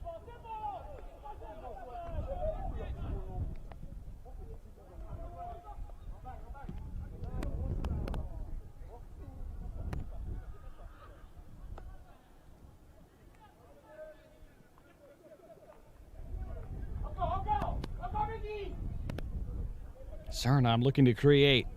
This is a Melvio, but he was tackled off it.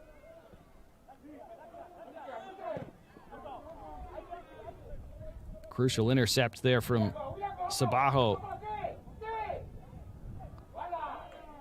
Now it runs away from Raquel.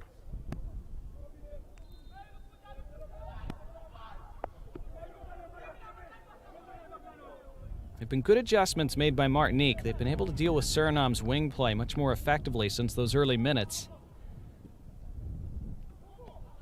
Suriname not finding those spaces out wide nearly as often. See if they can rediscover that attack. This is fed into the area, and it's a chance and a big save. Florent keeping it out and keeping this at 0-0. It was fed through for Divaro.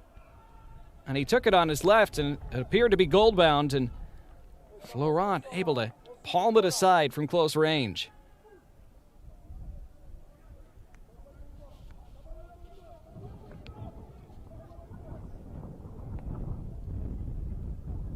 They try the middle again with that long ball, and that's prodded away. Suriname trying to build up their dominance again, but taken away by Le Bon, who appears to have recovered from that head collision. Go!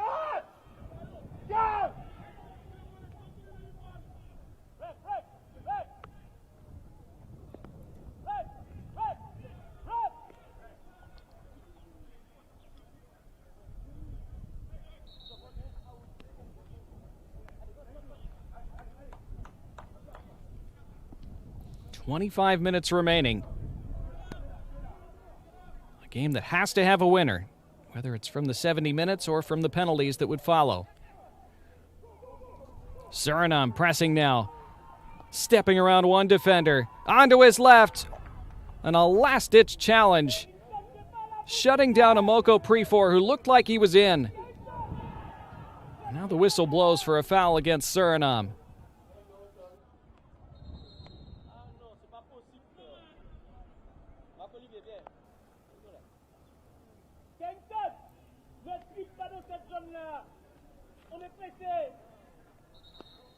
Seminole down for Martinique.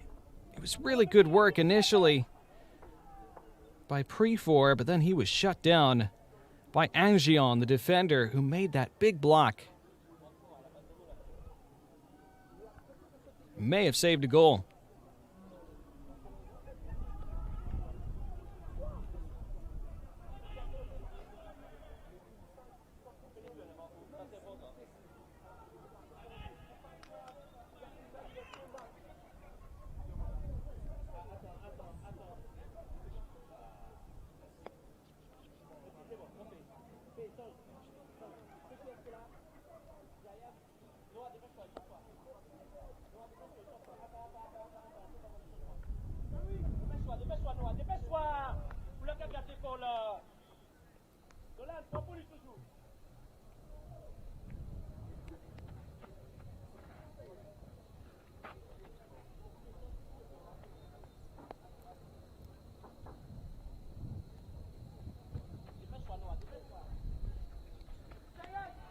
So we've had a couple injury stoppages in this second half.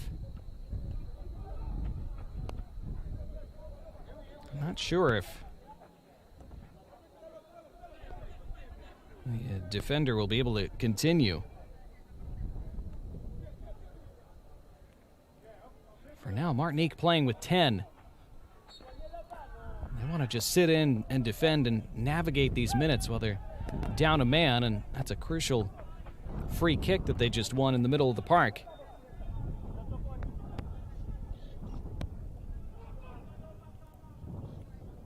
Now they have a chance to attack despite being down a man temporarily. Good challenge on the edge of the area. Kept alive though and laid back.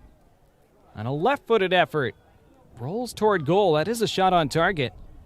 Scooped up by Vicente, and now a Suriname player is down. In fact, 2 are on the deck for Suriname.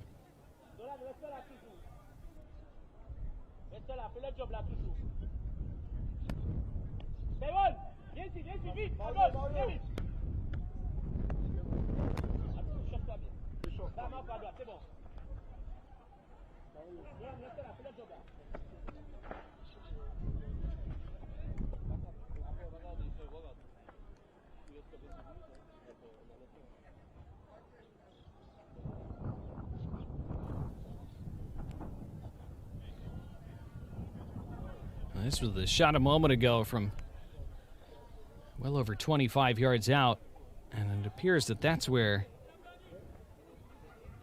Camber Jessley was injured, maybe trying to block that. May have caught it shin to shin. Looks like his teammate's saying he'll be okay to continue.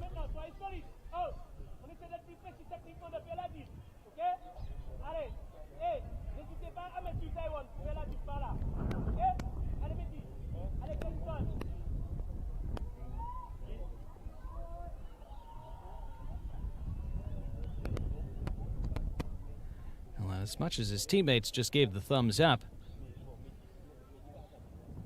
Jessley looks like he's going to require the stretcher.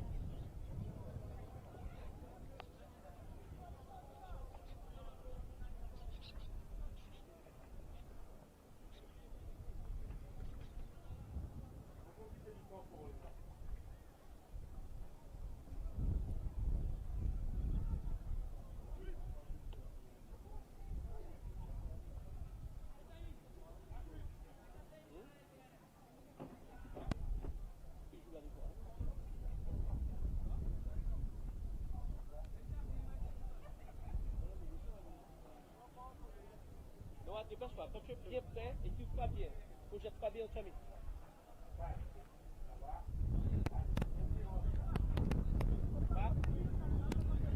So Jessley stretchered off 50 minutes in. He came on at halftime, remember. There's just been one change made in this match by either team. 20 minutes of the 70 remaining. You would think we'd have a decent amount of stoppage time.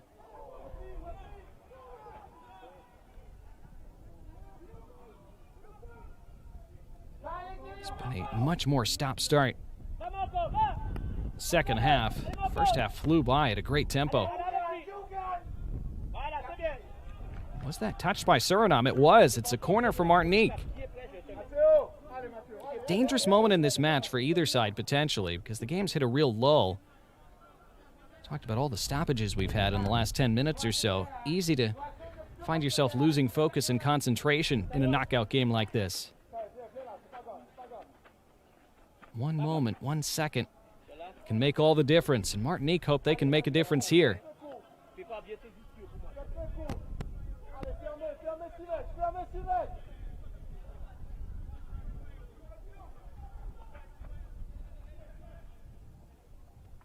Legrand takes the corner toward the top of the 6-yard area. Strong header away by Rakil. Suriname trying to break from there. It was very good work by Tayron Joseph to not only prevent that, but win the ball back. And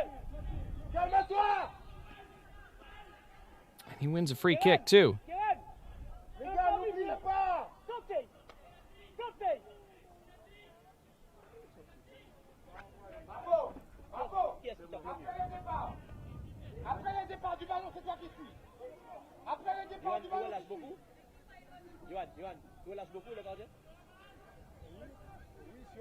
Le Bon will take this for Martinique.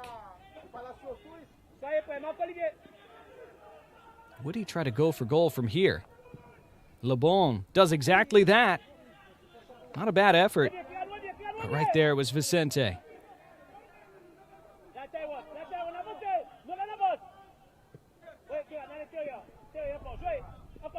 Suriname playing a bit of a dangerous game here, playing out from the back, and they turn it over. Enough white shirts in the area, though.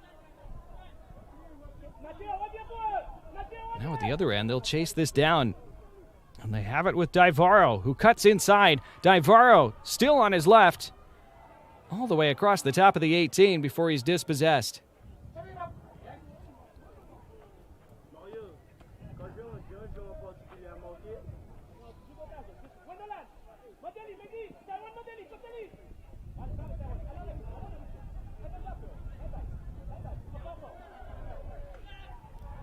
So still no goals as we get later in this second half. Possibility of penalties looming larger with each passing minute.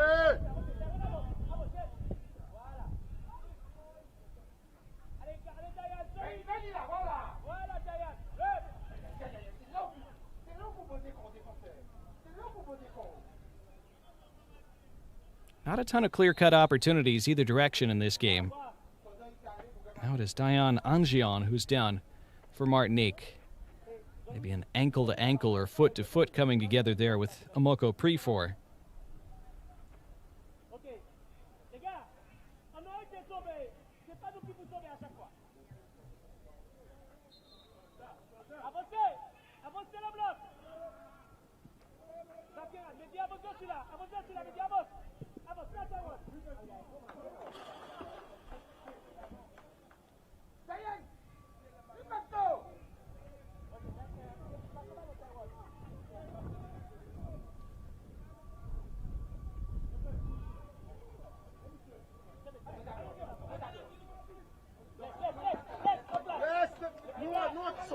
Well, it's all rather scrappy, but that's how these knockout games often are.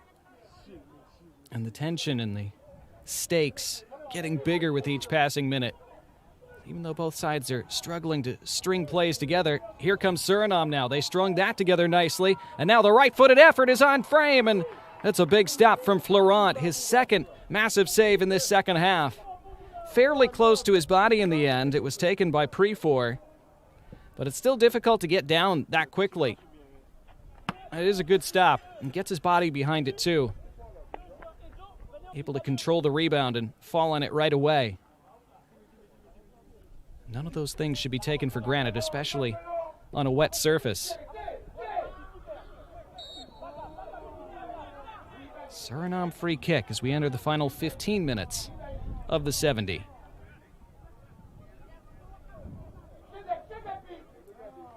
Winner advancing to the final in League C, which will be played tomorrow on this pitch. Yellow card shown to Mehdi Pollock, second player booked for Martinique. No yellows for Suriname so far.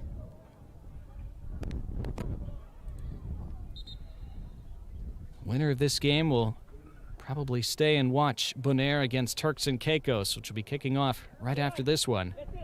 Here's the yellow to Pollock's. Leaving the foot in and leaving it a bit high as well. I think that's what the referee spotted.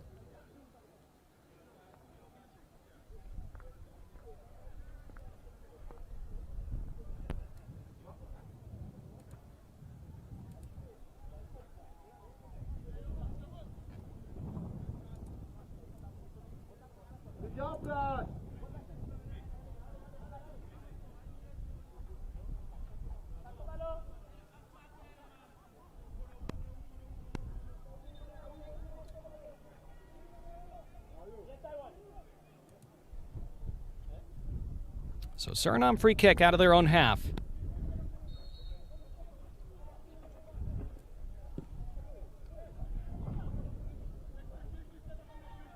Oh, and then taken from the edge of the 18. Martinique didn't have to play that. It was going to go out of play, unchallenged it appeared. Led to a chance for Suriname. Still might result in something. Instead, it's Martinique who look to break now. Down this right side, there's going to be space there. That space closes quickly. It's good work by Demis Rakil.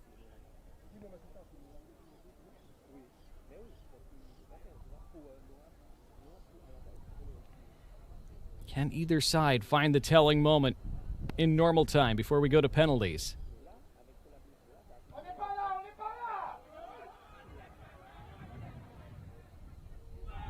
Lobbed in the direction of goal, headed well wide.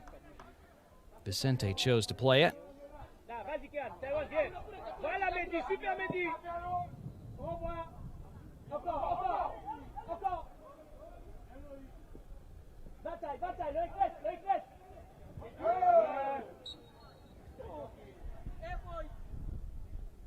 Martinique free kick.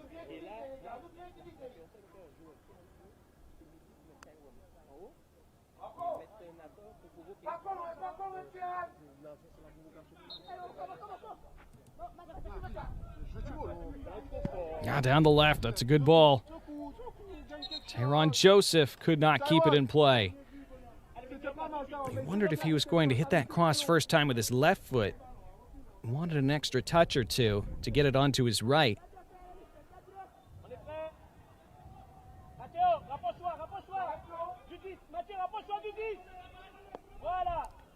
Knockouts taking place across this competition. League B, we've already had 3 knockout games completed today. Dominican Republic, Curacao, and Bermuda each advancing. A few more to come today as well, Belize and Cuba.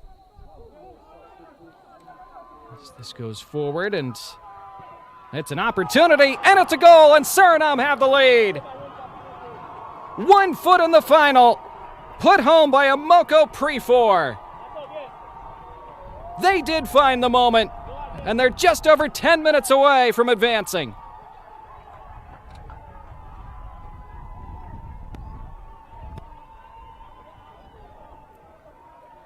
He'd had a couple half chances in this game, and suddenly it opened up for him there in a crowded penalty box. He was able to find the space, find the ball, and the composure, and the finish. And is that the winning moment for Suriname today?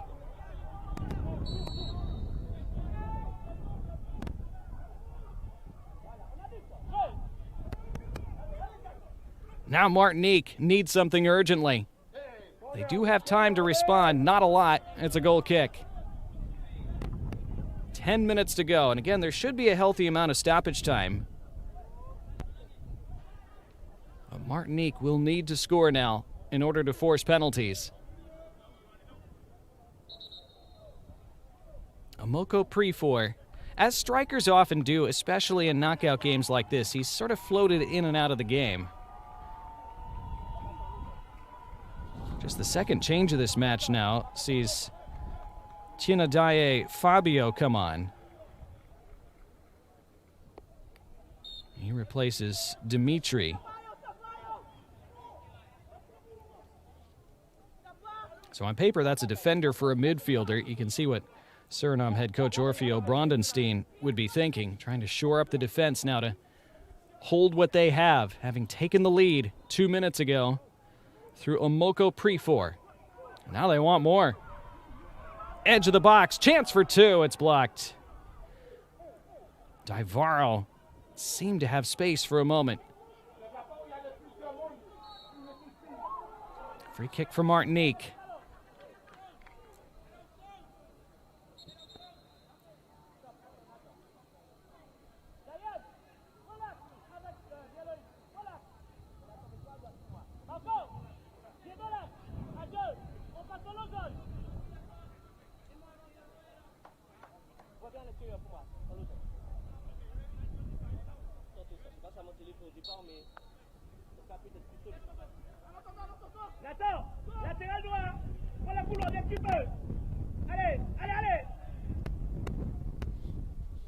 So now Martinique will try this right side. Have to find solutions in the attacking third.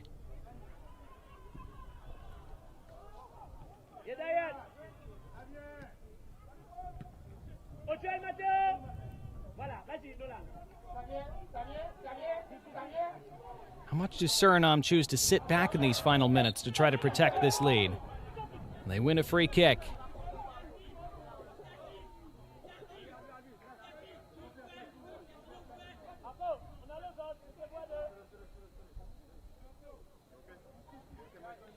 Foul against Nolan Legrand.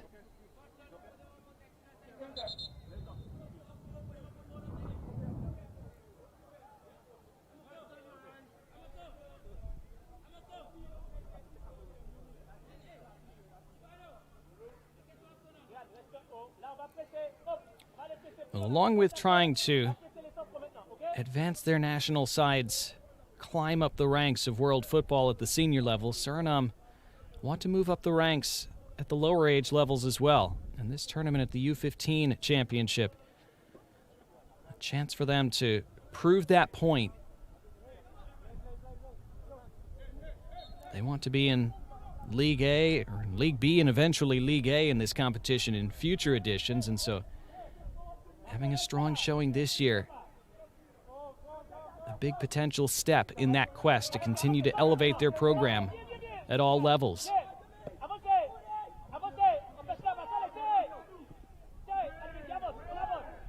Martinique still have a lot to say about that.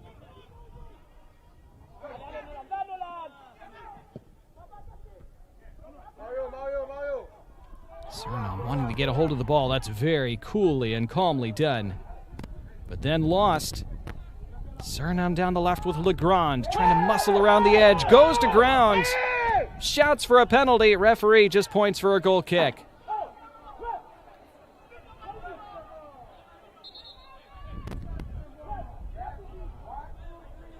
Well, Legrand used his strength.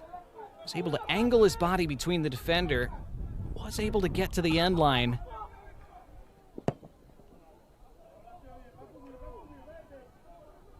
Suriname will scoop up this second ball. Little burst between the channel, and then giving away the free kick was Emelvio.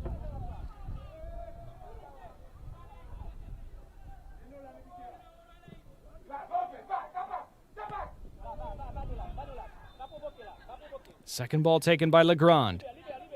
Now then dispossessed. Suriname happy to punt it forward, try to use their speed on the counter, and they do use it with Prefor. He has one already, a Moko Prefor. Second bite at it. It was stabbed away from him just before he could shoot. Goalkeeper out of his area. Keeps it in play and hammers it up the pitch. It did go out for a throw. Well, Suriname looked like they were going to put it to bed there for a moment. And Prefor, having given them the lead 6 minutes ago, had an opportunity to score a second. They play on even as he stays on the deck, and now play is stopped. But it is Prefor's goal in the 59th minute that, as things stand, has Suriname in the final tomorrow, unless Martinique can find something late. This is where Prefor looked like he was in for number 2. He tried to chop it back to a teammate. It was unselfish play, but perhaps in hindsight he could have stood to be a bit more selfish in that situation.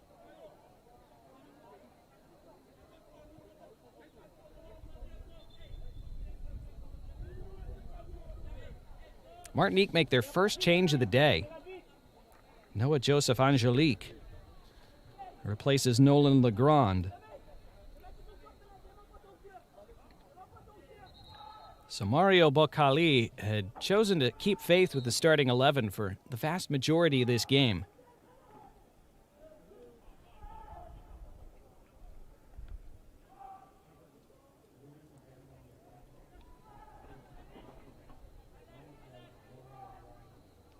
You always wonder about how much stoppage time there will be.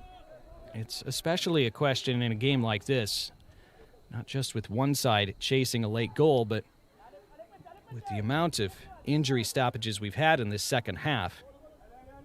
There would be the latitude, you would think, for the fourth official to hold up a fairly large number on that board, but we'll see.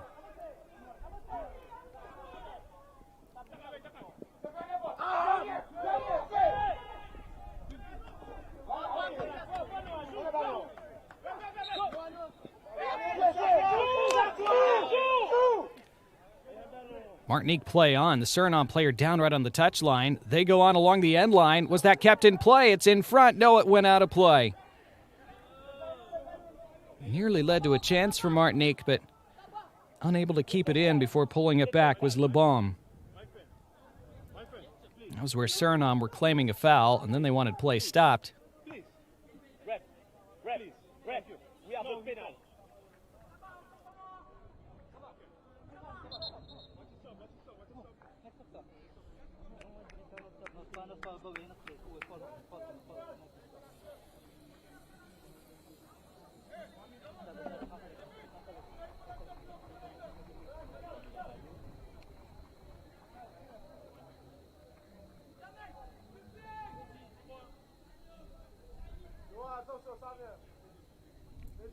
Suriname making a third change. They bring on Porto-Reggio J.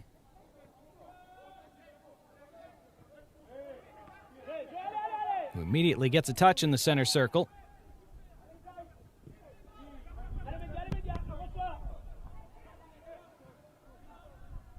Possession precious when you're leading late like Suriname are. They're offside in this case.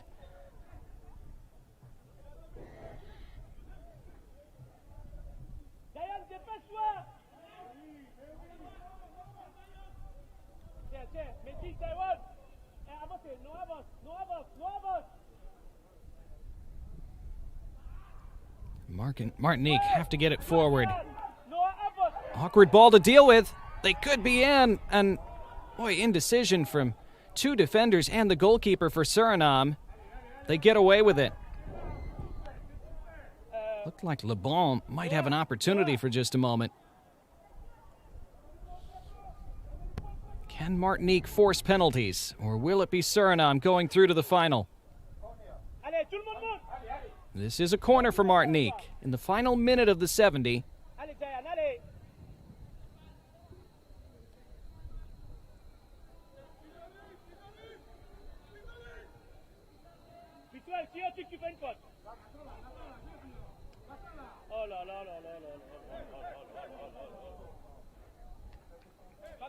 Outswinging delivery coming up from Caristan Merlin.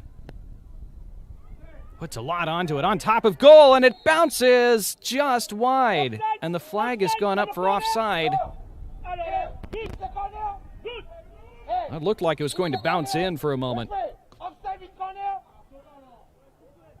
Not sure exactly at what point the player was offside and whether that would have counted if it had gone inside that near post instead of outside of it. We are into stoppage time now. Haven't had the official indication of how much just yet.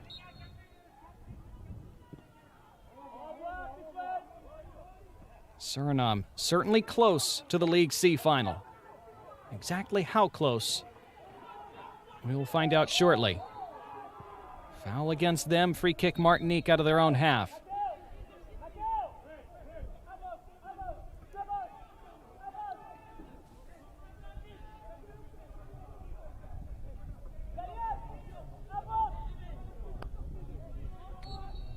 Two hands on the back from Prefor, but it is Prefor's goal that has Suriname in the lead.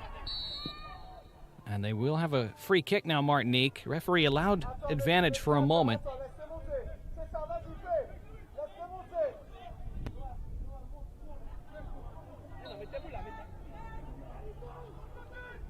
Taken short for Angelique, who carries it wide, then puts in the cross toward the near post.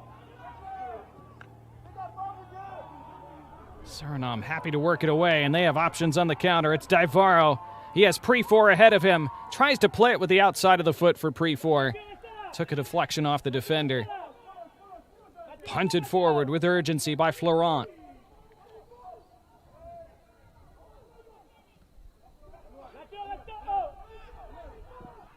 Angelique.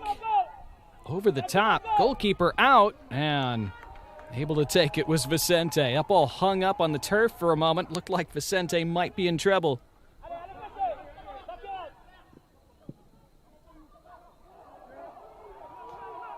And now the foot race, and Prefor in at the other end. Prefor's pullback to the near post. Pawed down by Florent. Now on the bounce, a chance to chase for Le Bon, but it's hammered out of play by Raquel. Quickly in from Le Bon. And I'm not sure if that was meant as a header back to his own goalkeeper by Sabajo. If so, it was a very calm and well-executed one.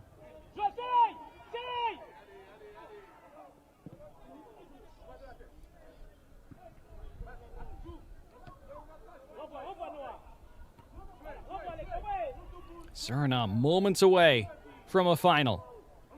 Still have defending to do. Oh, the opportunity was on there for the run down the left channel from Joseph. Unable to be found by Le Bon, who was just losing his footing as he tried to play him in. And now a free kick for Suriname, which will take more time off the clock.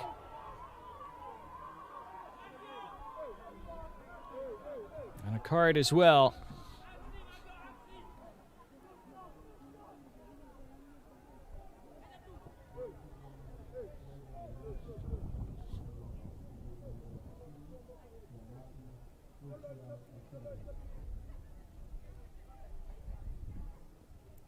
Criswell Alcindor cautioned in second half stoppage time for this. 3 bookings for Martinique, but more importantly, they trail by a 0-0 in second half stoppage time.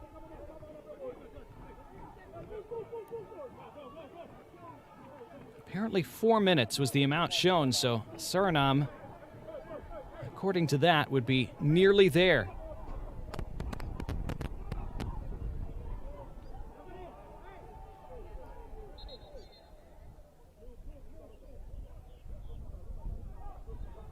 Late change for Suriname as they try to keep winding down this clock.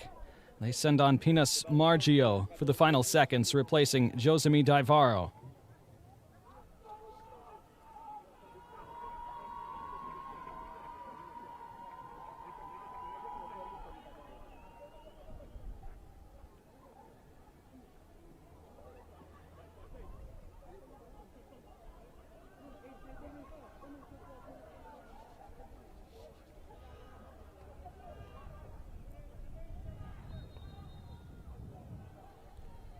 So Suriname happy to take as long as they're allowed to before this free kick.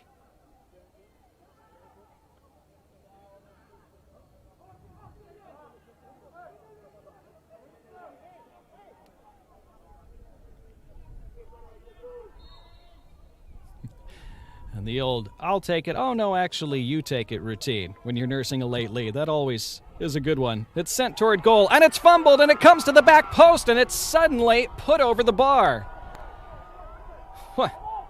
What in the world? Still 1-0. Martinique, in theory, still have time. How much time? Oh, it's sent straight to a Suriname player.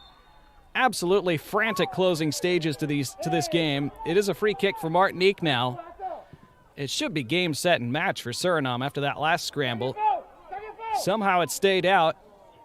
Suriname trying to prevent that from haunting them, and it will not. There is full time. It's over here in Curacao, and Suriname are the first finalist in this year's Concacaf Boys U-15 Championship in League C.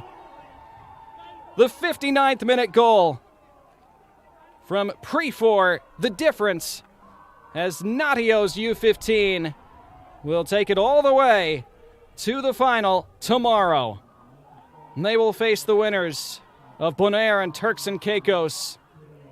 That second semi kicking off in just a little while to determine the other finalists, but Suriname will be there, and they will hope to lift a trophy tomorrow as they continue to advance their program at all levels.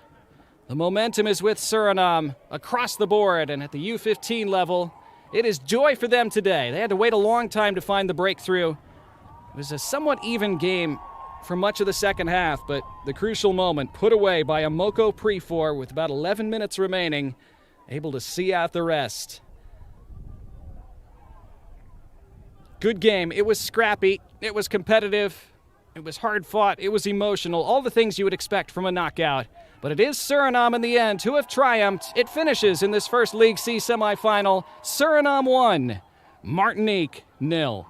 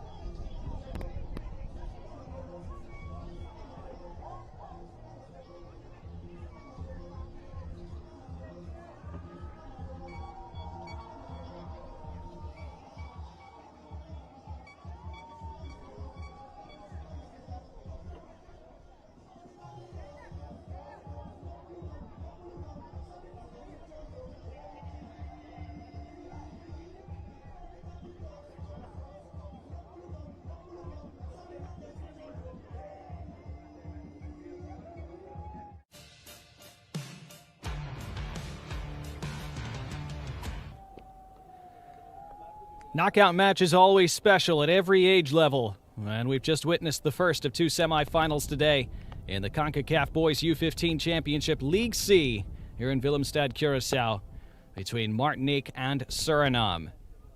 Suriname playing two games in the group stage, winning both of them with a total of 8 goals, and they went in search of an early goal in this one. They had some shouts for a penalty early on there that were waved away by the referee. It was a very physical game, lots of fouls, lots of stoppages. Suriname had the better of things for most of the first half. There was an issue here for Joachim Florent, who was able to recover as he battled the wind and the elements today.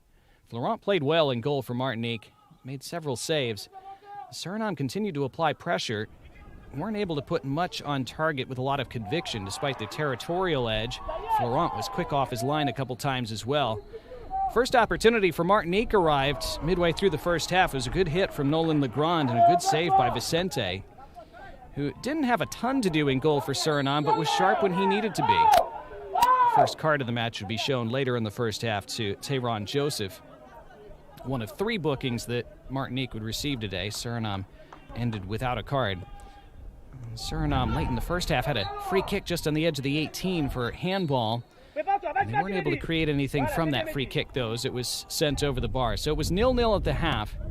And Martinique did create just a bit of danger at the very end of the first half, as good work along the end line by Teron Joseph, who was on that yellow card, but still was able to shimmy his way around a defender, but his pullback was blocked back out. Then in the second half, it was all very scrappy indeed. There was a free kick for Martinique, which didn't come to much. Suriname sent one over the bar. That was a great tackle by Dion Angion to prevent a shot from Amoko Prefor. A couple shots that bounced in on Vicente. But it stayed 0-0 until late on, and this was the winning moment for Suriname. The goal by Amoko Prefor, who just was able to create that half yard of space in the attacking box and finished beautifully. And Suriname had a couple scares, but were able to see it out over the rest of the 11 minutes plus stoppage time, winning that late free kick that just about salted the game away. And so, with a third yellow card having been shown to Martinique, the game was up for them. Suriname should have scored a second with almost the last kick of the match. Free kick was fumbled by the goalkeeper and then somehow put over the bar by Pinas Margio.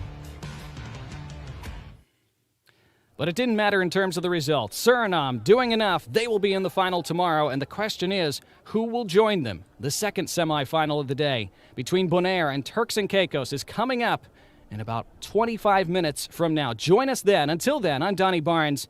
Good afternoon for now from Curacao, where this first League C semifinal in the boys U-15 Concacaf Championship finished. Suriname 1, Martinique 0.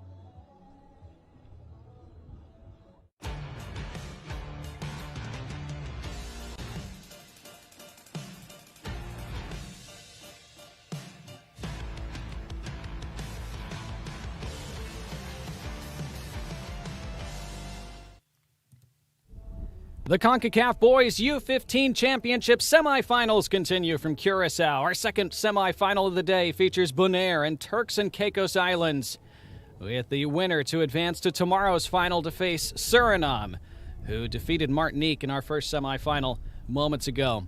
I'm Donnie Barnes, back with you once again. It's been a great day of knockout soccer already across Concacaf at these Boys U-15 Championships.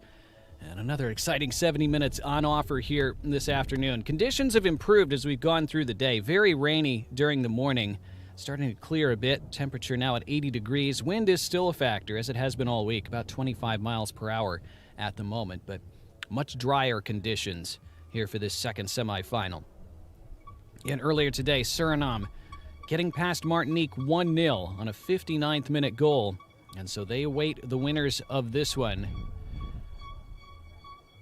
For Bonaire, a high-scoring group stage, they won their opening match 5-1 over Bahamas, lost their second game 3-2 to St. Vincent and the Grenadines, but then a victory in their last match 2 days ago, 4-1 over Dominica. So extremely high-scoring in all three games for Bonaire. They've been a very entertaining side to watch. You do the math there, 11 goals over their three group matches. They did also concede 5, so they will play an entertaining brand of soccer. And for Turks and Caicos, they played in a 3-team group, started with a 2-2 draw against the U.S. Virgin Islands, and then in their second match, a 4-1 win over St. Martin. So Turks and Caicos with that dominant victory in their second game, giving them enough on goal differential to get out of the group and into these knockouts.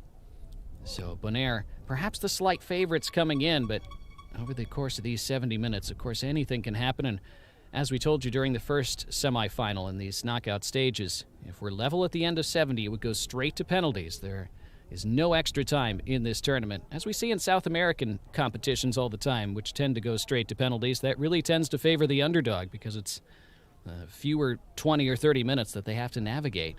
And penalties, of course, always a route for underdogs to win games. So wide open as to who will join Suriname in our second semifinal. We will see these sides take to the pitch, hear their respective national anthems, and look at their starting 11s and bring you kickoff from Curacao in just a moment.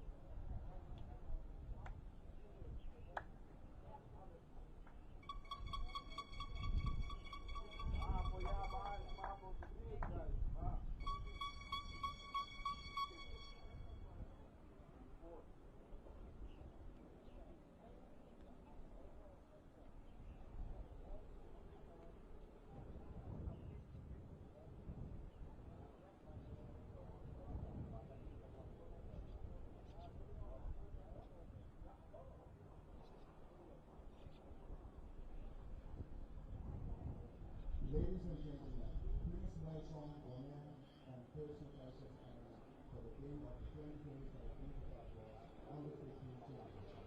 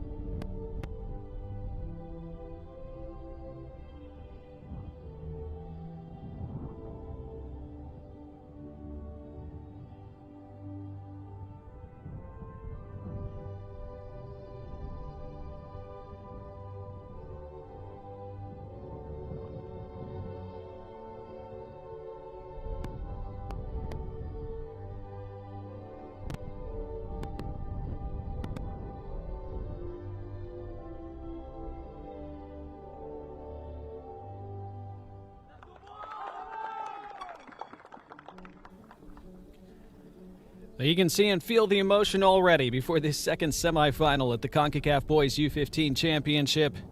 Bonaire and Turks and Caicos Islands almost set for 70 minutes. Maybe penalties beyond that to determine our second finalist in League C. Suriname awaiting the winners tomorrow.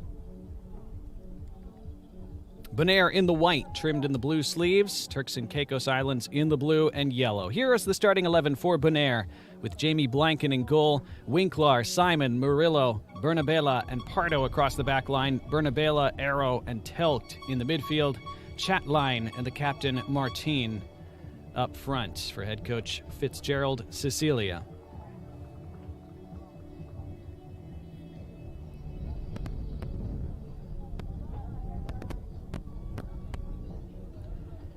Time for our captains to meet at midfield, with Jordan Dane wearing the armband for Turks and Caicos Island, Myron Martin doing the same. As our match officials, Kamal Harding Hodge is the center referee, Idakel Kapayan and Patrick Brown the assistants, and Orlando Alvarado is the fourth official.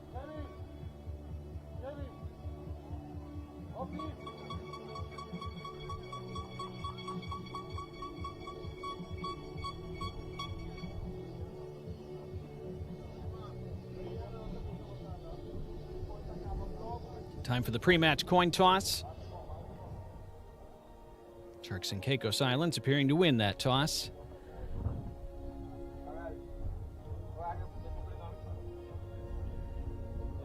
So the exchange and the pre-match picture. All part of the protocol before a game at the international level. And now the starting 11 for Turks and Caicos Islands, with Edwin Garland in goal for them. Nemours, Vieira, Jeffson, and Pierre on their back line. Baston Darvell, Dane, Gardner, Guerriere, and Kamalapatate in the midfield. And Norcius, the start up top in this 4-5-1 for head coach Lenford Singh.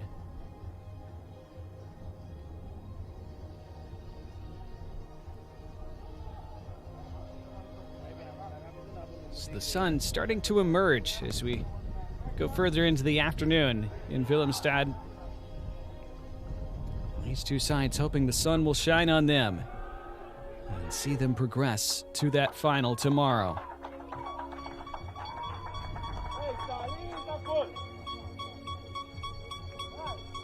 Bonaire will attack from left to right in this first half. Turks and Caicos Islands from right to left. And it will be Turks and Caicos to kick things off.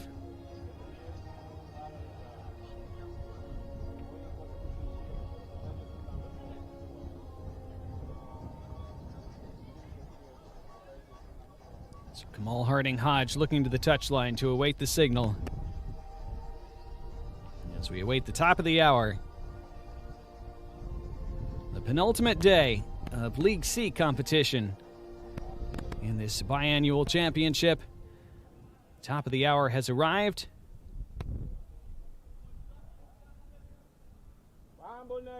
And there's the opening whistle. And we are rolling again in Curacao, the second semifinal at the Concacaf Boys U-15 Championship.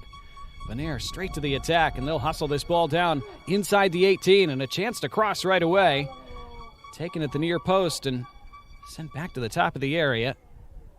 Swung at ambitiously, and then the foul ends that opening sequence, a frantic one. So Bonaire showing that attacking intent right away. I told you in the open, they scored 11 goals across their 3 group stage matches.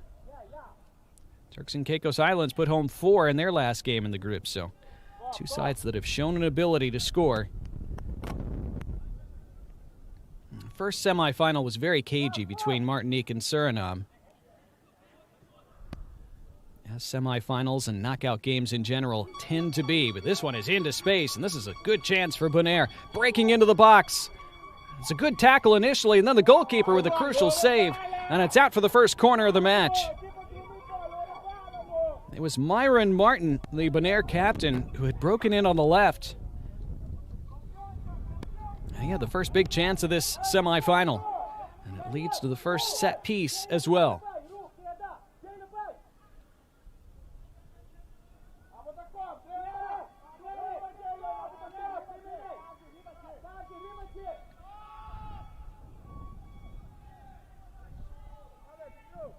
In with the right foot, goalkeeper out and claims very well. Strong play from Edwin Garland in goal for Turks and Caicos.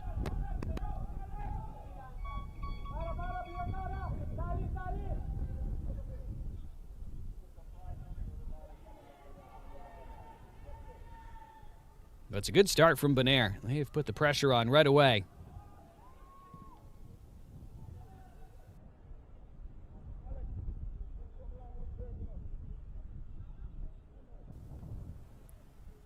Turks and Caicos looking for a way out, looking for some early possession to settle themselves into this game.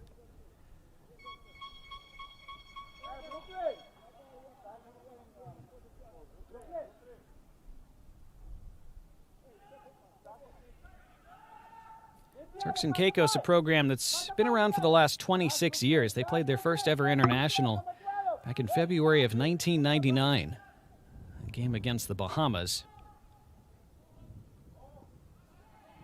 That's at senior level, of course. Senior national side's biggest ever win came 6 years ago against Saint Martin. That was a 5-2 victory. Now the cross into the middle, and there's the goalkeeper, Garland again, who's had an active first 3 minutes.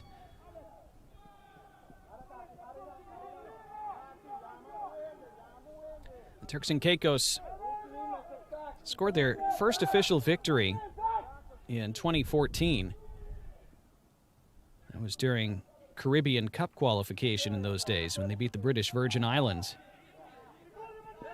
Trying to grow their program, and again, tournaments like these so valuable for national sides to help increase the depth and the experience level across their age levels.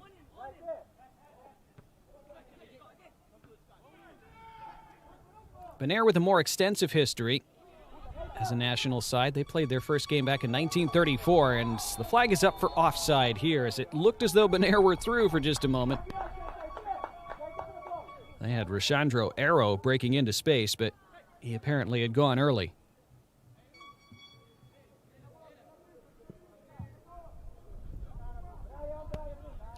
Bonaire's first game as a senior national side back in 1934.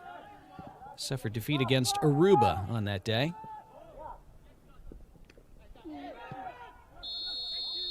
This is a free kick for Turks and Caicos, their first attacking set piece.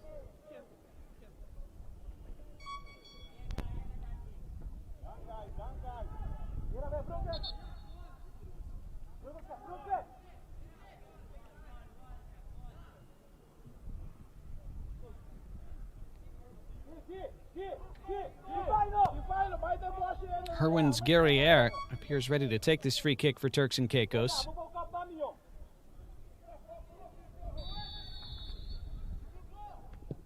Guerriere toward goal, but wide.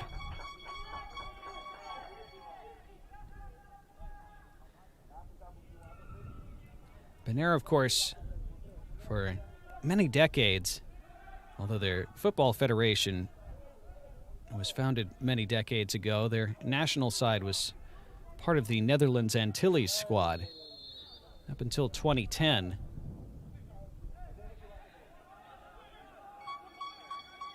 So they were officially competing in confederated football as part of that Netherlands Antilles national football team. This is a free kick for Turks and Caicos.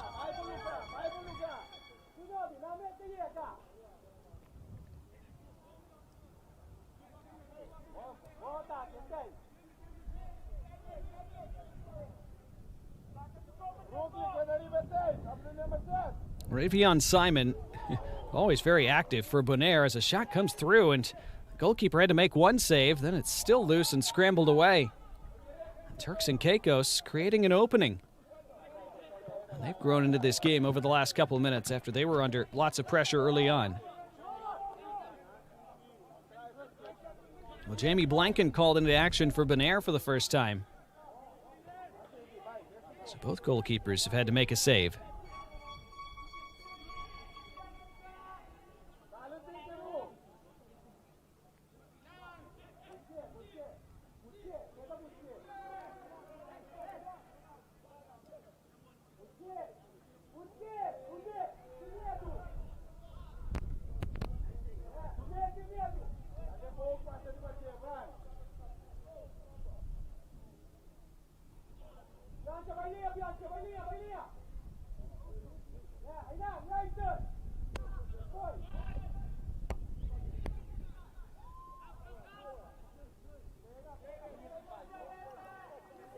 Turks and Caicos throw in their own half.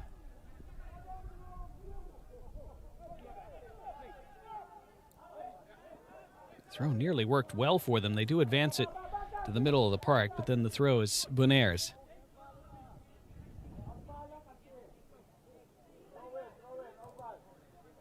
Already been a very successful Concacaf Boys U-15 Championship, 5th edition overall of this competition. Record 39 nations participating this time around. Bonaire free kick. The tournament, of course, as we've discussed throughout the week, broken up into 3 leagues, Leagues A, B, and C. St. Martin had been the defending champions of League C, having won the tournament at this level 2 years ago. They did not advance to the knockouts this year, as the free kick is headed wide of goal and taken anyhow by Edwin Garland. So we will have a new champion in League C this year. The question is who it will be. And right now, 3 candidates remaining. Suriname certainly one. One of these 2 sides will join them tomorrow.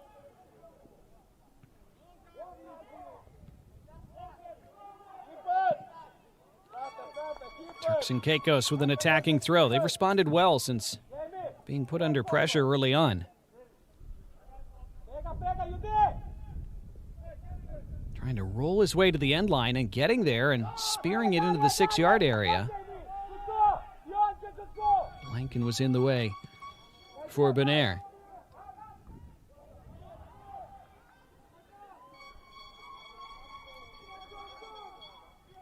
Trying to do it on his own at the other end was Guerriere. Bonaire win it in the middle of the park. Into space down the right. Chased by Brooklyn Bernabela. They're claiming a foul. Now they're claiming a corner. It looks like they'll have one. So the second corner for Bonaire. And those Bernabelas for Bonaire have proved potent in this tournament. Anderson and Brooklyn combined for a few assists in their first group match in that 5-1 win. Outswinging ball. Flick to the back post. Turks and Caicos able to get it away. As far as Pierrick Chatline, and it is another free kick for Bonaire.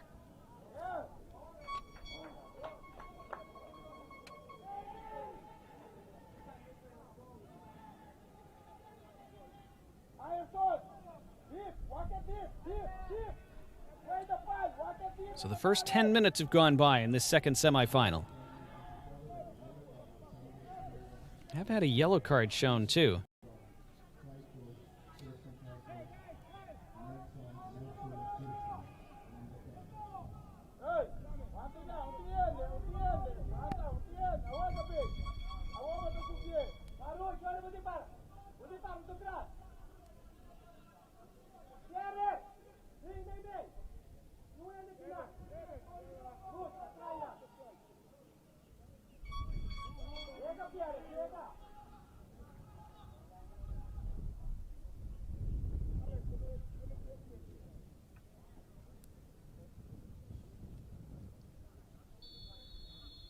So Bonaire's free kick. Lifted toward goal and wide. Maybe trying to pick out the back post run of Anderson Bernabela.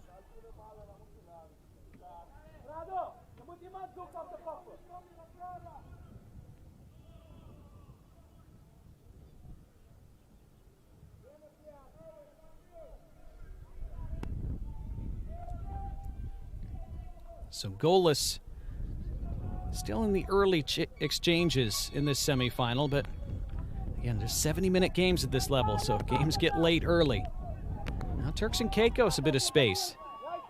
Trying to capitalize on that. Aston Darvol.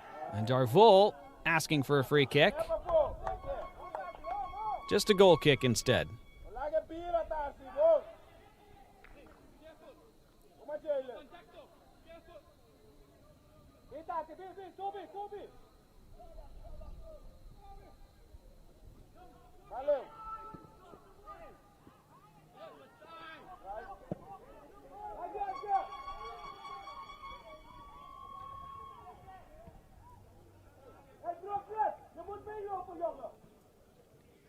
We've talked about number 17 for Bonaire, Ravian Simon, quite a bit in this tournament. He is a player who's all over the pitch at all times, seemingly, for Bonaire. Often plays in the defense, but he loves to get forward and loves to shoot from absolutely anywhere, any half a chance that he gets.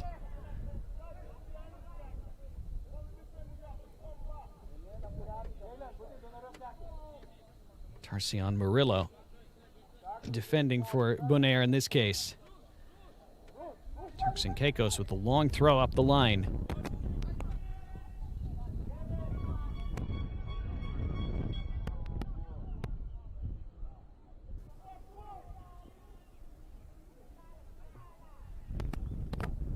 Guerriere was able to beat one man. Dealt with eventually by Rashandro Arrow, but then lost by Bonaire. Turks and Caicos with a chance here with multiple in the attack, and then a shove on the edge of the area, and it's a penalty. Penalty for Turks and Caicos in the 14th minute. And a huge chance for them to strike first. And it looked pretty clear-cut, too. Bonaire's defender bundling him over. Nowhere near the ball.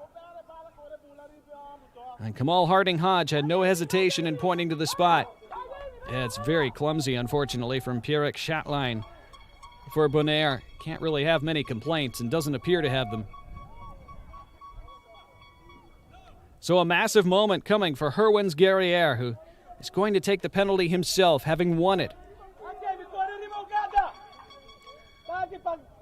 And these are such big moments for a young man in a knockout semifinal representing your country. Chance to give them the lead. Here comes Guerriere, and he scores! Beautifully taken as he sends the keeper the wrong way and sends Turks and Caicos into the lead in the League C semifinal.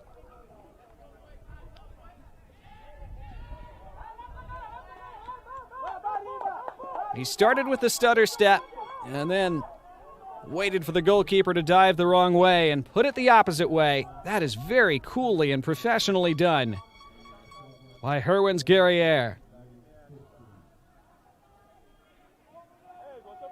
And the opening arrow landed by the boys in navy blue and gold.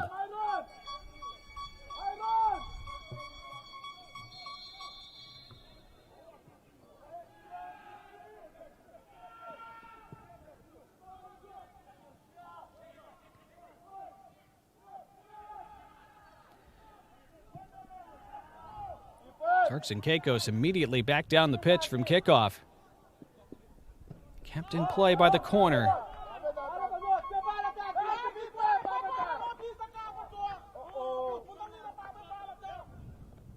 So again, Bonaire, they've scored a bunch of goals in this tournament, but they've also conceded goals in each of their games. And they have conceded again.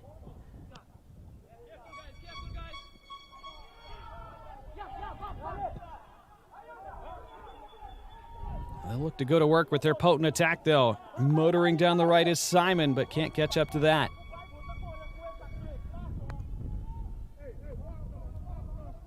Talked about in the open, Bonaire winning their opening group match 5-1, losing their second match 3-2,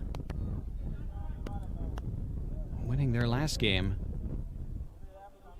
4-1.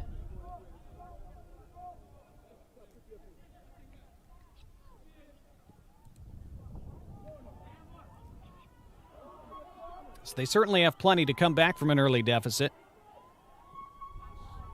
It has been keeping them out at the other end that has been a slight issue for them.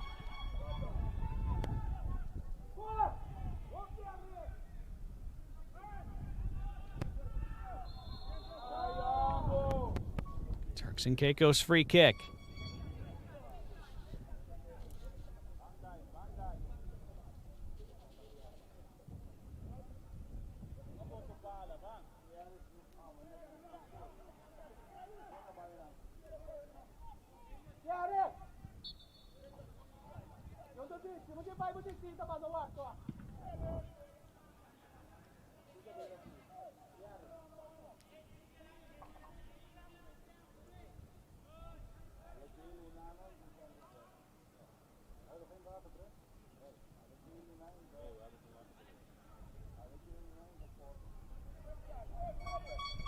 Turks and Caicos looking really confident now. A goal will do that for you, but even before the goal, even before the penalty, it had taken them a few minutes to settle into this game, but settle they have, and it's been Bonaire who have looked a bit unsettled ever since.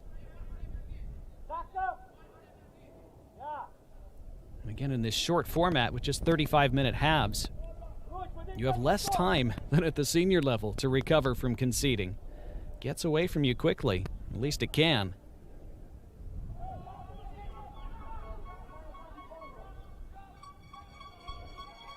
That's good work, though, from Bonaire's Gafinho Telkt, who's had a great tournament. Past the midway point of this first half. Good work by Anderson Bernabela. But then Turks and Caicos able to gain it back with Jordan Dane, their captain. Helped it along. The referee plays advantage. Turks and Caicos continue to the end line, and it's going to be a corner. No, the flag has gone up. Would have been a corner otherwise. Free kick instead for Bonaire.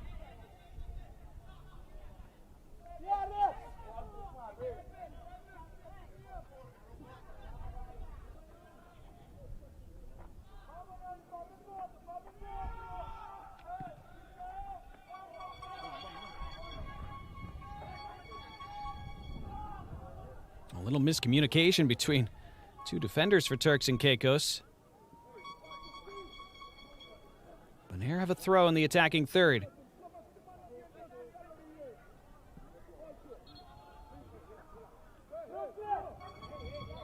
Referee had blown the whistle already. Players didn't hear it, I don't think, and now he has to clarify the play should be stopped.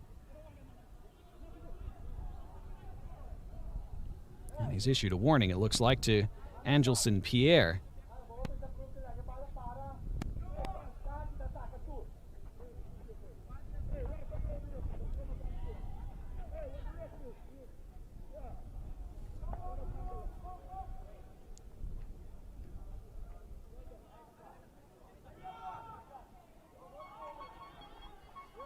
Loose ball picked up by Bonaire's Ravian Simon.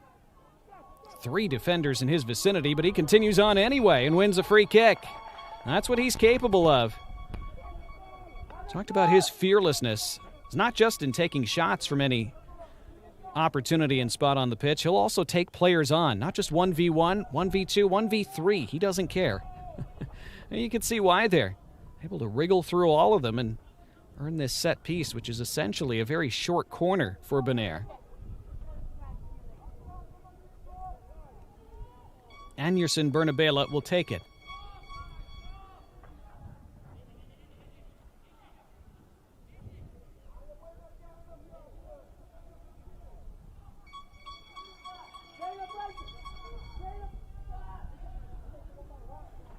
Difficult to get your angle right on a delivery from this close in.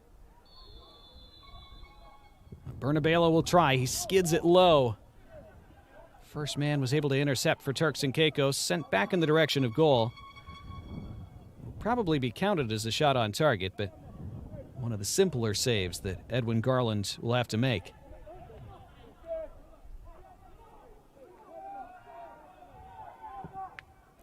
So it is Turks and Caicos in front, thanks to that 15th minute penalty from Guerriere.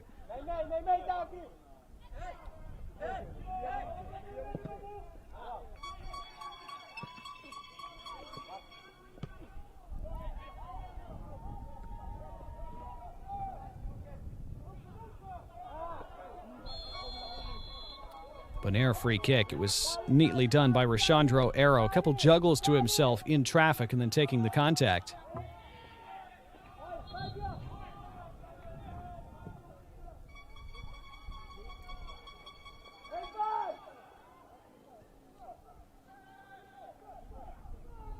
Guerriere with good strength.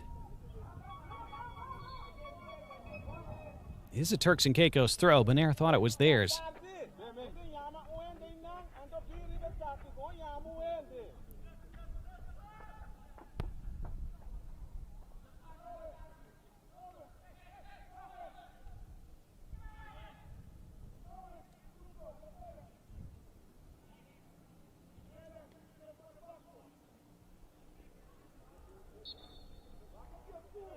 Looks like the free kick was actually awarded for that foul on Martin.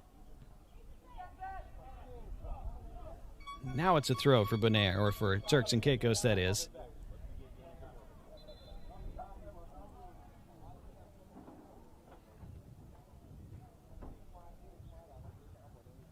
And Bonaire with a player down.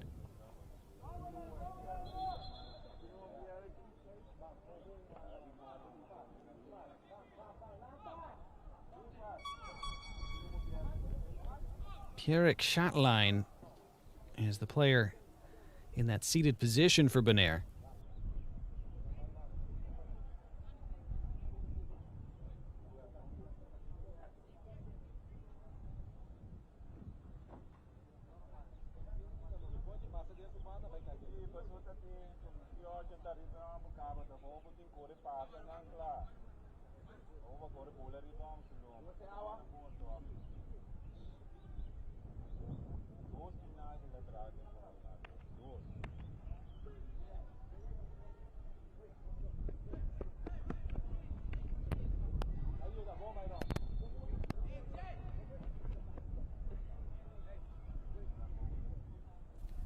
From the restart, Turks and Caicos trying to create something on that far touchline. They create another attacking throw.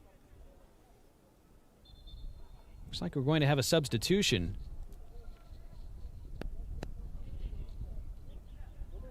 And so Bonaire are forced to remove Chatelain in just the 24th minute. And they replace him with Igmar Luisa. So Luisa for Chatelain. With just 11 minutes of the first half remaining.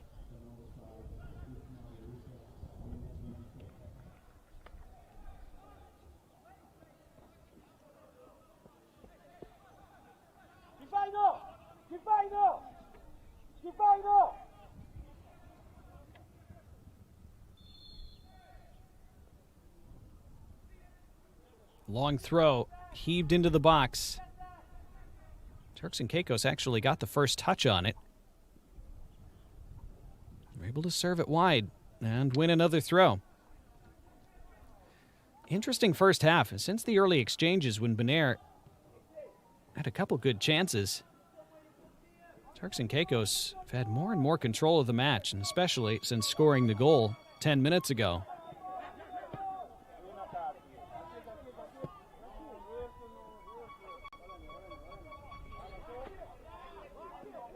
It's a decent switch with his feet, but then running out of play on Baston Darvel.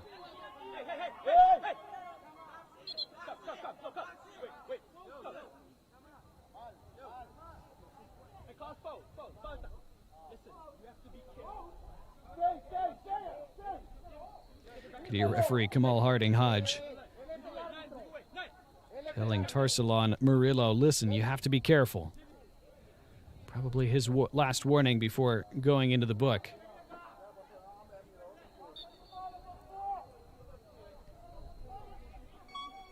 Is Ivian Baston Darvel to take this free kick for Turks and Caicos. A second goal for them before half would put them in a really strong position. That's curled in, but taken well.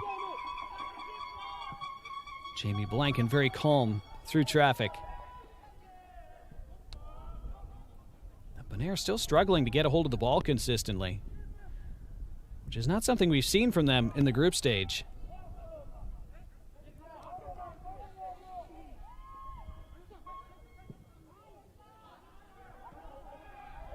They find the outlet in the big body of Ravian Simon, but then he's dispossessed, and Turks and Caicos continue to press for a second, and a long-range effort put over the bar by Herwins Guerriere. Full of confidence after scoring that very cool penalty in the 15th minute.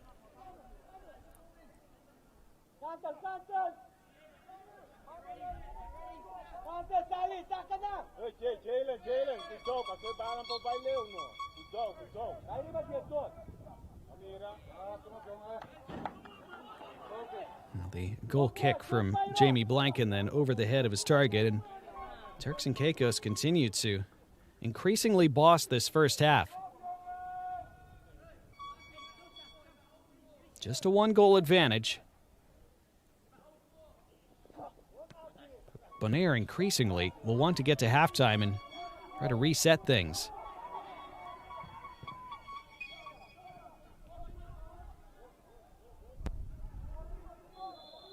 And with that collision, it's a free kick for Turks and Caicos.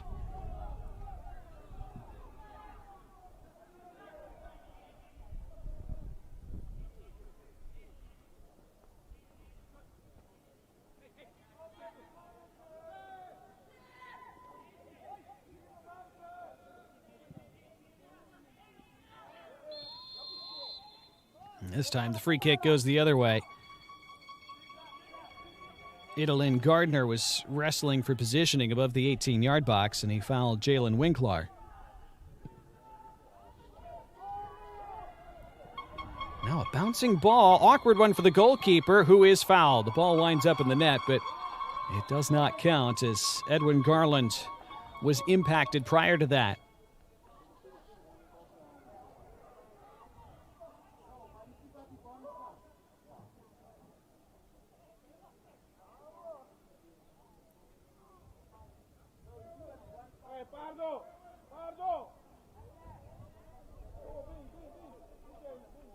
Hopeful ball down the pitch from Bonaire.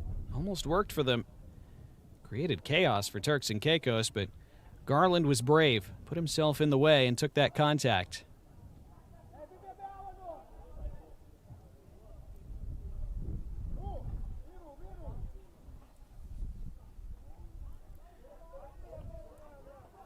Interesting final 6 minutes plus stoppage time remaining in this first half.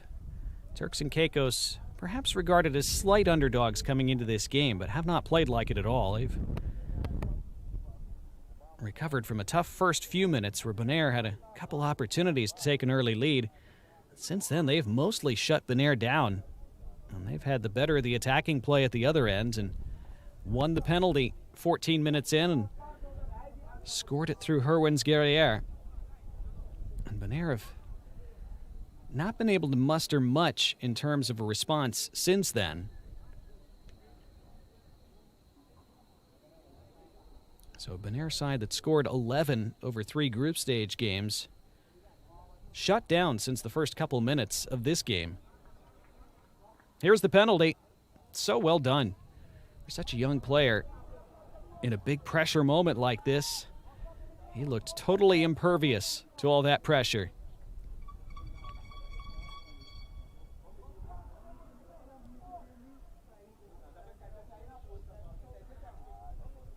Takes a lot of guts and confidence to wait for the keeper to move the wrong way and lift it so coolly and calmly into the net the way that Guerriere did.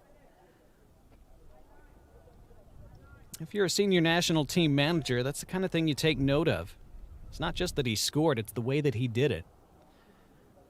And we've talked about it throughout the week. That's one of the things that this tournament does for all of these national programs, especially these programs that are newer and are still building their infrastructure and investing more into their national setups. A chance for their young players to gain experience and have that opportunity to put on a shirt in a major tournament at such a young age. It serves them so well. It serves the program so well. Guerriere certainly profiting from that, as is his team.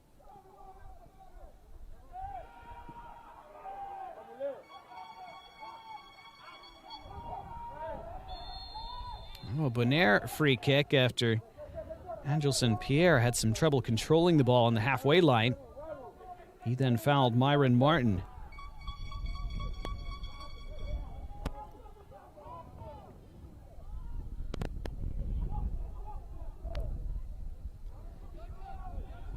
So even though they've been outplayed in this first half, could Bonaire grab a leveler before halftime? That would certainly change the whole feel of this semifinal. Ravian Simon blasting that free kick. Well, we told you he will shoot from anywhere. He doesn't care. And it's often endearing. Sometimes it's valuable for his team. That time, not quite as effective.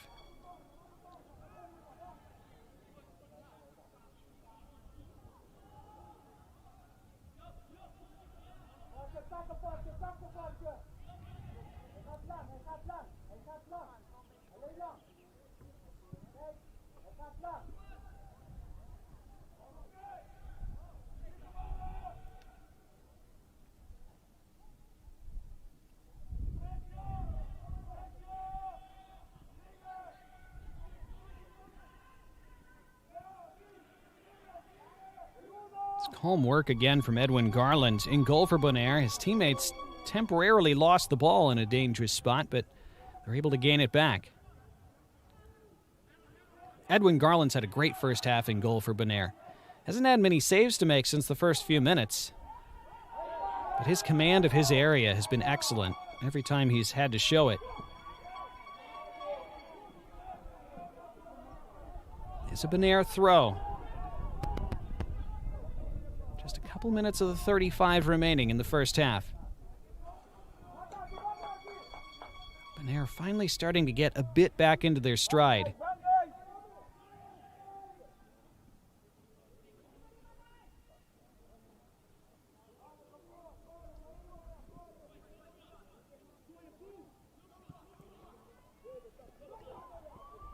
Oh, it's good work down the right. Cross in, though, only found the head of a Turks and Caicos defender. And then back in front, goalkeeper out, flag is up. It was a hopeful ball, but it created pressure with Myron Martin behind the back line, but he was behind the back line by a few steps when the ball was released.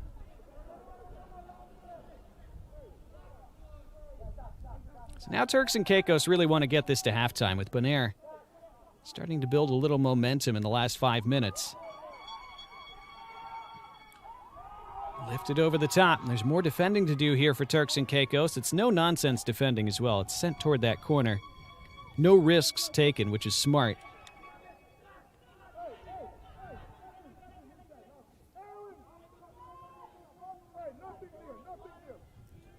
Bonaire hunting something before half.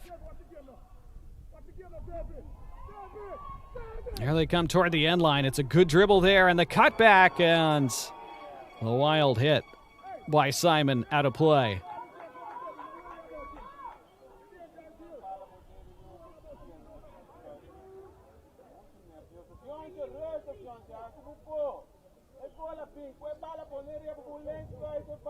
So we're into first half stoppage time, of which there will be 3 minutes, says fourth official Orlando Alvarado.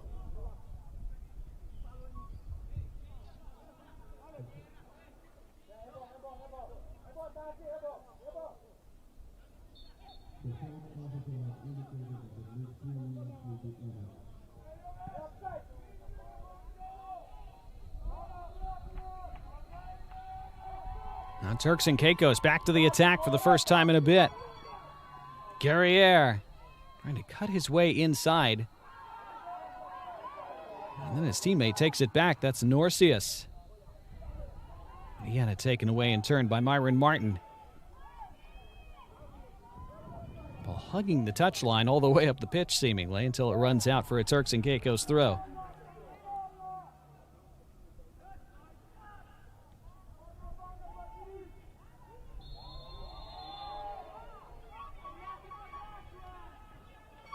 Free kick for Bonaire with just a couple minutes of the first half remaining.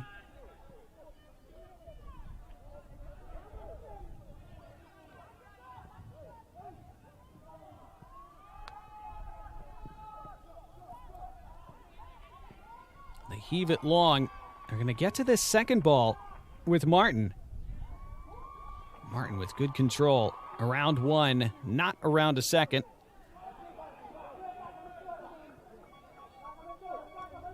Final 90 seconds of the first half. Murillo on the throw. Bounce for Martin.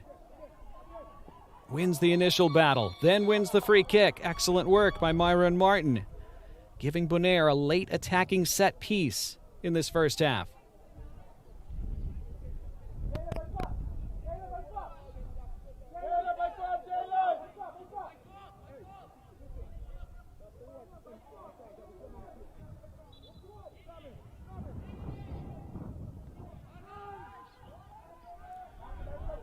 Well, potentially pivotal final 60 seconds of the half.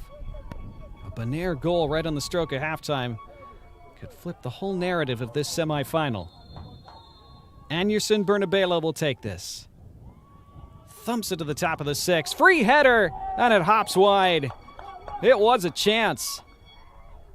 The contact on the headed ball, perhaps not what Bonaire would have hoped for.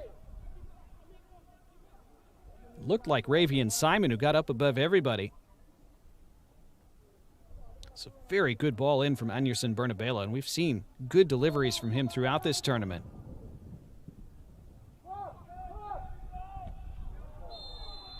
One more foul in this first half. It's a free kick for Turks and Caicos, and a caution as well. Jalen Winkler shown the card on the stroke of halftime.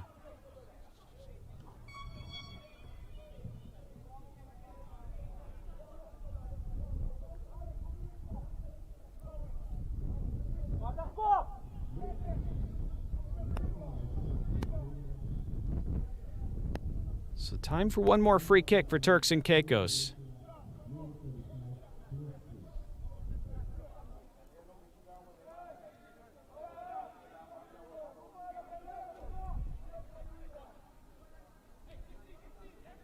So now it's Bonaire who must maintain their concentration into halftime. Forward from Guerriere and wide and out.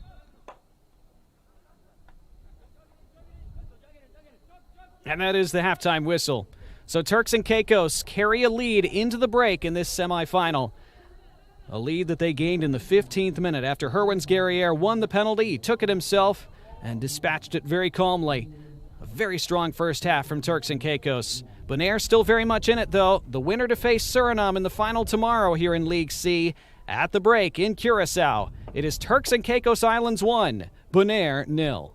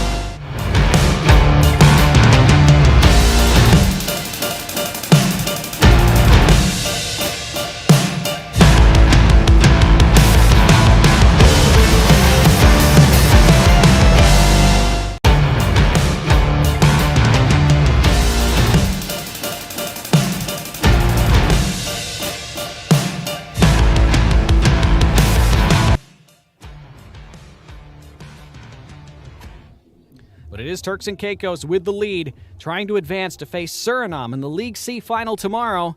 Can Bonaire get themselves back into it in the second half? We'll be back with it in just a few minutes.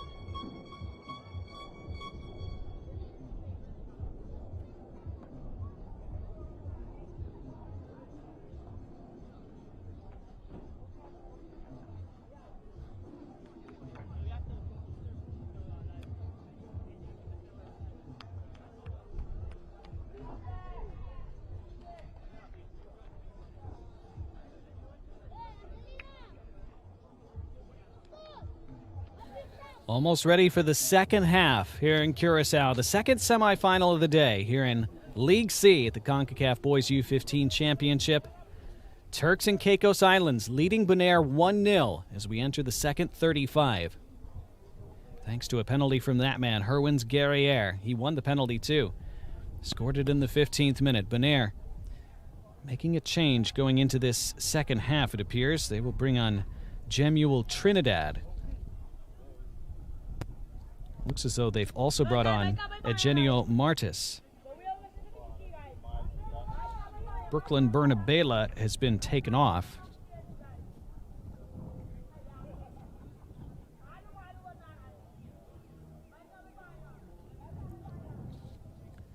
So Bonaire head coach Fitzgerald Cecilia shuffling the pack a bit before this second half. The first half not nearly as effective for Bonaire as their attack had been during the group stage when they scored 11 goals in 3 games. 5, 2, and 4 goals in their respective matches to get here to the semifinals, but shut down in the first half by Turks and Caicos Islands. So can Turks and Caicos complete a great performance and get themselves to this final, or will Bonaire turn things around in the second half? They kicked things off in the white, and they're going to have to do it again because they had about 5 players encroaching in the attacking half before that kickoff was taken. And now we're back underway. So Bonaire attacking right to left in this second half. And they immediately try to serve it into the penalty box. That's a bouncing ball, but they are offside.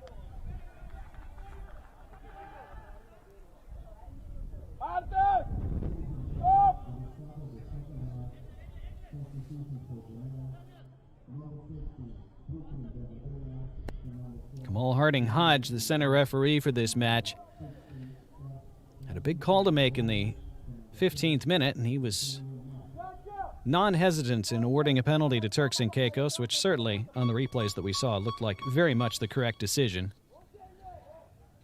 None of the Bonaire players argued, really, so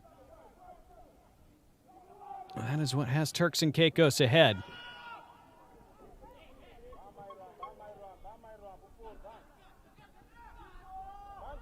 Well, that's not a good clearance, and it's taken back by Bonaire. Substituted Genio Martis trying to make an impact right away. Almost stabbed that up high for Anderson Bernabela, but taken back by Turks and Caicos, and they go on the counter.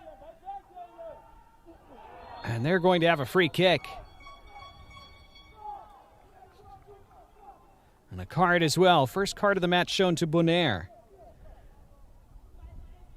I should say it's their second booking. They had Winkler shown a yellow right on the stroke of halftime, you may remember.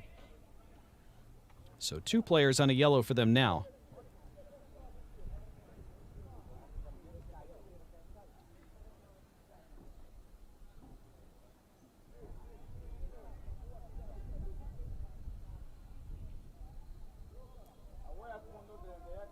So Rashandro Arrow, the second into the book.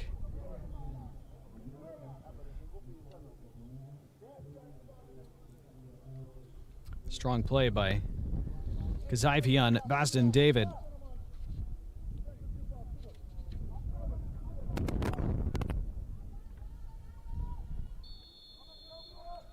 Turks and Caicos could create some danger here. Lifted into the attacking area. Gariel tries to hit it from 30 yards out, but swung and missed. Gafinho Telk to the other direction. Telk, who was so influential in the group stage, hardly got into the game in the first half. They have to get him on the ball more in this second 35. That's what they were trying to do there.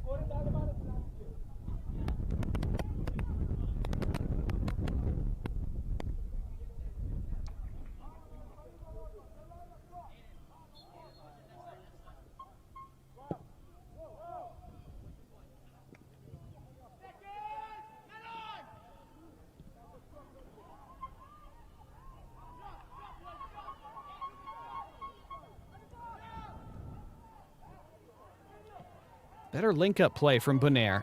It's one of the first times in this game they've been able to string multiple passes together through the midfield, which again is something we expect more of from them.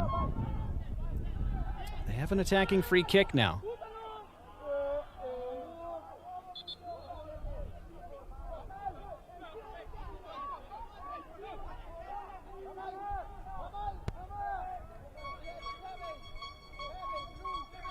Ravian Simon ready to take again, and from what we've seen of him at this tournament, he'll probably try to shoot.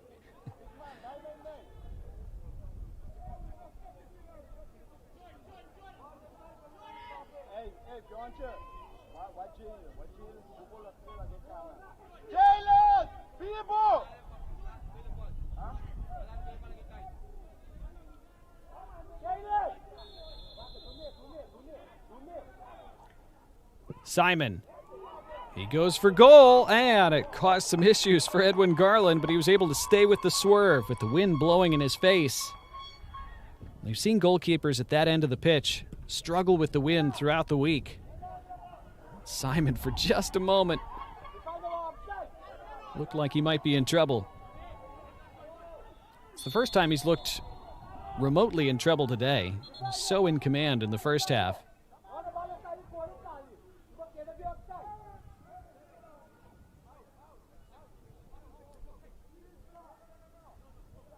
And Simon was whistled for that foul. He went into it two-footed. He did get the ball, which is why I think he's not being shown a card, but it was a two-footed challenge.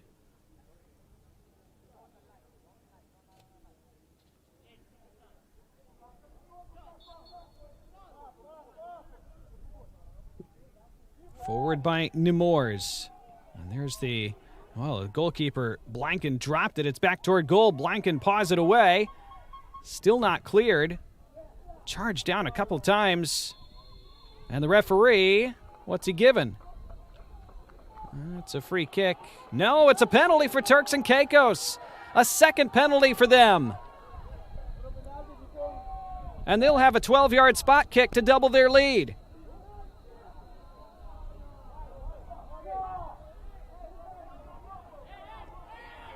Well, Kamal Harding-Hodge, again, not afraid to make the big decisions. They might disagree with the call, Bonaire, but their defending here just wasn't good. They never were able to deal with this. That was the penalty there.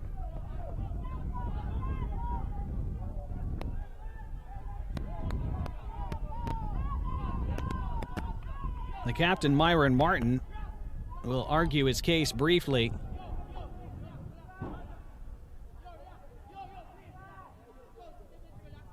Well, after it was Guerriere who won and scored the penalty in the first half, this time it's Idolin Gardner who will take this one for Turks and Caicos. Interesting because Guerriere took it so well in the first half. Jamie Blanken trying to keep them in it for Bonaire, but it is scored.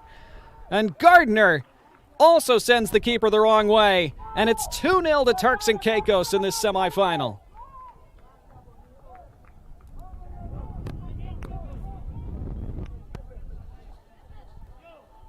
Well, it may have been a different penalty taker, but it was the exact same result. Same side, too. And just as Guerriere did in the first half, Gardner able to give the keeper the eyes and send him the wrong direction and very calmly slot it the other way.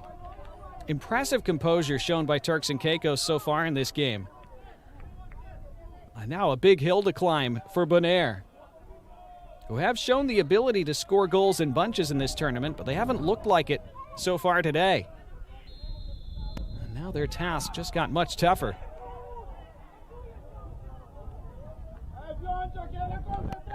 You see the frustration building for Bonaire, too. Just has yet to click for them today.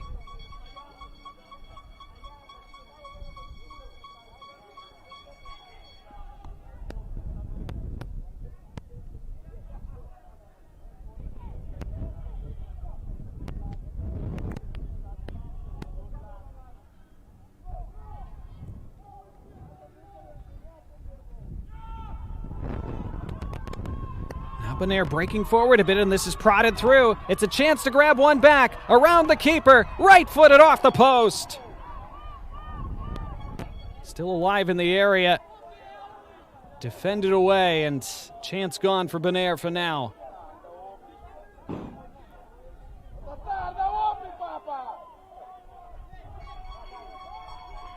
it's a good through ball into the path of Gafinho Telgt. He took it past the keeper. It was a tough angle by the time he was able to wrap himself around it.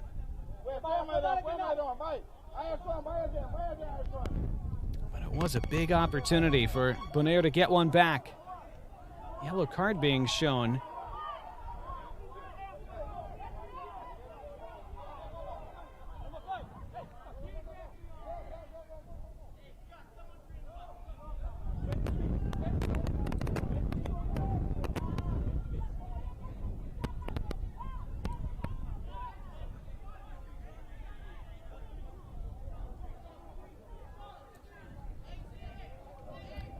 So Fitzgerald Cecilia shown a card for Bonaire. But his side do have a free kick.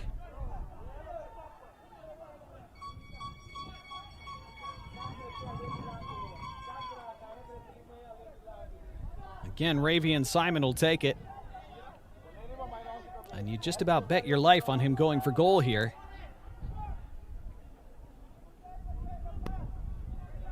Remember, Edwin Garland had some issues with the wind on the last free kick. Simon trying to curl it to the back post. Garland out, takes a double deflection. It's a goal kick. And a player down, too, and the referee showing immediate concern.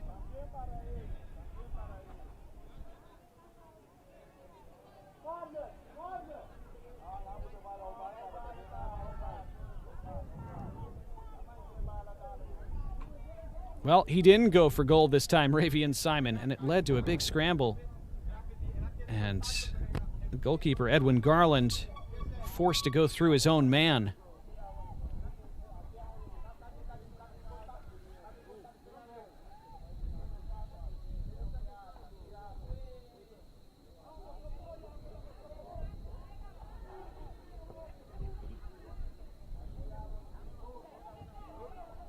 You see the distress from Garland, but good to see his teammate at least sitting up.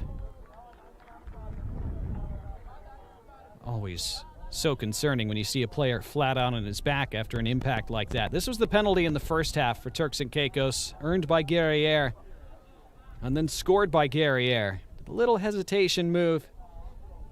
Such a good penalty. So that gave Turks and Caicos the lead going into halftime. And then early in this second half, another penalty. It was awarded after this collision. And so this time it was Idolin Gardner who stepped up, and he slid it along the deck, but sending the keeper the wrong direction once again. Corner now for Bonaire. And it's chipped to the top of the 6-yard box and flicked over the bar. Jalen Winkler, mostly unmarked as he arrived to it, but came off the top of his head, and it stays 2-0 to Turks and Caicos.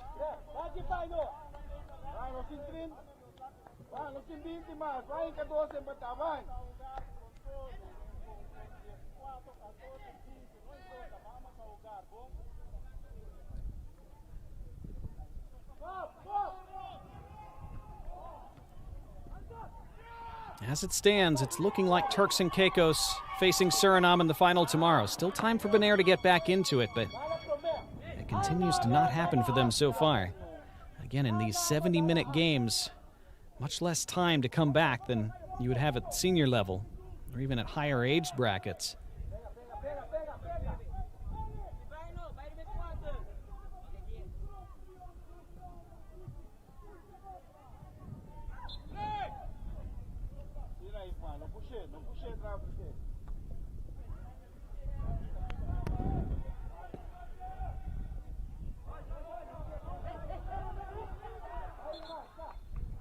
Turks and Caicos ready to make a change.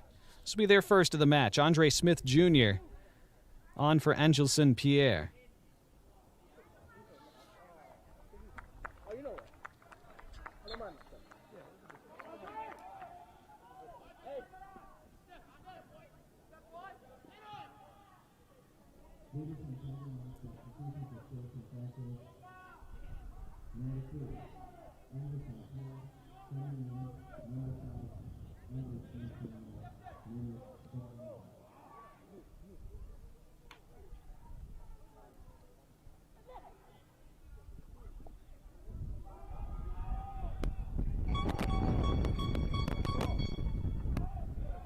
That's a great angled reverse ball into the path of Guerriere.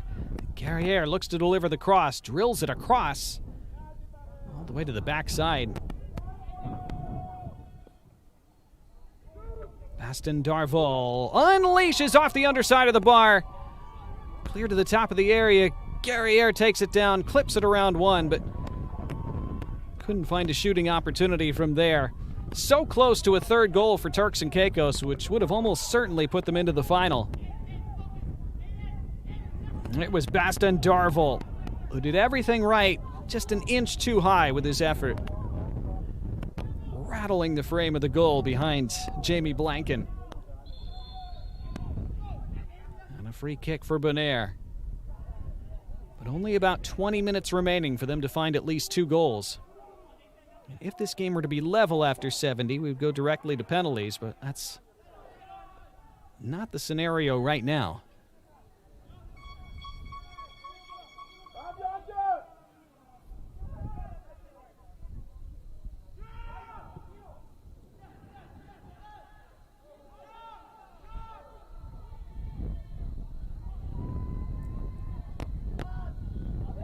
Into the box for Bonaire. Bounces all the way to the near post. Couldn't take it down cleanly, and then the whistle goes against Bonaire.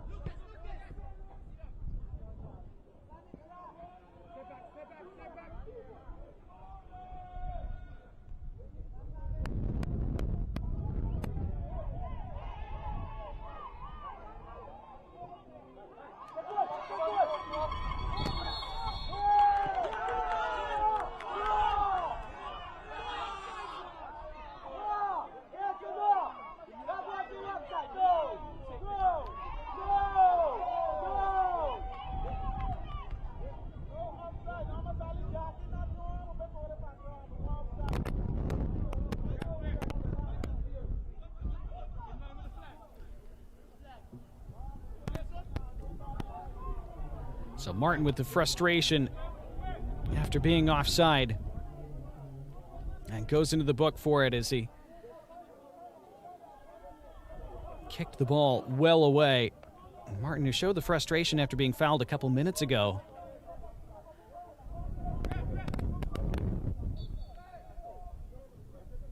Things in danger of boiling over a bit for Bonaire. It's been such a frustrating afternoon for them.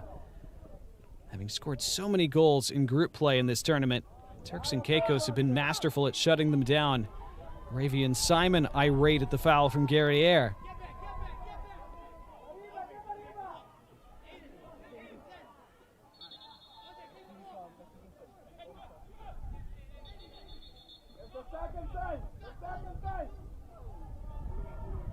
Referee just telling Samuel Norcius to calm things down a bit.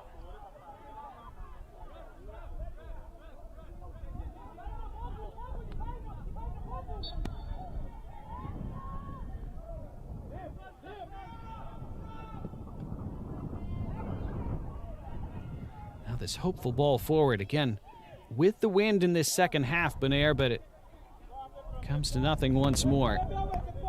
They've tried to create that chaos by sending those aerial balls into the box. Turks and Caicos have dealt with them very well, either through body positioning or through their goalkeeper, Edwin Garland, coming out to command the box. Their defending has been spot on today with just over 15 minutes remaining.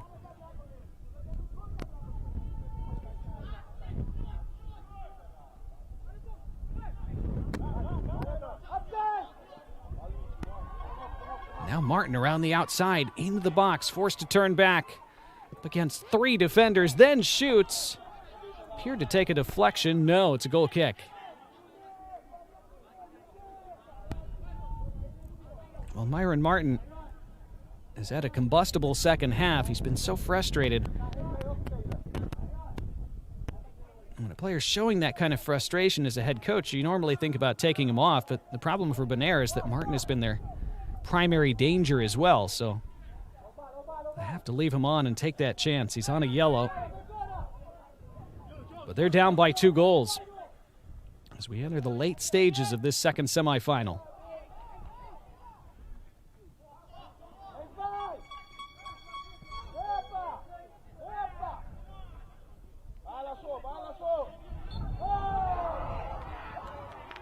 More frustration for Bonaire.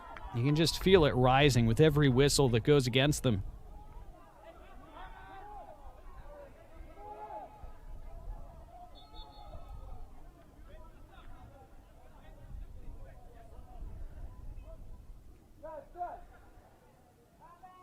Here comes a substitution for Turks and Caicos. Morvans Joseph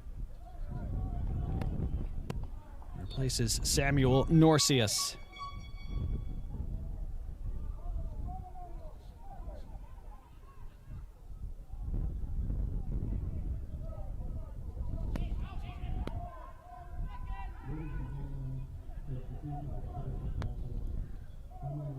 Really, since scoring that second goal, Turks and Caicos have been much closer to scoring a third than Bonaire have to getting back into it. Another Turks and Caicos free kick.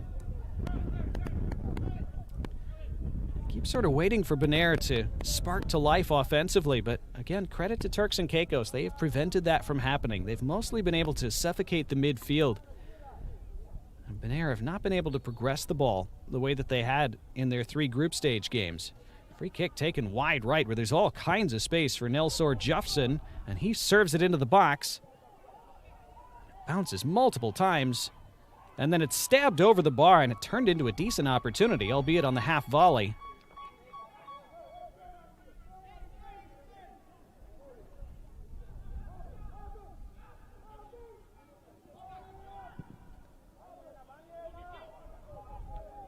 That's really what Bonaire have been reduced to as this game has gone on. Those long balls down the pitch.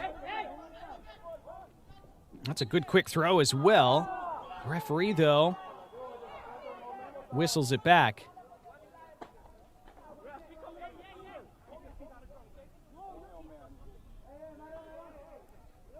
Bonaire were upset about that second penalty award. They had no argument with the first. They were irate about the second one. fairly early in this second half, and I think mentally they've never recovered from that. Not just the blow of falling multiple goals behind, but they've become increasingly frustrated with every decision that's gone against them since then.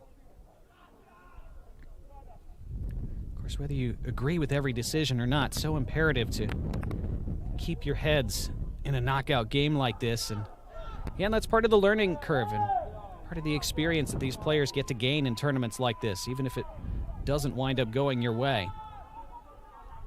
Well, it's easy to say from up here. A lot more frustrating when you're the one in the middle of it. But here come Bonaire with an opportunity to pull one back, and it rolls into the net, and that's exactly what they've done. And it looked like an own goal.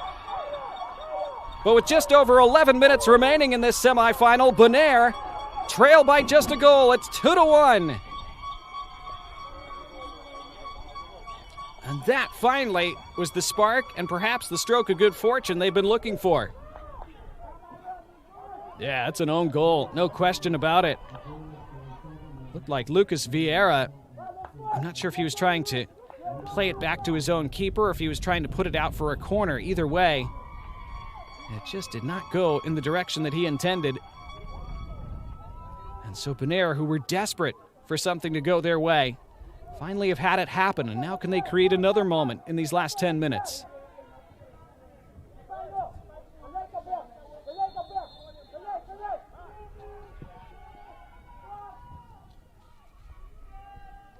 So 3 Turks and Caicos players have put the ball in the net today. Guerriere and Gardner have scored at the correct end. Vieira, the unfortunate own goal scorer a moment ago. And so a semifinal that looked as though Turks and Caicos might be able to cruise home. Now suddenly very much back in the balance. And here come Bonaire now, buoyed by that goal. New confidence and belief in their body language suddenly.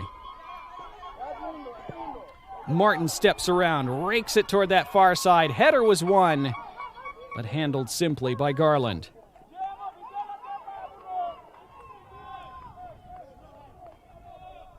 Remember, Turks and Caicos hit the woodwork twice at 2-0 up. Came close to making it 3 or even 4 a couple times.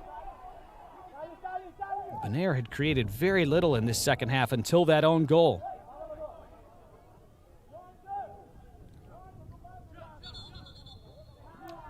Too many yards stolen on that throw-in, apparently, so that'll have to be retaken.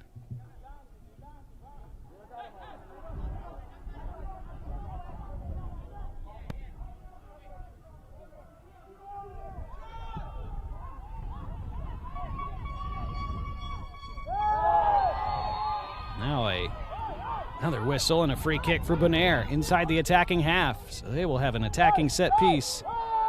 Looking to equalize this semifinal. Remember, if we're level after 70 minutes, it would go directly to penalties. Bonaire would take penalties in a heartbeat right now.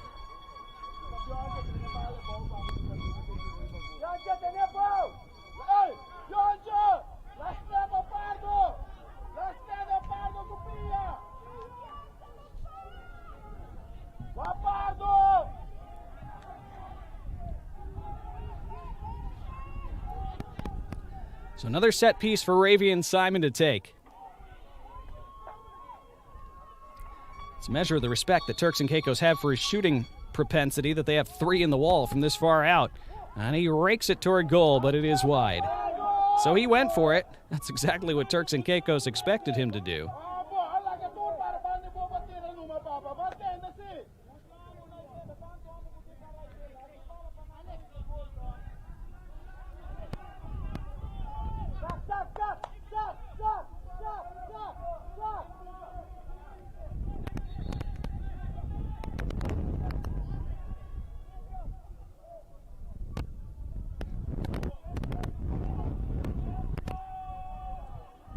Turks and Caicos able to win that flick on. They'll be desperate to get the ball in the attacking third and just hold it there any chance they get. But they want more goals. Came so close to grabbing more goals a couple times when they were 2-0 up. At the angle now. Top of the 18. Laid back and blasted off one body. And then the shot comes through and it has to be saved by by Jamie Blanken, that is. Ball that may have been headed inside that far post. Now from the scramble the other direction, this is a Bonaire free kick. May have been a handball against Turks and Caicos.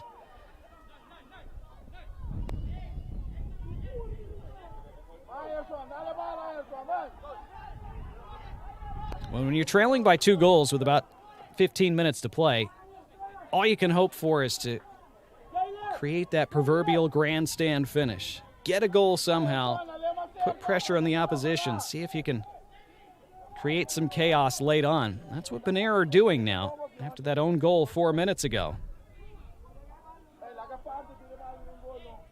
This free kick in a decent position, too. They've had a lot of attacking set pieces from far out. 30, 35, 40 yards. This one much closer, about the 25-yard range, perhaps. Anderson Bernabela was over it, and now has left it.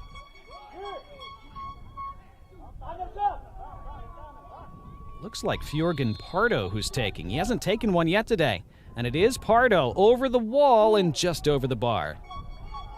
Not a bad hit.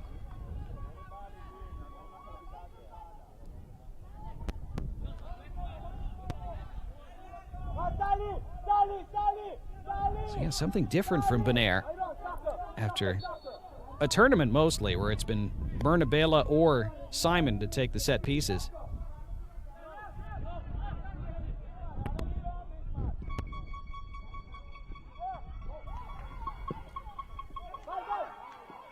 Bonaire winning more balls in the middle of the pitch lately after struggling to do so for a lot of this game. They win another one there. On this right side, what can they create? Into the box it goes. Now by the end line, the pullback is toward the near post, and a key block there from Turks and Caicos. Just 5 minutes left of this semifinal plus stoppage time. Turks and Caicos now clinging on to a late lead after controlling long stretches of this match. Bonaire back to the attack, looking for an unlikely equalizing goal.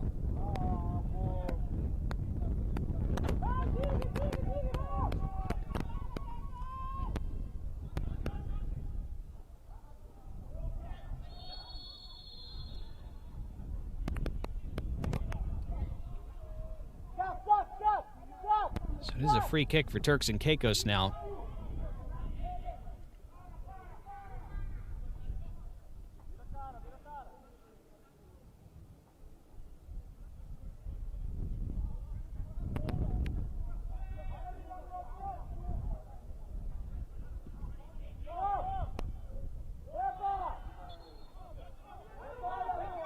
Bonaire free kick in the center circle now.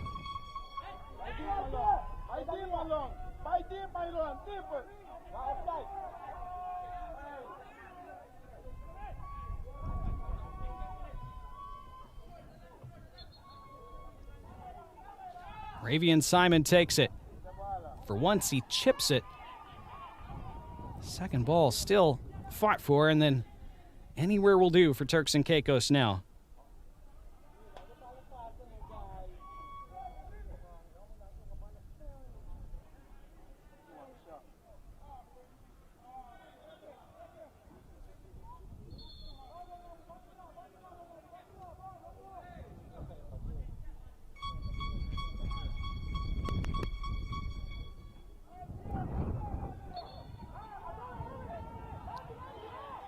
It has become a very whistle-filled second half. That's not really Kamal Harding-Hodges' fault. Sometimes games just go that way. Lots of physicality and lots of challenges flying in, especially with so much on the line in a semifinal. Ravian Simon, another free kick. Getting very late now.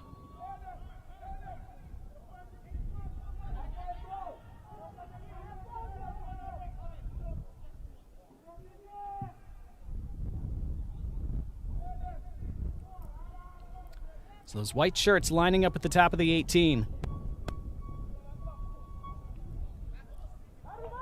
Turks and Caicos trying to crawl themselves across the finish line now. In from Simon. Header flicked backwards off a Turks and Caicos defender. Chased down by the touchline. Now Turks and Caicos a chance to streak away on the break.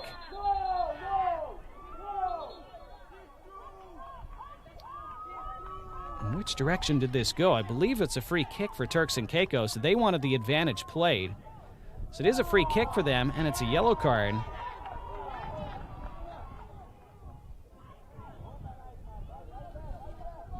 Igmar Loaisa into the book late on. 4th booking of the match for Bonaire.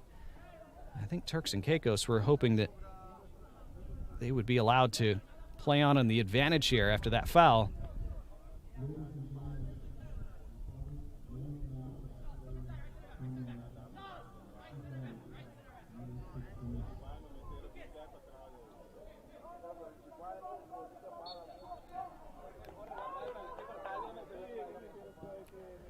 So the free kick from Turks and Caicos.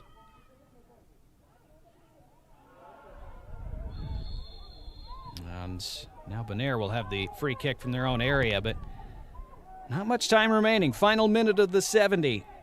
We'll see about stoppage time beyond that. Turks and Caicos so close now to joining Suriname in the final tomorrow in League C.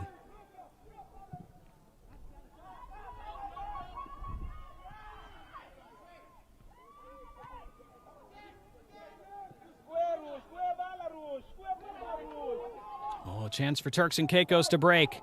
They have numbers. They have space. It's a chance for them to put this away. It's Guerriere who hunts this down. All kinds of space for him. Now he puts it across the face of goal, and it deflects toward the penalty spot and can be cleared away. Well, Turks and Caicos have had 3 big opportunities to effectively end this game over the last 20 minutes. We're into 3 additional minutes at the end of the 70. 3 minutes left for Bonaire to grab another goal and force penalties, and they're in down the left side at the end line. Nearly ran out of room. They have it back now inside the box. Pulled back, top of the 18 and over the top of the bar. And is that their last chance today?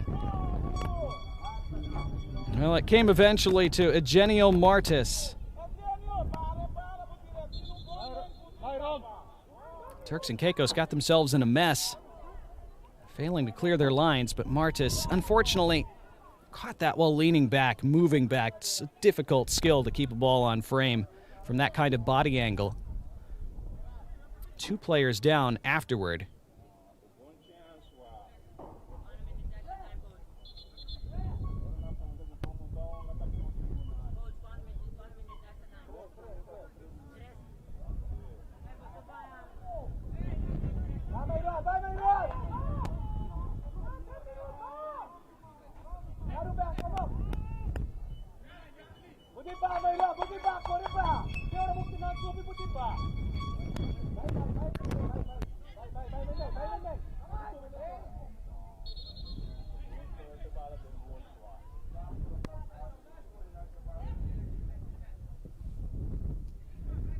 Turks and Caicos will be happy to retake this goal kick as many times as the referee wants.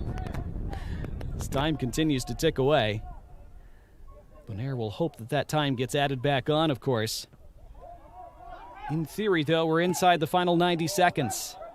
Sliced out of play. Throw for Bonaire. Not much time left for them to grab a late equalizer in this second semifinal. Turks and Caicos happy to just put it out into touch as often as possible, and the man stays down for them. 1 minute.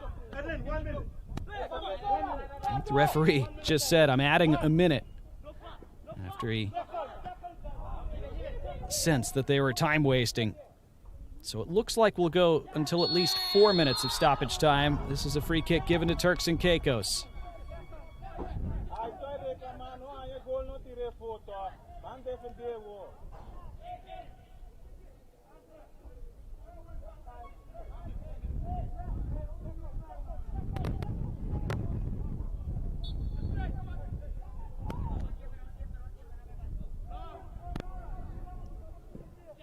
Turks and Caicos want to get this as far up the pitch as they can. A penalty in either half for them. Looking like it'll be enough as it stands. Bonaire still with a late chance to change that. They lose the ball. And that's good play. Morvins Joseph winning the throw. He kind of gets bailed out by the fourth official there, who had to tell him to retake it for stealing too many yards. He was about to take it very quickly, which you wouldn't think is necessary when you're leading in the final minute of stoppage time. But again, those are the things you learn in these U-15 tournaments.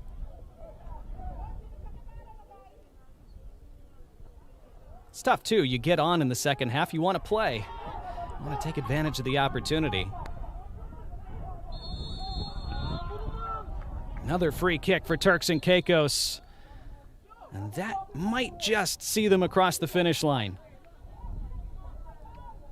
It's been an issue for Bonaire all afternoon, really. Just giving away too many fouls, too many free kicks. A little too rash in a lot of their challenges.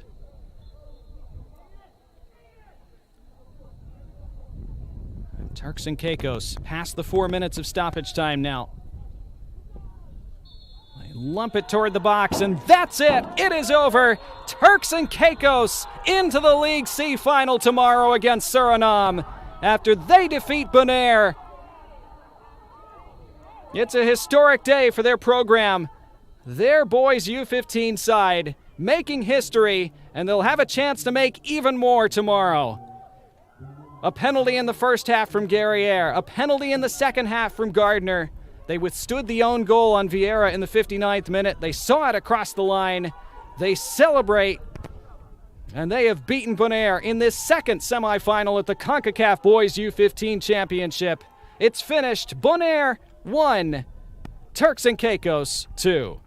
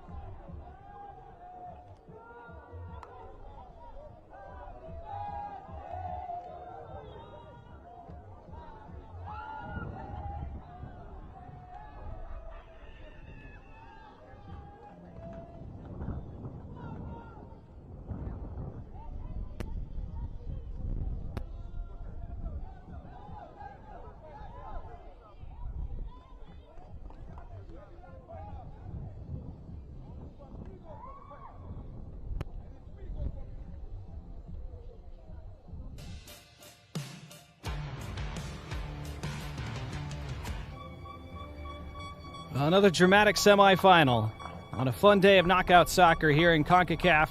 The Boys U-15 Championship League C after Suriname scored a late goal to edge Martinique 1-0 in the first semifinal. Bonaire and Turks and Caicos taking to the pitch for the second semifinal, and it was nearly a perfect start for Bonaire. They created some early pressure in the first few minutes, and they came into this game as the slight favorites, but after that it was Turks and Caicos who had much the better of the first half. And they got Bonaire off their game. They didn't allow Bonaire to play through the lines much. And they were increasingly able to get themselves forward, and they won a penalty. 14 minutes in, Guerriere bundled over from behind by Chatline, got up and planted the penalty straight in the back of the net, sending the keeper the wrong way. And it was such a very coolly dispatched penalty, and so Turks and Caicos took advantage and took a 1-0 lead. And again, for the rest of the first half, they were largely the better team. Bonaire struggled to get into their rhythm for much of the day. There was a free kick later on in the first half that tested Jamie Blanken, who was able to snatch it out of the sky. Guerriere had a pop from long range and put it over the bar. There weren't a whole lot of other clear-cut chances in the first half, but again, it was Bonaire struggling to create much after scoring so many goals in the group stage. And neat work by Turks and Caicos, especially from Guerriere, who was all over the pitch and probably was the man of the match today. This was offside late in the first half. Bonaire, for just a moment, thought that Martin might be in. Didn't turn out to be the case. It was a game with a lot of fouls, a lot of physicality, battles all over the pitch.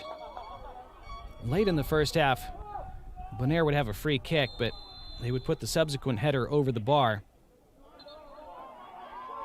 There was a late booking on the stroke of halftime for Jalen Winklar. And then in the second half, there was a free kick won early on by Turks and Caicos on good work by Baston Darville.